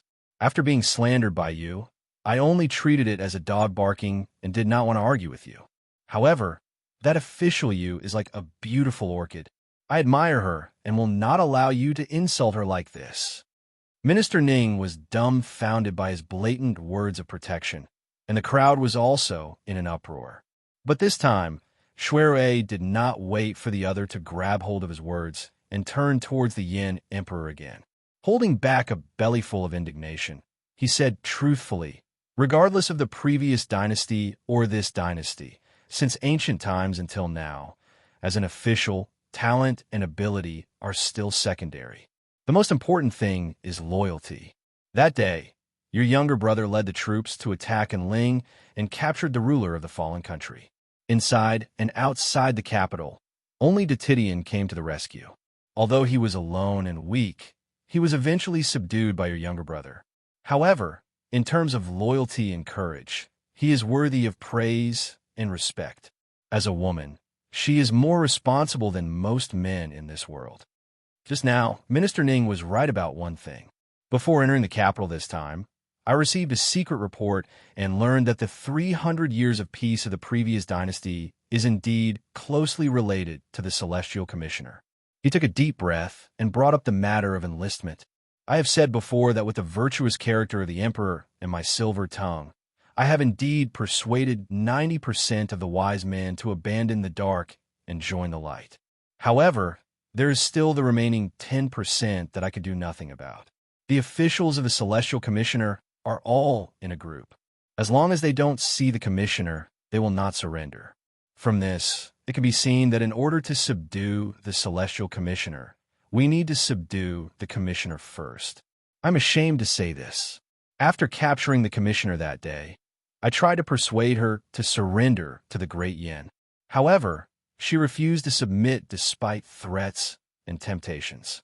If I had not told her that the Emperor of Da and was trapped and not dead, she would have already killed herself and died for the country. Shui Rue sighed and shook his head. He looked at the Emperor with a little shame and a little guilty. When the Emperor of Yin saw such a look, he suddenly understood. He thought to himself, no wonder this boy was hesitating before. It turns out that he has not settled the girl yet and has come to me on his own initiative to ask for a decree to marry her. The Emperor of Yin felt angry and funny at the same time. However, his focus was still on the sentence, the Celestial Commissioner is closely related to the peace and prosperity. After a moment of silence, he glanced at the people under his seat and said loudly, such a noble and pure woman with amazing talent. It is indeed a pity to kill her. If she can surrender to our dynasty, I will treat her with courtesy and will not disgrace her. Shui Rue lowered his eyes, and a light flashed in them. How did Minister Ning know that Yushu was kidnapped by him? And how did he know about the secret of the Celestial Commissioner? It was all arranged by him and instigated by someone, so that Minister Ning would question him in public. And what he was waiting for was this sentence from the Emperor of Yin. With everyone's eyes and hundreds of ears hearing it, in the future, even if Yushu surrendered to the Great Yin, no one could criticize her. He had set up this trap tonight so that the Emperor would personally give her a proper name. Your Majesty is benevolent and virtuous. Your name will go down in history for thousands of years. Shui Rue took off his robe and knelt on the ground, sincerely kowtowing and shouting. There was a buzzing sound in the hall. Then, dozens of old officials of the previous dynasty left their seats and kowtowed excitedly. They were impressed by the benevolence of the current emperor. Even the important officials of the previous dynasty, like the commissioner, could let go of their prejudice and treat them kindly, let alone these people. The uneasiness in everyone's heart was dispelled, and a sense of belonging grew in them. From now on, the previous dynasty was an old dream, and they were the officials of the Great Yin. All the officials were loyal, so the Emperor of Yin was naturally happy to see this scene. He cracked a smile right away and didn't fuss about Shui Rue playing tricks before his eyes. Seeing this, all the officials knew in their hearts that the arm could not twist the thigh. In terms of means and favor, Minister Ning could not be compared to King Ping. All right, you may all rise. The Emperor of Yin raised his hand, signaling for everyone to return to their seats. He then glanced at Minister Ning, who was standing there blowing his beard and glaring. He was unhappy that he did not know how to read the situation, but it was not good to flare up at him on the spot. So he casually said, "You are all the pillars of the Great Yin, my officials. No matter where you come from, I will treat you all equally. In the future, don't mention the previous dynasty or the current dynasty." Another round of cheers rang out from the crowd. After the banquet, the Emperor of Yin summoned Shui Rue to the side hall for a heart-to-heart talk. What is going on with the Celestial Commissioner? Why haven't I heard you mention it before today? The Emperor of Yin purposely kept a straight face. Shui Rue shook his head, a little tipsy, his tone slow. I only know some rumors and have not confirmed it. How would I dare to speak nonsense in front of your Majesty? That is a crime of deceiving your Majesty. Speak freely. The Emperor of Yin put down his imperial airs and pointed to a chair for him to sit down. In private, there is no need to adhere to your etiquette of an official. Shui Rui's shoulders drooped, and he didn't seem so reserved anymore. He rubbed his forehead and said slowly, "My lord is clearly aware of this subject's background. The person who raised me is the previous dynasty's right minister, Shui Lingnan. The Shui clan has produced generations of high-ranking officials, so there's bound to be some information that no one knows about. As for the imperial astronomer, there's indeed such a rumor. Emperor and had relied on the might of the six tools of founding to unify the country 300 years ago, and it was precisely because of the existence of the six tools of founding that the dynasty was able to continue standing for 300 years. And the purpose of Empress Ningxin establishing the Celestial Commissioner was to let the successive generations of officials inherit the six tools of the founding nation and protect the royal family. 5 years ago, he brought his father and brothers to Ningdong City to seek refuge with Jiang Huaying, who had not yet become independent. At that time, he did not divulge the secret of the book of mystic fairy Lu Run, but he confessed his background. He lied that more than 20 years ago, his biological father Yun Hua was assassinated because he was involved in the fight for the throne. He had no choice but to entrust him to the Shui family, and his adoptive father Shui Zhao was implicated because of this. Later, he reunited with Yun Hua and his father and learned that the murderer who killed his adoptive father Shui Zhao was Zhu Muzhao, the great minister of the Celestial Commissioner at that time. It was also the same person who sent people to kill his biological mother, and the mastermind was Emperor Zhaoqing. Because of a new hatred and old hatred, he could not live under the same sky with the imperial court of Doan. Therefore, he betrayed the Shui family and went to assist Jiang Huaying in conquering the world. I have also heard about the six tools of the founding nation. The rumor is just an exaggeration. Otherwise, how can I conquer the world?" The Emperor of Yin said disapprovingly. Shui Rui shook his head and leaned forward slightly. His eyes flickered as he said, "Your Majesty, you may not know this, but the six tools of the founding nation of Da and were lost many years ago. Since then, the fate of the nation has declined. Otherwise, how could the 300 years of foundation of the Great Yin be overturned so easily in just 5 years?" The Emperor of Yan's expression changed as he looked at him doubtfully. Shui Rui added more firewood, striking while the iron was hot. "I dare not say for sure what the truth is, but I know someone who definitely knows the secret of the six tools of the founding nation." "You mean that you family?" "That's her." Shui Rui had aroused the Emperor's curiosity. Without keeping him in suspense, he said, "Zhu Muzhao could have passed the position of the great minister to anyone, but he chose her. There must be something fishy about it. I've asked her about it. Although she refused to say it, it was inevitable that she would reveal something in her words. Therefore, I speculated that her rapid rise in power must be related to the six tools of the founding nation. It is highly possible that she knows the whereabouts of the lost six tools. That's why Zhu Muzhao placed the hope of the nation on her. He stood his ground and put her in charge of the Celestial Commissioner. The Emperor of Yin only took Yushu seriously after he heard him speak frankly, and he glanced at Shui Rui before asking with a rather deep meaning in his words, "Since you've told me the truth, aren't you afraid that I'll execute the Yu clan for the sake of eliminating the root of the problem?" Shui Rui laughed with some satisfaction, revealing his drunken state. His words became presumptuous. "I am afraid. That's why I locked her up and tried to persuade her to submit to the Great Yin. In this way, sworn brother, you will not kill her. Not only will you not kill her, you'll also put her in an important position."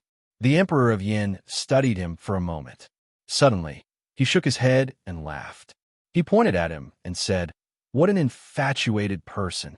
After going around in circles, he was still trying to put in a good word for you family in front of him, afraid that she would be wronged. However, regarding the six tools of the founding nation, it was better to believe it than not.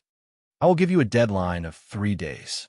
If your family is willing to confess the secret of the 6 tools of the founding nation, I promise you that I will also appoint her as the celestial commissioner. Then, I will appoint a marriage between the 2 of you."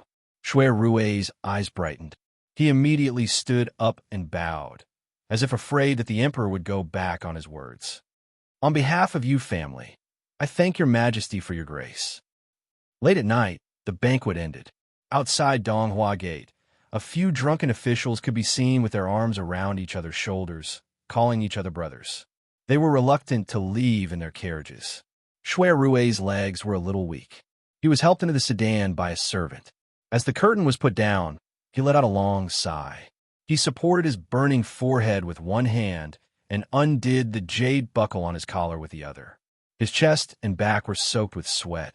Tonight, he had played tricks in front of the emperor. In reality, he had taken a big risk. He had been careful step by step.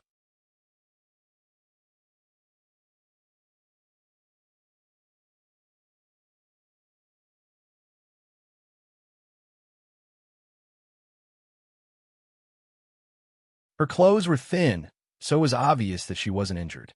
He first let out a sigh of relief. Although he had heard that nothing happened to her, he still wanted to see with his own eyes that she was unharmed. Afterwards, he turned his attention to the other 2 people. One was the expressionless man, and the other was clearly under someone else's control, Jiang Mia. In the blink of an eye, he had guessed who the main culprit of tonight's disturbance was. Jiang Mia's phoenix eyes glared fiercely at Shui Rui, who had just entered from outside. She gritted her teeth and said, "Lu Shining, quickly tell them to release this princess. Otherwise, you'll see what happens to you." Yushu was awakened by her voice. When she opened her eyes and saw that Shui Rui had arrived, she stretched and rubbed her neck while pointing at Jiang Mia. She said to him, "You're finally back. Here, I caught the thief who set the fire. What do you think we should do with him?" However, she didn't take the initiative to mention that Jiang Mia had tried to assassinate her. It wasn't because she was afraid of Jiang Mia's identity, but because she didn't want to make things difficult for Shui Rui. Shui Rui ignored Jiang Mia's fiery gaze and walked to Yushu's side. He took off his cloak and wrapped it around her. He put one hand on her shoulder and said in a gentle manner, "It's my fault for not thinking things through and startling you." Yushu patted the back of his hand to show that she was fine. Lu Shining. Jiang Mia was angered by their intimate actions. She slammed the table and stood up. However, Lone Swan, who was behind her, pressed down on her shoulder and made her sit back down. She had never suffered such humiliation before. She turned her head and angrily said, "Dog slave, do you dare to fight with me outside? See if I don't chop off your dog claws." Lone Swan looked down at her and said, "You're not my opponent. Even if he let her use one hand, she wouldn't be able to beat him. Hey, you were the one who sneak attacked me from behind. If you have the ability, then let go of me and fight again." This time, Lone Swan didn't pay any attention to her.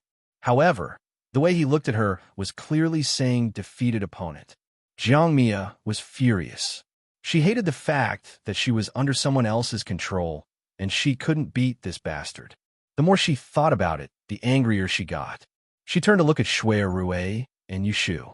She was so angry that she laughed and questioned them.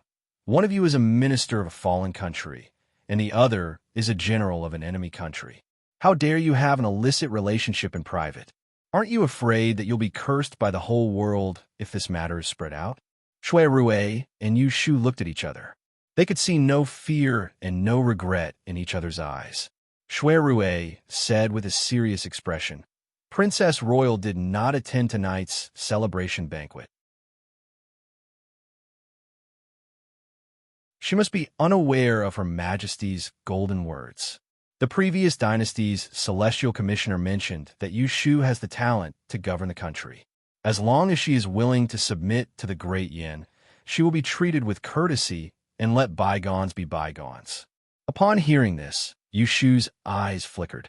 With the same serious expression, she said, "As long as His Majesty the Emperor of the Great Yin promises not to kill Emperor Chongzhen, I'm willing to submit to him." Both of them echoed each other, completely disregarding Jiang Mia's threat. Both of them wanted to stand shoulder to shoulder in front of the world. How could they not have a plan for the future? You, Jiang Mia's eyes turned red with anger. She pointed her finger at them and scolded, "Blame me for being blind and not seeing through the relationship between you two." Yushu didn't like to hear this. She squinted at her, sneered, and said, "You have no right to tell us what the relationship between us is." Princess trespassed into the barracks and set fire in the middle of the night. "I caught you red-handed. You don't know how to repent and keep pestering me. Do you think you can get away with this?" Shuirui could vaguely guess that the reason why Jiang Mia was absent from the palace banquet tonight and sneaked into the barracks was not just to set fire to the barracks. He asked with a stern voice, "Why did you come here tonight?" Jiang Mia didn't bother to cover up. "It's a dark and windy night. Why do you think I came here to set fire to the barracks?" Yushu didn't complain, but she admitted that she came here to set fire to the barracks. As for who she wanted to kill, it was self-evident. Yushu suddenly felt the palm on her shoulder sink, and when she raised her head to look, she saw Shuirui's expression was gloomy. His handsome features were suffused with a vicious aura. His eyes were faintly suffused with a red light, and his entire body seethed with a baleful aura, causing him to actually seem like a black-faced god that was extremely shocking. She didn't know that a person who had been on the battlefield for a long time, his hands were stained with blood, and he was used to seeing dead people.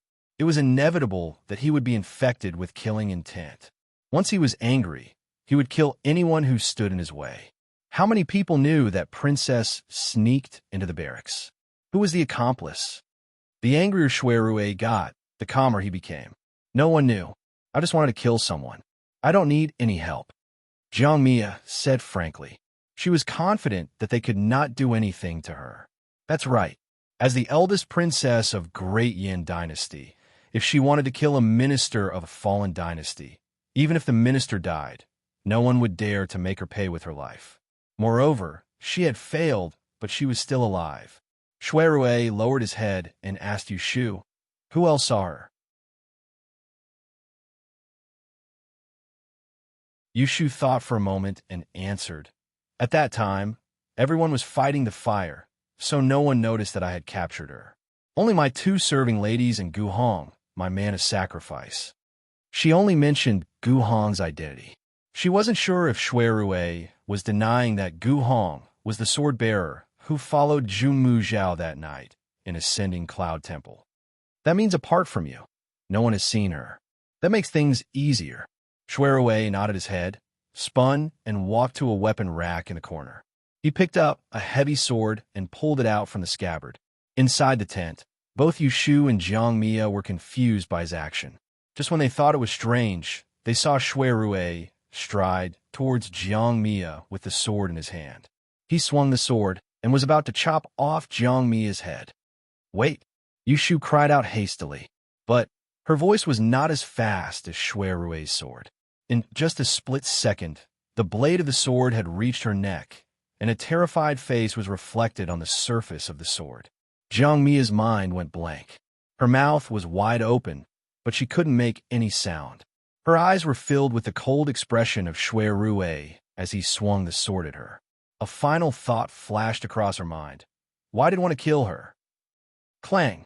At the moment of life and death, Lone Swan actually blocked it. Shuirui's sword chopped down on his arm guard, causing the ground to tremble. Lone Swan's expression changed slightly. He didn't dare to be careless and immediately retreated. His other hand picked up Jiang Mia, who had narrowly escaped death, and quickly dodged to the corner of the tent. His arm moved, and the steel arm guard broke into 2 halves and fell to the ground. It could be seen that Shuirui had great strength. If that sword had landed on Jiang Mia's neck, her head would have fallen to the ground on the spot.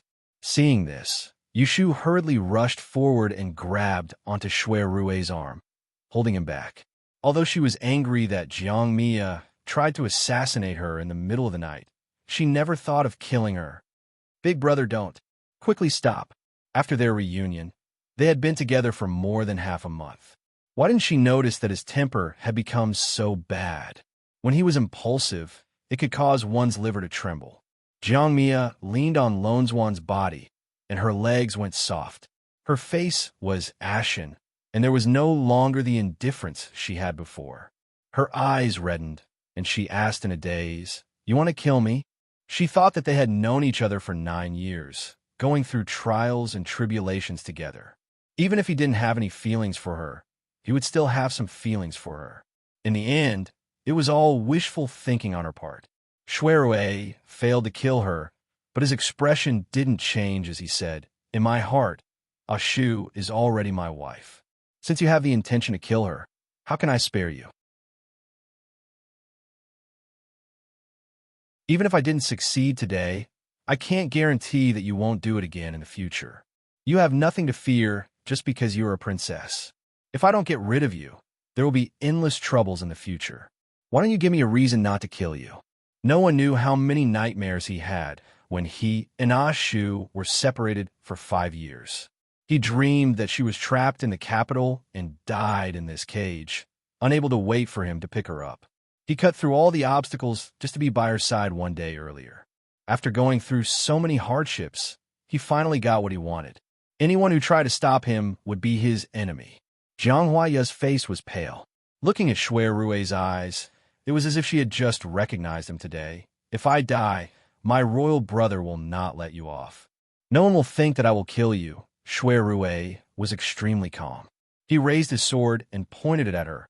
"After tonight, the eldest princess will disappear, and the fire in the camp outside the city was done by a spy to steal military secrets. These two matters are unrelated." Hearing this, Jiang Hua's hair stood up.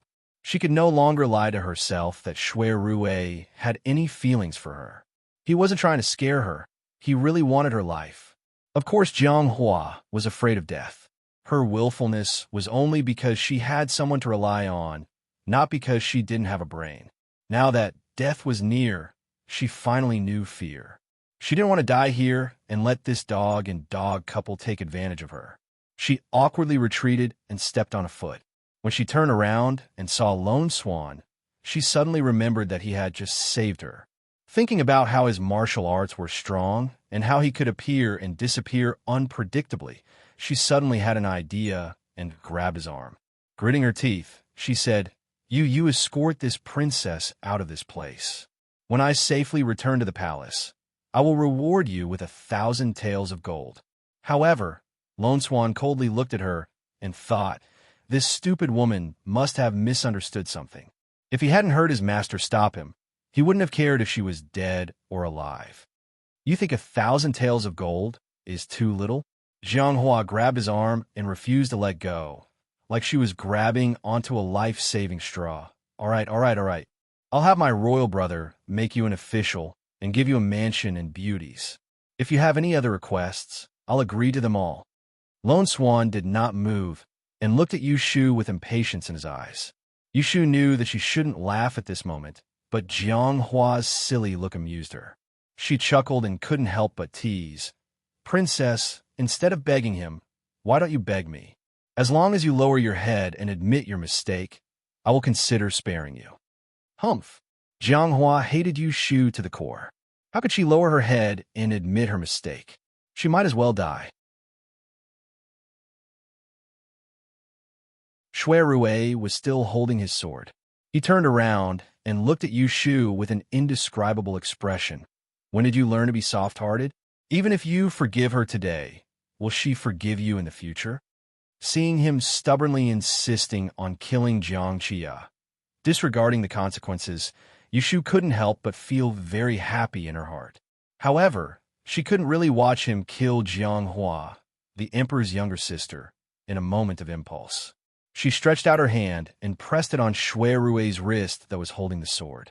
She gently pressed it down and looked him in the eye, silently stopping him. The anger in his eyes didn't diminish, but he still followed her will and lowered his sword, wanting to see what she would do. "I haven't died yet, but you're already so angry. What if I really die in her hands? What will you do then?" Shui Rui replied without hesitation, "I will first kill her to avenge you, then meet you in the underworld. Without her in this world, what meaning was there in living?" Yushu unconsciously used the great insight technique and stared at him for a moment.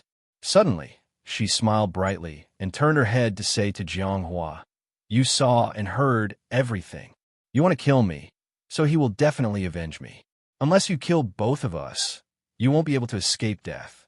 Let me ask you, what kind of deep hatred do we have for each other to fight to the death?" Jianghua was originally bold and confident. From her point of view, she had already determined that Shui Rui would be her future son-in-law. Who would have thought that Yushu would appear out of nowhere and ruin her plans? Of course, it was Yushu's fault. She was angry and wanted to kill Yushu to vent her hatred. However, when Yushu seriously asked about it, she couldn't bring herself to say it. What kind of deep hatred was it to steal someone's love? If she said it out loud, it would make her seem petty. When she saw Jiang Mia's conflicted expression, Yushu put away her smile and went to ask Shui Rui for the sword in his hand. Under his deep gaze, she carried the heavy sword with both hands and walked over to Jiang Mia before she passed the hilt of the sword forward and said, "I know you like him, but I like him even more than you do. If I can't be with him for the rest of my life, glory, splendor, wealth, and fame are useless to me. So, I'll give you a chance. You can kill the two of us now to prevent him from seeking revenge in the future. Otherwise, please be magnanimous and let us go, so that our lovers can finally be together." She didn't see Shui Rui's suddenly burning gaze behind her, nor did she see the gentleness on his lips. However, Jianghua, who was in front of her, could see that dazzling smile. "Do you think I don't dare?" Jianghua gripped the hilt of the sword with a gloomy expression. As long as she used a little more strength to stab forward, Yushu would be unable to escape death. However, Shui Rui, who was standing not far away, didn't move at all. He didn't stop her, as if he was prepared to die together with her. Yushu let go of her hand, allowing Jianghua to point the sword at her heart. She didn't care whether she would live or die in the next moment. She turned around and locked eyes with Shui Rui. The two of them only had eyes for each other and nothing else. "Damn it!" Clang! Jianghua forcefully threw the sword on the ground and scolded in a low voice. "Isn't he just a stinky man? Do you think I can't live without him? If you want to die together, then go jump into the lake, go drown yourself, or go take poison." Gu Hong was startled by her sudden craziness, so he took a few more glances at her. He inadvertently discovered a trace of moisture at the corner of her red eyes, making him feel a little awkward. Yushu didn't get angry after being scolded by her. She asked with a smile, "Does Princess still want to kill me?" "I won't kill her. I won't kill her." Jiang Jia glared at her angrily before glaring at Shui Rui. She said sarcastically, "This princess's words carry enormous weight. If someone were to kill her one day, you better not wrongly accuse me." Although her words were unpleasant to hear, they were the truth. Yushu finally relaxed. She walked to Shui Rui's side and persuaded him in a low voice. He hesitated for a moment, but in the end, he listened to her and said to Jianghua, "I will let you off this time. If there's a next time, I will definitely not be lenient." After saying that, he hugged Yushu and left, leaving Jianghua and Gu Hong staring at each other. "Since there's nothing else, I will be leaving." Jianghua was putting on a brave front, but in reality, she was secretly relieved. There was a wave of lingering fear in her heart, and her head was spinning.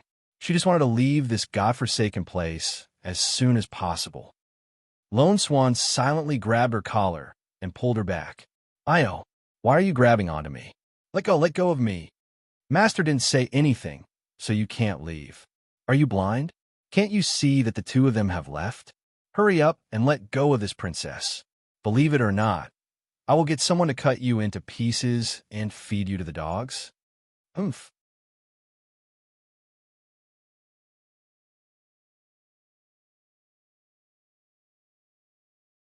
Chapter 822. Shui Rui had thought of a way to cover up the fire at night in the camp outside the city. It did not cause much of a stir, and no one knew that the eldest princess had visited the camp at night. Zhang Shaosheng felt that he had lost face this time. He had almost lost his life instead of killing someone, so he kept his mouth shut. She was rude and unreasonable, but her words still counted. When Yushu had handed the sword to her, she had not attacked. After this, she would not yell at Yushu to kill her. Even if she still had resentment in her heart, she would only vent it elsewhere. The next morning, Shuirui arranged for a grand carriage to personally escort Yushu back to the capital. He first rested for a while in the Dingbua Hall, then accompanied her to the palace to meet the emperor. The Yin Emperor summoned them alone in the Hall of Calm Peace. "Your Majesty, I have not failed in my mission and have persuaded Lady Yu to submit to the court. I have come to pay my respects." The Yin Emperor nodded, and he silently sized up the tall woman that followed behind Shuirui. He noticed that she wore a plain green robe. Her jet black hair was tied up neatly behind her head, and she didn't wear any makeup or hairpins. Her complexion was too white, and she seemed sickly and weak, causing it to be difficult to discern her age. The most special thing wasn't the line of cinnabar between her brows, but the gaze she looked at him with. It was so calm and composed that it exceeded his expectations. "Lady Yu, do you know that by submitting to the Yin, you will have to be loyal to me? As my subject, you will have to abandon the previous court. Are you willing?" He had heard of this girl's name when he was far away in Liaodong. Seeing her today, just based on her bearing, she lived up to her reputation. Yushu had not knelt since she entered. Hearing this, she raised her head, straightened her back, and looked at the Yin Emperor without fear. She said in a tone that was neither servile nor overbearing, "I have a condition. I hope your Majesty will personally agree to it." "Shu, don't be presumptuous," Shuirui shouted. "No problem." The Yin Emperor waved his hand at him and looked with interest at Yushu. "What conditions do you want me to agree to? Speak." She called herself a sinful official and addressed him as His Majesty. It was clear that she was speaking to him with the status of an official of the previous imperial court. She was really bold. "Your Majesty, please promise not to harm an emperor's life at any time. I will ensure that he dies of old age and lives in peace for the rest of his life." Yushu's actions were not superfluous. The Yin Emperor had ordered Emperor Chongzhen to be imprisoned and had not killed him. But the reason he had not killed him now was mostly to appease the people and show his benevolence. It did not mean that he would not kill him in secret in the future.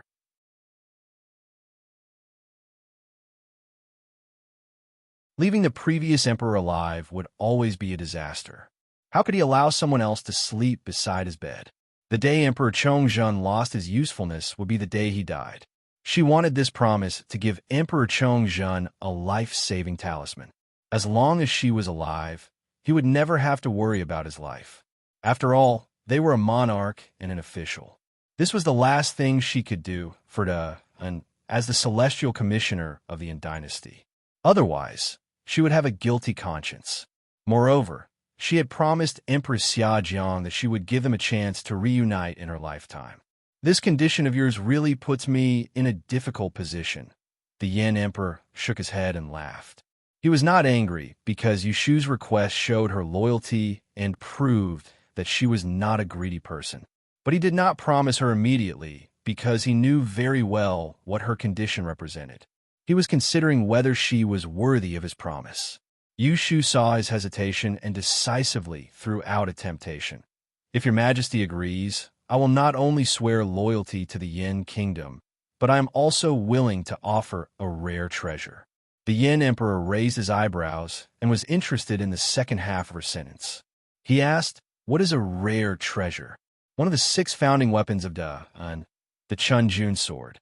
The Yin Emperor was stunned and then widened his eyes. He turned to look at Shuirui and asked with his eyes, "Isn't it said that the 6 founding weapons of Da were lost long ago?" Shuirui's eyes were very innocent. "I don't know." Ahem. The Yin Emperor cleared his throat and put on a dignified face. "As far as I know, the 6 founding weapons of the previous dynasty disappeared many years ago.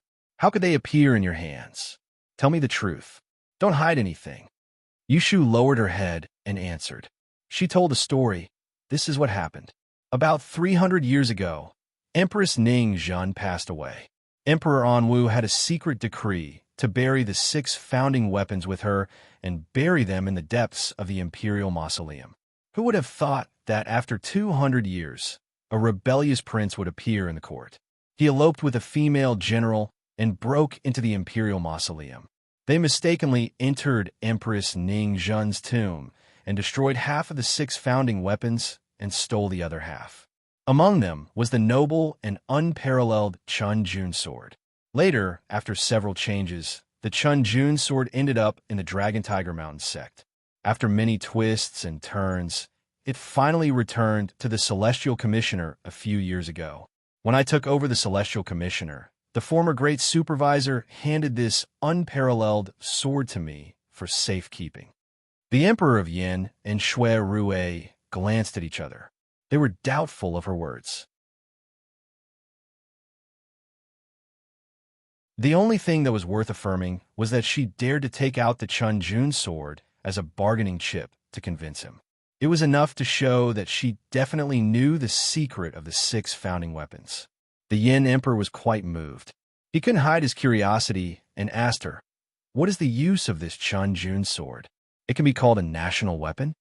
Yu Shu smiled indifferently and said in a proud tone, "Among the people of Da'an, there are few people who have not heard of the epic legend of Emperor Shengzu opening up the mountains and rivers. But there is also a secret rumor that Emperor Shengzu could seize the world in one fell swoop because of the power of the 6 founding weapons. Of these 6 weapons, one is a book, one is a sword, one is a ruler, one is a tripod, one is a rui, and one is a compass. All of them are powerful and omnipotent. With the death of Empress Ning Zhen, the 6 founding weapons became a cloud of fog. After 300 years, there were not many people left in this world who could even call out their full names. The descendants of Emperor Anwu disobeyed the ancestral teachings and took out the book of Mystery Fairy Lu Ren from the Imperial Mausoleum. They tampered with its content and added an article on the back of it called The Essentials of Governing a State and another strange art called The Divine Lesson of Taigu. The book of Mystery Fairy Lu Ren was the one that could destroy everything. The 7-star ruler was the one that moved the stars. The Tai Ching cauldron was the one that integrated wisdom. The stone Rui was the one that turned calamities into blessings. The Fushi compass was the one that guarded the mountains and rivers. This was the content of the book of Mystery Fairy Lu Ren that Yu Shu had seen with her own eyes. There are only a few sentences, but they covered the power of the 6 founding weapons. It was shocking. The reason why the Chun Jun sword is known as the founding weapon of a nation is that, apart from being a godly weapon itself, it also has an unknown use. Yu Shu paused and looked up at the Emperor again. The Yin Emperor pricked up his ears and listened attentively. She was at the crucial point, but she refused to continue. He urged, "Go on." Yu Shu shook her head lightly. There was a smile in her eyes. She reminded him calmly, "Your Majesty, this concerns the secret of the Yin dynasty's 300 years of peace and prosperity. If I divulge it to you, wouldn't I be a traitor for glory?" Hearing her soft words, the Yin Emperor was so angry that he laughed. He stretched out a finger and pointed at her head. He turned around and said to Shui Rue, who was pretending to be deaf and dumb, Listen. She is forcing me to agree to her condition first. You tell me, should I do as she wishes?" Shui Rue turned his head to look at Yu Shu and shook his head helplessly at the Yin Emperor. He said, "Her temper has always been unruly. She does whatever she wants. Don't blame her. If you want me to say it, why don't you agree to her first and listen to what she has to say? If she has substance in her words, then it's fine. If she is deceiving you, you don't have to keep your promise. At that time, I will share the crime with her." How could the Yin Emperor not hear the protectiveness in his words? He snorted and said, "There is no reason to go back on what I have promised." As he said this, he raised his chin at Yu Shu and said in a strong voice, "I promise you that I will spare Lu Tan's life." There was a strange light in Yu Shu's eyes. She immediately put away her arrogant attitude. She took a deep breath and knelt down. Her hands were above her head as she bowed deeply to the ground. She exclaimed, "My emperor is wise. I, Yu Shu, swear my loyalty to you. If I go against this, I will be struck by lightning and die without a complete corpse." The Yin Emperor smiled in satisfaction.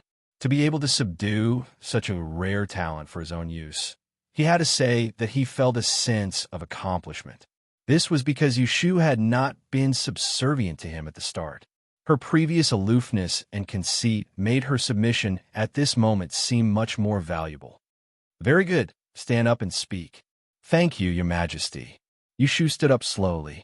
She smoothed her clothes with one hand and tidied up her demeanor briefly.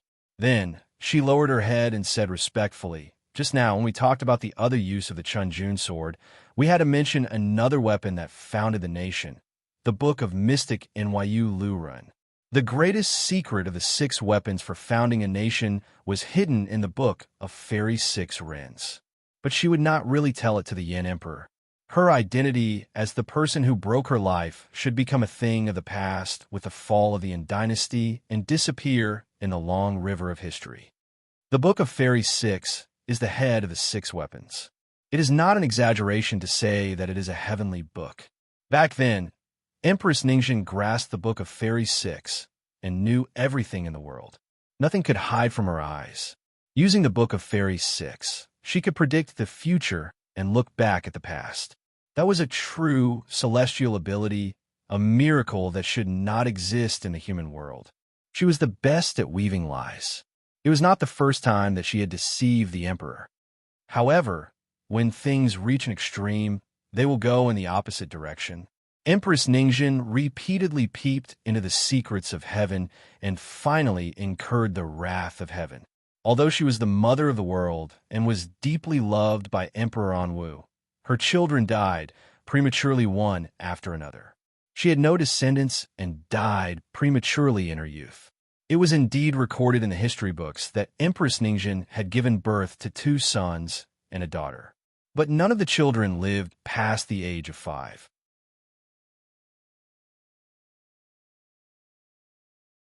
In the end, the one who succeeded to the throne of Emperor Anwu was a prince born by an unknown concubine.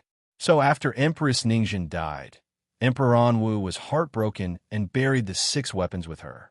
It was to avoid thinking of her and also to prevent future generations from misusing the country's weapons and incurring misfortune. But in order to stabilize the country, every time a new emperor ascended the throne, there would be a great teacher who would enter the depths of the imperial mausoleum to open an altar and worship the ancestors.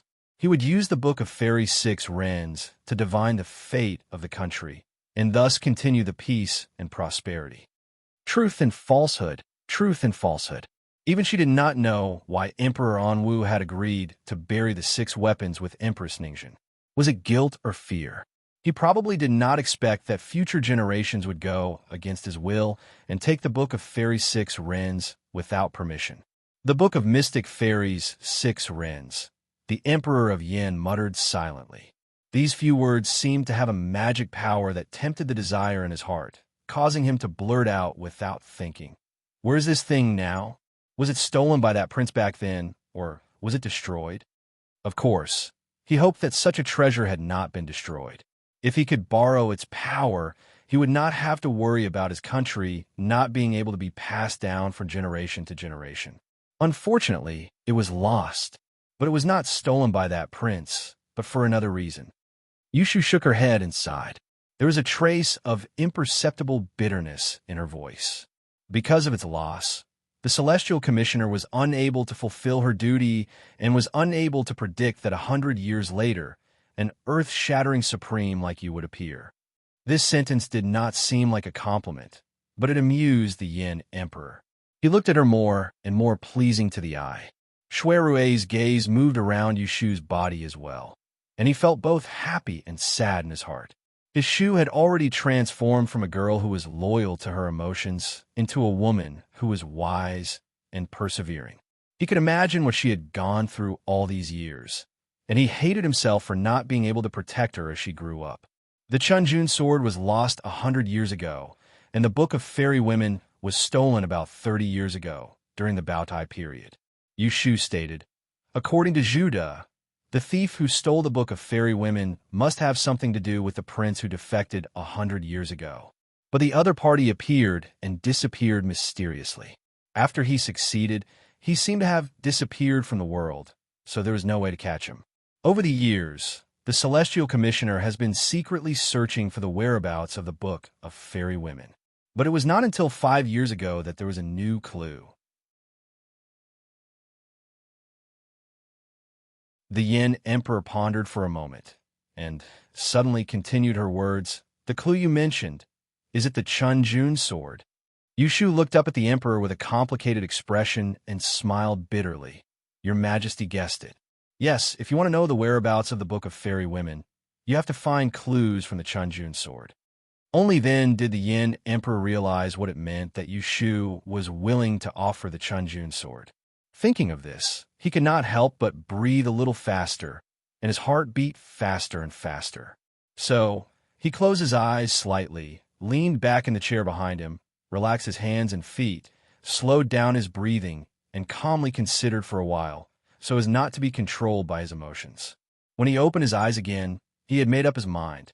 He looked at Yushu and said, I want to reappoint you as the Celestial Commissioner and promise you a high position and a generous salary. Are you willing to track down and find the Book of Fairy Women for me? For the stability of his kingdom, he was determined to get this thing. Without changing her expression, Yushu said, I am not 100% sure that I can find the Book of Fairy Women. The Yin Emperor heard the intention in her words and laughed loudly. As long as you try your best, if you can't find it in 3 to 5 years, then you can find it in 8 to 10 years. With this sentence, the deadline was relaxed. It was equivalent to saying that even if she could not find it, she would not be punished. In other words, as long as she did not find the Book of Fairy Women, the Yin Emperor would not abandon her for another day. Yushu had finally achieved her goal, so without further ado, she immediately agreed. Your Majesty, Your Majesty. The Yin Emperor was in a good mood. After seeing Yushu today, not only did he know the secret of the 6 implements of the Yin dynasty, but he also gained something else. So before they left, he called the eunuch in and drafted a decree on the spot, reinstating the Celestial Commissioner and appointing Yushu as the Great Commissioner. She was given back her power according to the old system of the previous dynasty and was temporarily made a first-rank official. While he was drafting the edict, the Emperor of Yin asked Yushu curiously, I heard from official you that you are a disciple of an immortal and can summon the wind and rain. Is that true? Yushu laughed involuntarily. Most of the rumors among the people are exaggerated. However, I have indeed been apprenticed to an old immortal as my master. Thanks to his enlightenment, I am slightly more intelligent than ordinary people. Oh? Then what skills do you have? Yushu smiled, and the cinnabar between her brows suddenly appeared. She only said 6 words. Know fortune and misfortune, judge life and death. The Yin Emperor was not an expert in the study of Yi, so he did not know the prowess of these 6 words. His expression was still perplexed. Shuirui took a step forward and explained, ever since the founding of the Yin dynasty, the study of Yi has been prevalent. In the past 300 years, it is unknown how many outstanding people have appeared. However, there are not more than 3 people in the imperial court who are able to truly achieve the 6 words know fortune and misfortune, judge life and death. It can be said to be a rare occurrence in 100 years. For example, Empress Ningzhen, or Qing Yizi, who appeared for a brief moment 60 years ago. When he finished, he turned to look at Yushu with surprise in his eyes. He asked in disbelief, when did you reach this stage? He actually did not know. Yushu also turned her head to look at him and said to him with a smile that was not a smile, what was your identity before, and what was my identity? Why should I tell you? What she meant was that before today, they were not on the same path. Shuirui was rendered speechless by her words. Ha ha! The Yin Emperor heard them and thought that they were both interesting. He paid more attention to Yushu, the new minister. He immediately thought of another person and changed the topic. I don't know much about the study of Yi, but the Yin Kingdom has a national advisor who can predict things like a god. Do you know who he is? Yushu nodded and said, he should be King Ping's father. Then you should also know of his other identity. To tell you the truth, we originally intended for him to be in charge of the imperial astronomer. He paused, looked at her expression, and then said with a smile, But since we have promised you, we cannot go back on our word." Yushu bowed her head and thanked him. She did not say anything to be modest. Shuirui had already told her that now that the Yin dynasty had been destroyed, Yun Hua's wish had been fulfilled, and he had the intention to live in seclusion in the mountains. Moreover, he had a deep prejudice against the imperial astronomer. Even if she offered him the position of great supervisor, he would definitely not accept it. At dusk, Yushu and Shuirui walked out of the imperial palace under the cover of dusk, and their footsteps were unprecedentedly relaxed, and they'd never been so steady. In just half a day, it felt like a lifetime had passed. They had worked together to put on a good show in front of the emperor. They had successfully deceived the sky above their heads. Shuirui helped her into the carriage with one hand and followed them in. The curtain was lowered, covering their smiles and hands that were holding each other's hands. "Shu, where are you going?" "Home." "What about me?" "I'll go with you." You're tuning in to the Romance Rendezvous YouTube channel. We're so grateful for your support, and don't forget to subscribe to join us on this incredible journey through captivating stories. Your generosity through donations truly makes a world of difference, as it's the primary source of revenue that allows me to expand and enhance this channel for you. Thank you from the bottom of my heart for being a part of this adventure.